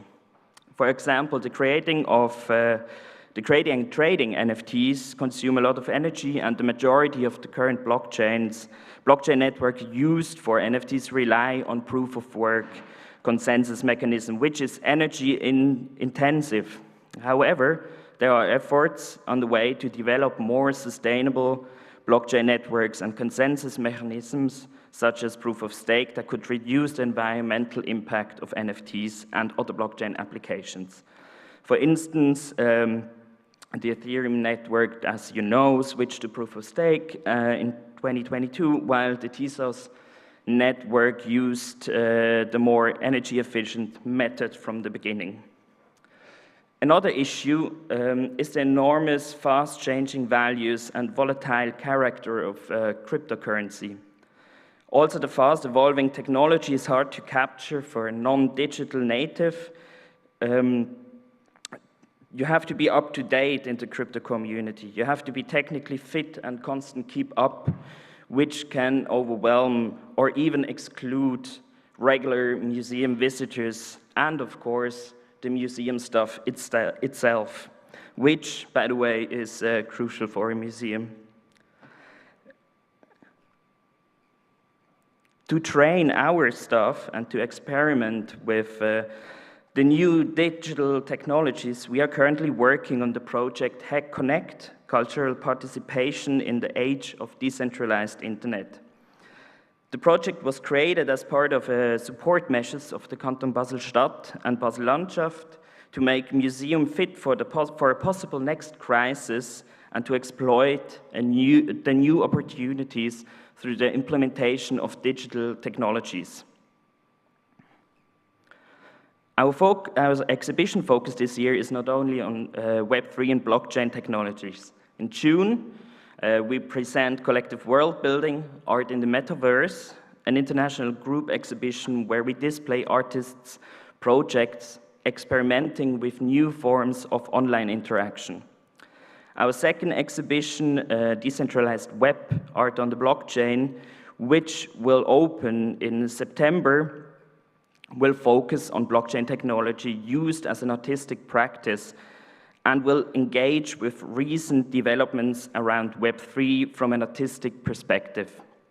The two exhibitions will be accompanied by a publication that once again offers a different, in-depth space to critically reflect metaverses, blockchain technology, and Web3. Furthermore, our goal is to train our staff and the museum itself to be fit for the future, a future with new digital technologies which museums need to adapt to stay up to date. As HEC is a platform for contemporary art that explores and employs new technologies and encourages critical discourse on the aesthetics, socio-political and economic effects of media technologies, the project goes through all departments of our institution and includes a mediation and education programming, exhibition making, and the creation of an international circle of friends. Where this transformation we are into to become future-proof is already visible to the outside world is our browser-based exhibition space, Virtual HEC. You see here the first exhibition that we had. The project is based on the Common Garden by the conceptual art media artist Constant Dullard. Our goal was to create an exhibition space that is A, accessible for everyone without technical knowledge or tech infrastructure like virtual reality goggles, and B, a social space where the audience can talk and interact. Our first exhibition, that's what you see here, this was actually from our launch, the left picture. The site crashed due to the high demand of people we had. It entitled From the Early Web to Web3, and we the exhibition focused on the recontextualization of the collection of the museum. We showed early net artworks and the latest NFT acquisitions. Right now, we are showcasing an exhibition curated by Annika Meyer in Who is Online Game Art in the Age of Post-NFTism. The audience is invited to interact with blockchain-based games, for example, Race Condition by Jonas Lund, a racing game in which we fly through space at rapid speed and see colors and shapes swoosh by. Or Winslow Holmes Crockett Challenge by Mitchell F. Chan, an interactive artwork about Reconstruction area American social structures and the ways that art and games can support or threaten those structures. As mentioned before, the space is based on Constant Dullat's Common Garden and allows the audience to directly speak to each other while the camera is on. I like to compare this browser-based space to a regular IRL exhibition space, but with the possibility to connect globally at the same time. Also, the process of creating an exhibition is like one IRL, but with one big difference. The space is two-dimensional, as you see, and therefore needs a new understanding on how to place the artworks and how the audience might be moving throughout the space. We usually try to implement some kind of three-dimensional structures with the design of the background and try to make the movement of the audience as smooth as possible. It is still an experiment and on how we can make online exhibitions that are not just a copy of a physical exhibition, but have a feeling of room and depth and thus give the audience a new level of experience. As every institution, HEC has its educational mission. Regarding blockchain technology and NFTs, our mediation program aims to critically reflect on all perspectives and to help to understand and work within the environment. Recently, that's what you see here, the educational team set up a new series of workshops, the Crypto Brunches, which actually happens tomorrow, I think.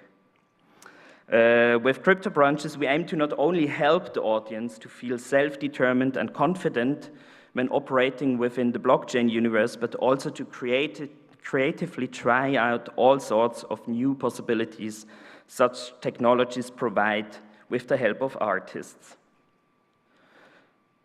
A further project we are currently working on is the Circle of Friends, for which we will set up a tokenized membership. In contrast to many institutions, HEC does not currently have such a membership program IRL. We do have an annual pass for our exhibition program, but with the tokenization of the membership, we want to be going beyond geographical borders and shape a community that can actively participate within HEC. As you can see, it is important to us that all interested parties have the opportunity to participate and experiment. This is why it will be possible to buy the token without the Web3 wallet. This HEC token gives members then access to our next project, the HEC DAO. And that brings us to what is currently HEC's most extensive project. DAO, or Decentralized Autonomous Organization, is an organization that is governed by smart contracts and operates without a central authority or management. By creating a DAO and developing related activities in which members can actively participate, HEC aims to critically explore, but also creatively experiment with the possibilities presented by the current evolution of the internet toward Web3.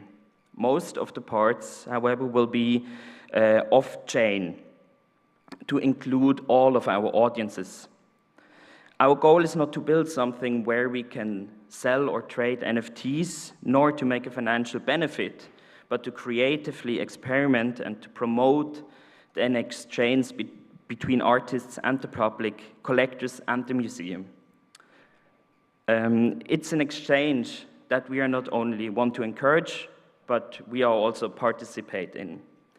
As part of this year's Web3 for the Arts and Culture Fellowship, a program designed to mentor museums in the ways of a decentralized Web3, we and 11 other institutions get deep training in the basic of blockchain technology. Organized by the Tezos Foundation, We Are Museum, and TC Connect. The WAC Fellowship is a fantastic opportunity for our small team. We are currently 11 people at HEC, and to learn and to understand the possibilities and the problematics of blockchain technologies for cultural institutions. I'd like to briefly touch again on the practical experiments. One aspect of the DAO will be to include the community directly in the curatorial process of our online exhibition space.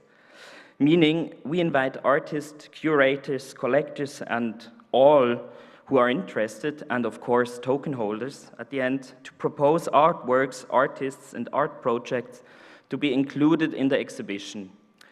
Thus, we want to explore not only technological possibilities, but also with institutional structures. Swarm-curated exhibition or co-curated experiments have a tradition, especially in network-based exhibition projects and artist-run IRL spaces. But with new blockchain technology, institutions are given the opportunity to rethink, perhaps break down, and the distribution of roles and structures. It is through experiments with these new forms of curatorial creation that a museum of participation could emerge. A museum where the decentralized community could build and could build an exhibition program that is not only contemporary, but also emerged through a democratic process. A museum without walls, acting and exhibiting globally without the restriction of geographical or physical borders. At HEC, we will always have our regular and physical exhibition space, but as a center of excellence for media art, it is crucial for us to explore the latest technological developments within the institution itself and together with the artists. It's not about monetization or the hype around NFTs, because the hype, as you saw in the last couple of months, is already slowly dying down. There has been too much speculation, too much thrown on the market, and most NFTs have too little artistic relevance. For us, it's more about artistic engagement with blockchain technologies, the dynamics of experimentation, and the exploration of new museum structures. The last years have been marked by enormous hype around NFTs, with many platforms springing up like mushrooms, and NFTs being touted as a new hope in the sky for change in the art system that could even revolutionize the art market. With the fall of the speculative bubble in this gloomy crypto winter, the litter is now separating from the wheat. What remains are those projects and artists who are truly experimenting and working with the technology, and that's what's exciting. This phase we are in the middle of right now, and especially the creativity and curiosity of artists, together with the possibilities of technology, which may still seem abstract or alien to some, but will become more and more natural in our life, should be also recognized by institutions to be relevant in the future, be it by rethinking their structures, opening their doors to the next generation, critically reflecting on our present, or in the end, tearing down the walls to become a museum, a global museum without walls. Therefore, let's focus on this. Thank you so much for having me.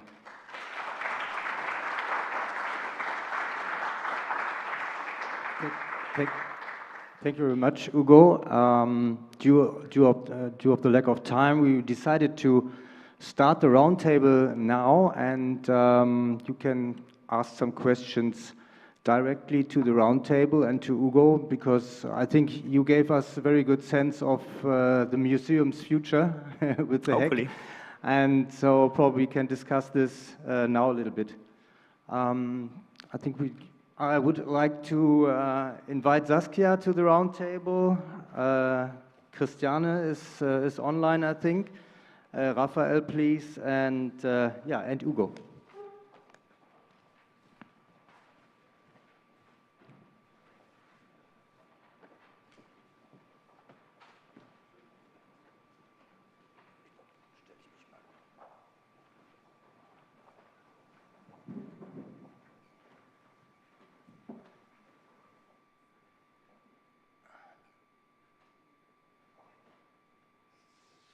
So, no, that's my chair. Very good. Yeah. No, that's yours. it's fine. It doesn't matter. But I thought that Christiane is online, I think, so she's with us. Hello, Christiane, back again in Essen. So we heard Ugo's speech about, I would say, that was kind of future of museums. But also what you have described to us, the work in New York, Christiane, was for me like being the future of museums. I think felt like you were a little bit ahead of the museums in Germany or even in Europe.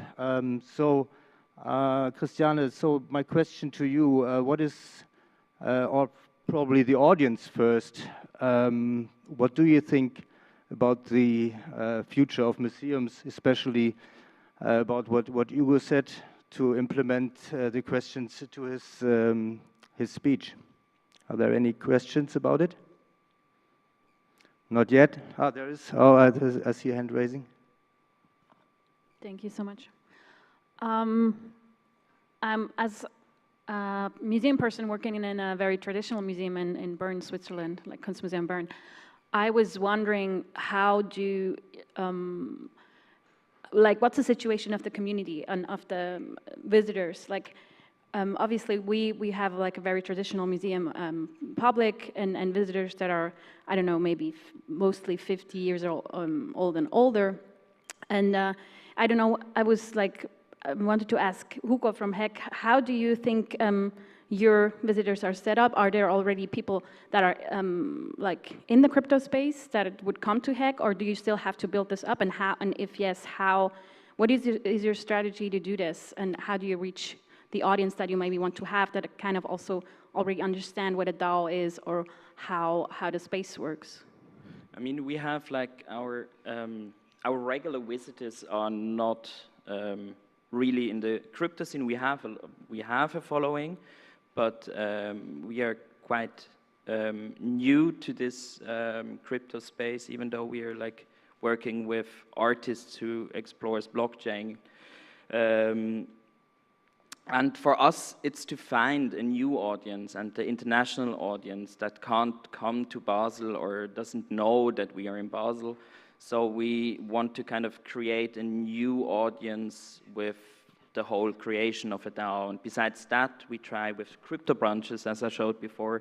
We try to really like educate and play with technology together with our regular audience. There are a lot of artists coming to the crypto branches just out of interest to like really kind of explore this new kind of technology for them. Yeah. If I want to interject, because the topic of the age of the audience, it's very funny, because on the one hand, we watch TV and they say, we have a big problem, we have an aging population. And then the museum says, we have a big problem, visitors are too old. But from a market point of view, that is an audience that has a lot of time, a lot of money. That's the perfect audience. Why wouldn't you make a museum catered to older people? But it seems to me the museum of the future is in its place because it's already set up for an aging population. And we can't complain about both. We can be like, I'm afraid of the future because overpopulation, I'm afraid of the future because underpopulation. I think a lot of times these conferences, we think too far in the future and we imagine lots of trouble, but I think museums are doing great. I can stay also tag onto that. First of all, I'm super self-conscious hovering as this gigantic head over the panel. Yeah. It's a very weird situation. Yeah. But to the previous question, I also wanted to point out that the Whitney Museum, of course, is a very traditional art institution, also with an older audience, but also with a young audience. I have curated the museum's Artport website for the past 20 years, and Artport has had a very different audience than the museum space. And what we have tried to do more and more is also integrate Artport into the museum and galleries. So Programmed showed 6 Artport commissioned pieces. I have a show up right now called Refigured that also brings a few into the museum space. And I think part of what Rafaël is suggesting here is also to integrate NFTs, the online space, more into the galleries and introduce new audiences and build on the existing ones. Yeah, and one thing I wanted to add is that when we think of musicians, if you imagine a musician, you probably think of someone 25 or 30. And then when you think of a painter, if you think of Monet, you don't think of him as a teenager. You see the old man with the beard. And when you think of architects, you think of them as older people. So I just observed that music is about the energy of the youth, and art is this tranquil way of looking, it's more contemplative. So maybe the audience is not ready when they're 25. We can get, but maybe by its nature, art is more of a slow thing, and I don't see that as a negative thing. First of all, maybe a gallery is a somewhat lighter space, as a lighter structure as a museum, but it's still a physical exhibition space. And we made, or what I think is important for us as a gallery with a 30-year-old history now, with a space for where we mainly try to focus on new digital art, is that it's really an interface, you know, for a lot of generations actually, and that it seems to be important for people to be able to open the door, to go into a space, to meet somebody physically, to be able to ask questions, even if it's a simple question of how to, you know, how to start a wallet or something like that. I don't agree that old people are slower on this than young people. Our experience from, for instance, at Cologne, when we first showed a new digital artwork, you know, which also had a component of an NFT, was actually that especially the old collectors from the Rhineland, who are used to collecting avant-garde art, you know, and who know, you know, Nam June Paik, etc., they were much more open than, for instance, the middle-aged people. It was funny, you know, it was young people and it was 70-plus year-old people who were the most open and interested and curious about it, whereas the middle-aged people, I don't want to generalize it, but it really came to my mind that this middle-aged group think art is about painting and sculpture. I like the point also of, as your life goes on, you've seen more of history, and museums, of course, are the perfect institution to observe a really long timeline. And so often the question is, oh, the museum should change with the time and dematerialize, but museums have been showing people like Nam June Paik and John Cage and other people that have dealt with these questions. So maybe it seems that the crypto and the NFT is new, but these concepts were arriving 100 years ago. I think the beauty of the art scene is that it's overall generations, I would say. So that's what was the reason for me to come into art, because to meet so many different people from the age, for example. But I think the very important question is now for us, for this NFT symposium, is it necessary in the future for a museum to really show NFTs? Will it be a part of probably every bigger contemporary museum in the future? What do you think? I would say hopefully, because I would say that the mission of museums is, if they are including contemporary art and are not purely archival, to really pay attention to artistic practice. And we have seen so much practice in this space and will continue to do so, that I believe it's a must for museums to pay attention and integrate it.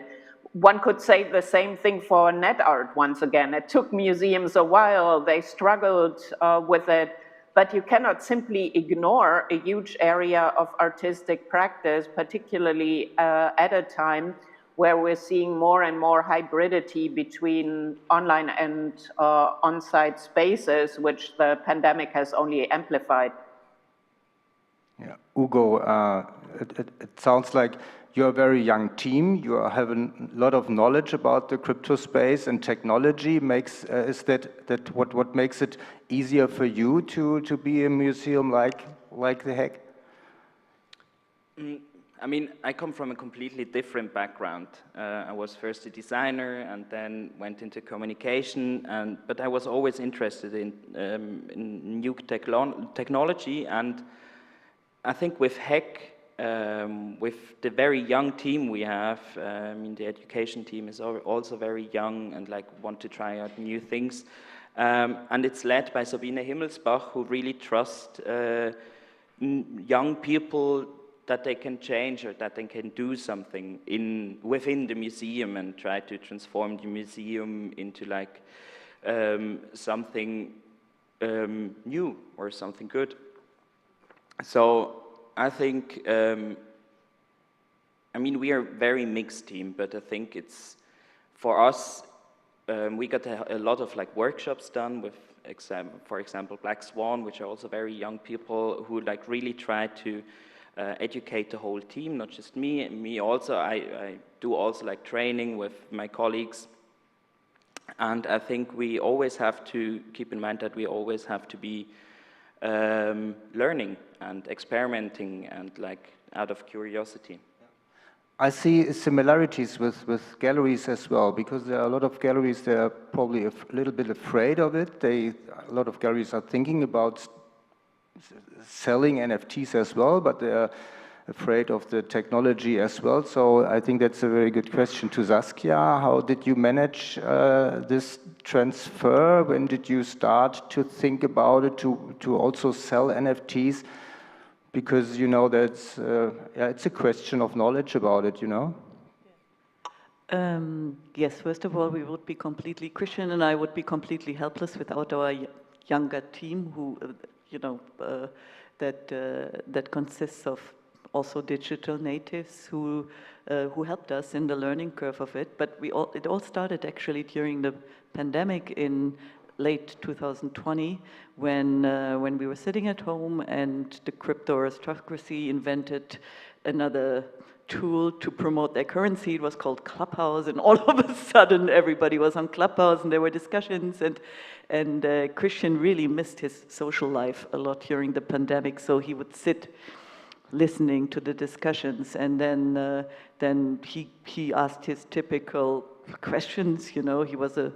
I think he said something critical about the aesthetics of some of the images and also about the radicality, and maybe he thought it looked more traditional, the imaginary, than the so-called traditional art.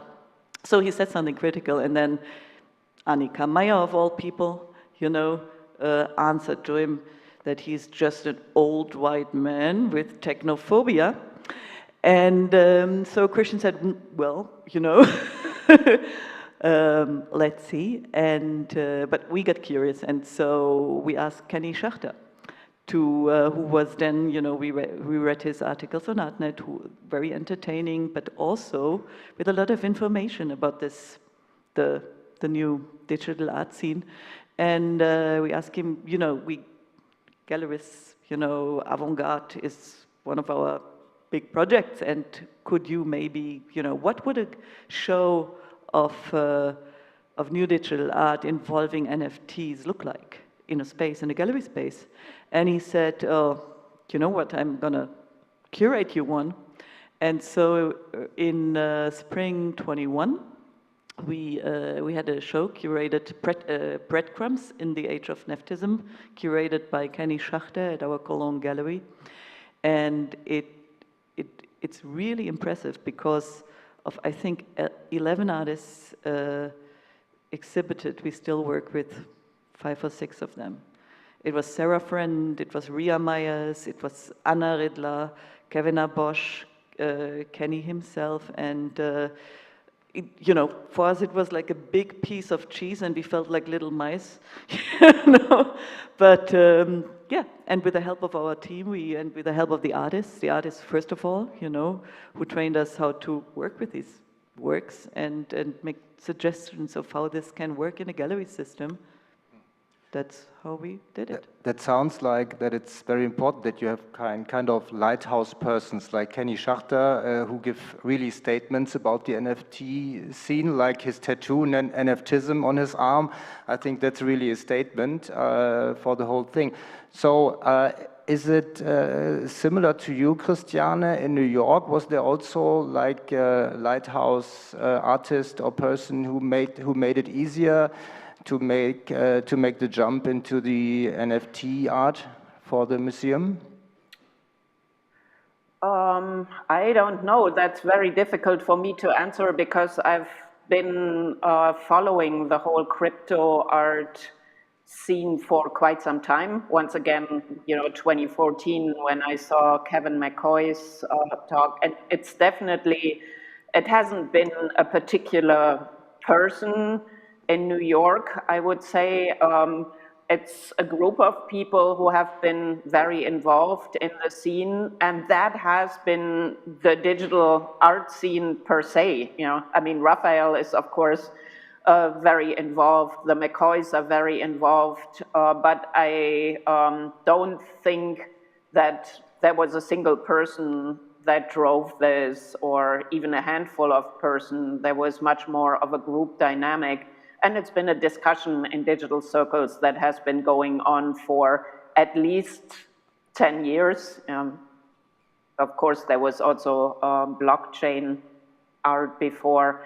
So I think it's a very different ecosystem.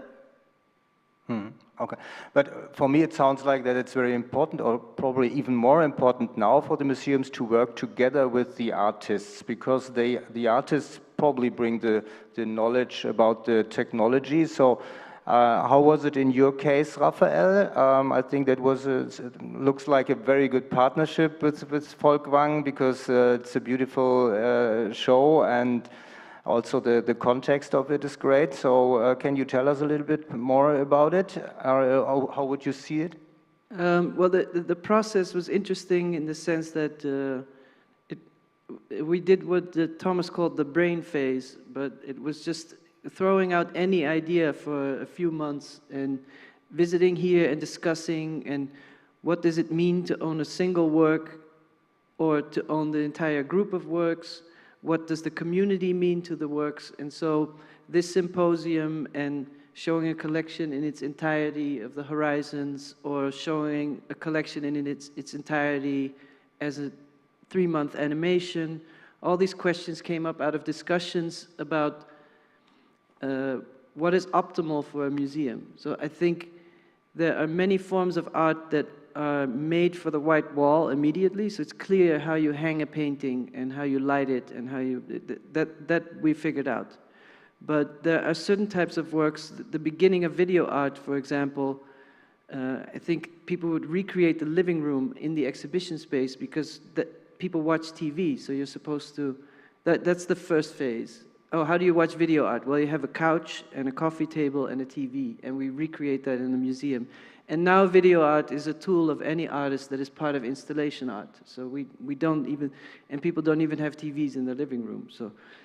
So I think the same with the internet and NFT. At first is like, do we have to recreate the feeling of being at home or on your phone, but in the museum? And over time, I think exploring architectural possibilities, that's really, to me, that the work responds to the architecture, and I think the architecture of this museum is so open and so geometric that I felt is a very interesting question to my work. Okay. I don't know if that answers your question. Yeah, I think so. Thank you. I would like to hand over to another question that Christiane also already explained a little bit about the technology and custody of NFTs. I think that's a very special thing, and the crypto space, we talked a lot about it, there is a certain danger about cyber risks, and you explained a little bit how to handle it, but I think that's also with the galleries in Germany a similarity. There is a bigger danger to handle and to custody NFTs in comparison to traditional art. So what do you think? What can be a solution for that? I heard, Christiane, you are working with ledgers and with multi-sig solutions for that, but would it be also a solution to give those pieces to third-party custodies like traditional banks, for example? Could that also be a solution for a museum? I would say absolutely not. So first of all, we have to make decisions on a case-by-case basis. And as I explained earlier on, many of the works that come with an NFT use it as certificate of authenticity, ultimately. It is not the work. The work will, as it always does, exist in multiple copies on hard drives at the museum. And we would never let anything live on the IPFS alone. That doesn't work. We would even ask for the code, etc. So we also make sure that we have as much of the assets of an artwork stored and saved as we would usually do. The rule of thumb here is stay away from third parties as much as possible, ultimately.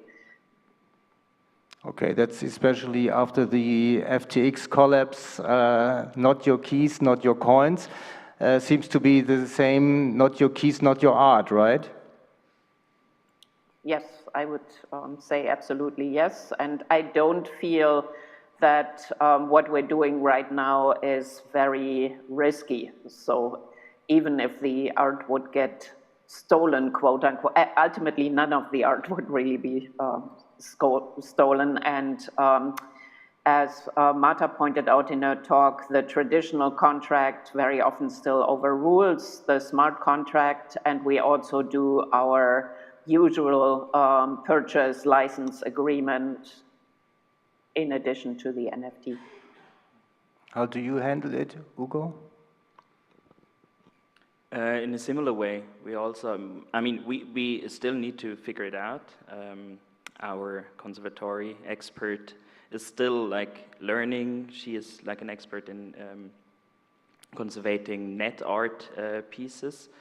And, but we usually do a contract, a regular contract with the artist, and try to get the original file that they worked on, just to be secure. And then it will be stored on our server as like the other artworks in our collection. And what is your expectation generally about the whole NFT space? I think the whole Web3 space seems to be still a little bit nerdy. We are still, in my opinion, far away from mass adoption. And I'm asking myself if we will reach the mass adoption once, if it's even possible to reach it, because the space is quite old in the meanwhile. Bitcoin started 2012, and it's still not really easy for many people. What do you think about that? I mean, for us, it's as HEC, it's about the experimentation, and through the experimentation as an institution, we maybe speak to an audience that also want to try it out, and maybe then it becomes like a more regular thing to do. I think it's the technology that it's not, that is not so easy to understand, and also not so easy to even create a wallet and to understand what's happening with a wallet and to understand what the seed phrase is. So there are a lot of like difficulties within the technology that people might scare away. And if it's normal for a cultural institution to just like, yeah, we mint NFTs, we have NFTs in the collection, we do live minting experiences, and people can just learn and come and do the stuff, I think then it might become more easy to handle for a broader public. I always think the nerdy... Just wanted to ask Rafaël about his collectorship. No, I always think that whenever there's a technology and you say, oh, there's the early phase or the nerdy phase is the best phase. It's always the most interesting. The early moment of an historic movement, when it gets mass adopted, it's... So I don't feel in a rush to get this to everybody. I think, yeah. Yeah, Saskia? I am still not convinced if NFTs will be a genre in art. No, and, I'm not saying that is, yeah. But I'm saying the early net art when the community of the internet was small, was kind of a magical time. So we can be like, oh, let's get it to the masses, but we can also enjoy that it's special.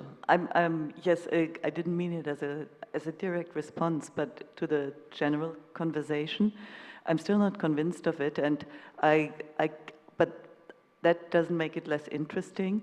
And we saw Christiane showed the example of Sol LeWitt as an artist who worked with contracts very early, and there's a lot of artists that worked with contracts since, but we know Sol LeWitt, you know, and so contract art is a fraction of possible, you know, art works, and now there's a new technical way to do it, you know, to write, and already, you know, in the big picture already, there's now the wave of artificial intelligence, you know, which takes the front page of the magazines right now, and we don't feel the need of you know, we're more like observers. We learn from the artists, and we learn from the and we look with the same eye to the artists who do new digital art than we would look to, you know, earlier, to Martha Rosland, to Rhea Fraser, etc., etc. And so it's not our most urgent questions, you know, will NFTs be, you know, rule everywhere? Maybe they will be more important in real estate in 5 years or something like that. But still, in a certain historical moment of time, they are now, and artists work with them and about them and use them, and this is why they are important right now. Yeah. Yeah, especially the word NFT is polarizing a bit, and in the meanwhile, many people try to avoid the word, just talking, probably they say it, or probably prefer to call it a collectible, digital collectible, or something. Is that a good way to make it easier for people probably to buy NFTs and to accept the technology, not to talk about it anymore, about the word NFT? I would, can I jump in, because I also, yeah, sure. As you may know, I have to leave in 2 minutes. I'm very sorry, since we please, Christiane, answer the question for us. Yeah, I think we cannot use that term NFT in such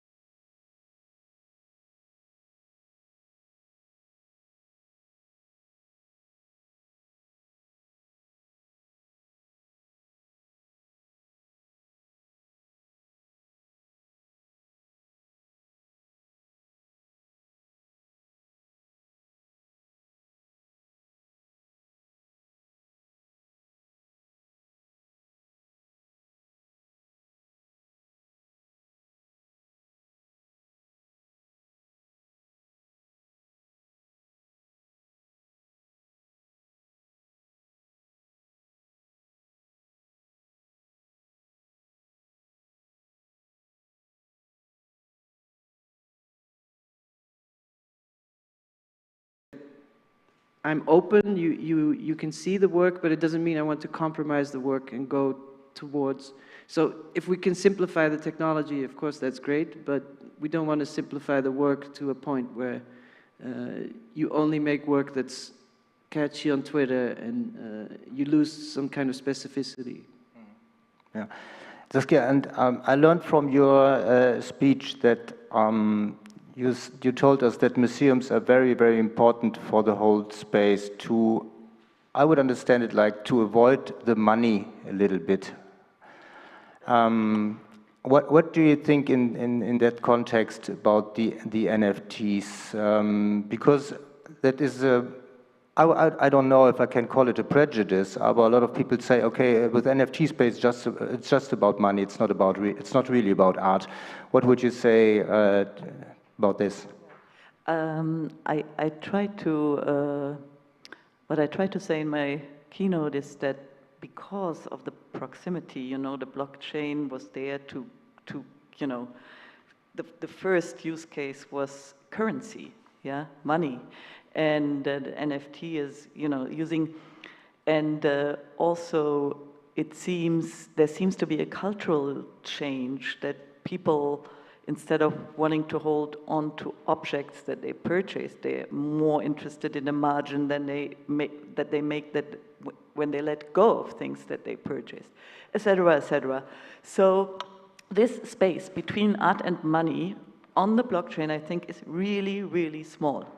And this is a danger, and I'm not saying that art that is using NFT technology is money, or that it's a lot of art that is really interesting also in the NFT world is not expensive, yeah. And what I meant is that museums, I meant it in a good way. The bourgeois institutions of art actually protect us from, you know, money gleich art. Especially in Europe, where we have public funding, where we don't rely so much on private funding, like for instance in the US. Andrea Fraser made a lot of work about this, you know, where you can actually, where like collectors can actually, who sit on boards of museums, can actually make the works that they bought be exhibited in the museum because they fund the museums. And so I think it's a quality of museums to protect us from that shortcut of art and money, and also to protect us from, you know, I was also trying to make a point that the Web3 community is full of people who want to write history overnight, you know, because it seems that history is an attribute that brings credibility, yeah, and history just doesn't write itself so quickly, and museums are slow, you know, like we saw with the acquisition process of the Centre Pompidou, which takes a year, you know, or what Christine Paul said, how they, you know, have the paperwork, think about and I think that's a quality. Yeah. I think museums and the rest of the art market, they impact each other, I think, but I'm completely with you that it's very important that we have museums to give art or digital art a certain meaning that is more than just money, that can give it a meaning. Because what we see in the art market generally, but especially in the NFT space, also wash trading. Like if you have the money, you can trade the NFTs to a certain price, and that is in the regulated finance market. It's it's criminal to do like this, but that makes the art market exciting for ages now, I would say, in a way. So it's nothing new. Exactly, it's not new because of the blockchain or anything. You know, there has always been manipulation, price manipulation, speculation in art, but I was just saying, because here the currency came first. It is definitely a project, and also art has been used by the crypto aristocracy as a use case to promote the currency. This I everybody. do want to preface this a little bit. Digital ownership, of course, it has a lot to do with finance, but digital art has been happening for a long time. Yeah. And I think many digital artists were forming a vocabulary, and MTV is part of it, the fast editing, and Instagram, and Photoshop, and all these tools have been building, and none of these people had a way to... The gallery system is not built to cover all of humanity, it's built to cover a small slice of human creation, a very small slice. So we know that a lot of people have small bands, they can start record labels, they can sell to their fans. We know there's all kinds of wonderful culture coming out of DIY spaces. Someone just invented a better PayPal button, basically, and people misuse it, and some people use it in the right way, but it really has empowered people who, artists who were here, I don't want to name names, but who have been struggling for 20 years making their work and now can finally be a full-time artist. So to look at it as like this dark cloud of finance, it's also finally someone made something that visually we had been working in this manner, and I think the question of becoming an artist with a laptop is kind of, it's very friendly, like, oh, why don't you make some things? And then, do you want to be a painter? It's like, well, I have to get a studio, I have to compete with all of art history. It's very intimidating. So a lot of people start on the computer for that. I always think of NetArt as the arte pauvre of our times. It's just the cheapest material. And so someone now invented a better buy now button, and there will be a lot of bad stuff, but all these artists that have been making incredible work and were never rewarded now have a path. Yeah. But in talking in Saskia's words, I would say the NFT makes art a little bit more like money, because now it's possible to... please. I'm sorry, if it's not your words, but let's say the museum is very important to protect. That, I think that's common sense for us, right? That it's very important for us. Because that's not for profit, that's right. But in general, the NFT is an instrument that makes art or digital art tradable like equity, like stocks in a way. Well, it makes it an object. It makes it an object, yeah. So, but do we have a problem with that? It has disadvantages, right? Or I do think there's a big problem that the original net art, there was no price or sales mechanism in the same experience. So the whole idea of net art is that you arrive at a digital place, often a web page, and you have an aesthetic experience, and there's no message other than the work. And seeing the work with a price next to it, with the frenzy, how much did it go for? Do I like it because it influences the work for sure. So, and perhaps then the museum is the place also to reflect on it a few years later and to bring it into a more isolated viewing experience. Without the price. Saskia, you wanted to? Just one little thing to add, because we were also talking about the aura previously, and it's very, very likely that in the, that the price replaces the aura of the work. I remember a friend of mine, a gallerist, talking about in the 80s when he was reading Art Forum, and it was the first time that the price of a work of art was mentioned in art journalism. And we think of it as very normal now to think like, oh, this went for this went for this. But that was considered very tacky to mention money in an art publication. And it's so normal now. Yeah. And outside of crypto, it's just like, but the advantage, in comparison to the disadvantage, is probably that it brings more people to the art market, but probably not the right people. What do you think, Ugo? Well, if we're inclusive, we don't think in people being right or wrong, and that everybody's welcome. But I think we are in a field of tension always in the art market about capital. Yeah.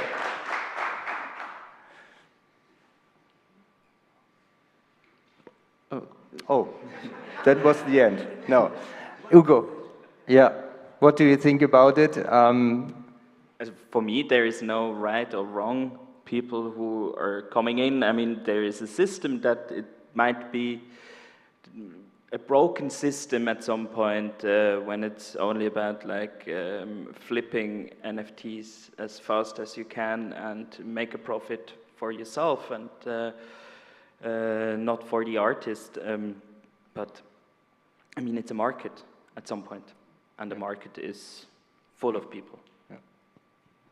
Maybe what I was trying to say is that I'm for NFTs in museums because museums can liberate the works for maybe for some time from the market, you know, so they can be seen in a different light.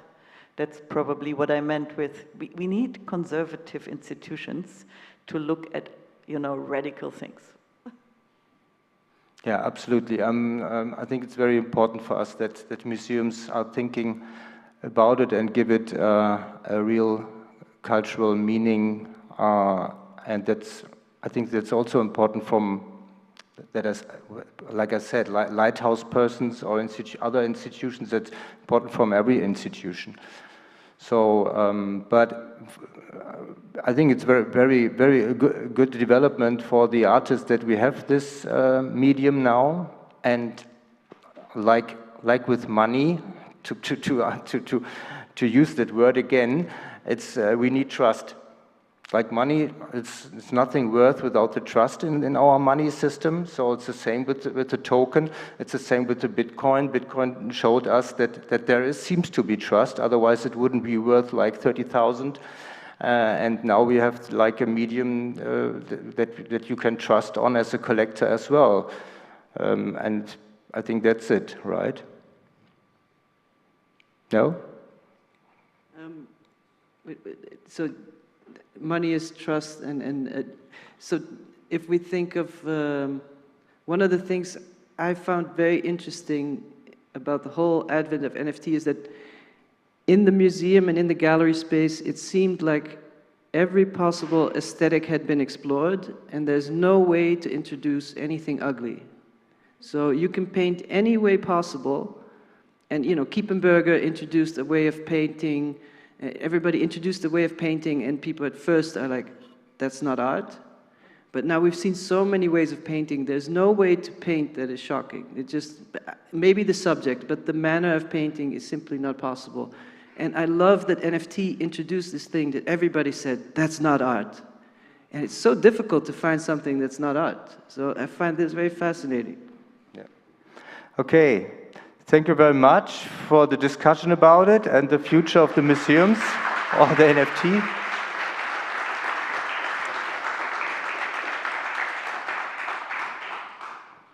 Thank you very much. Thank you very much to all the speakers who enriched the symposium or even made it possible. Thank you for sharing all your thoughts. Thank you for all the questions. Thank you to the great audience, on-site and remote audience. Yes, I'm very grateful and I learned a lot of things. I hope it's the case for you as well. And yes, thank you for being here.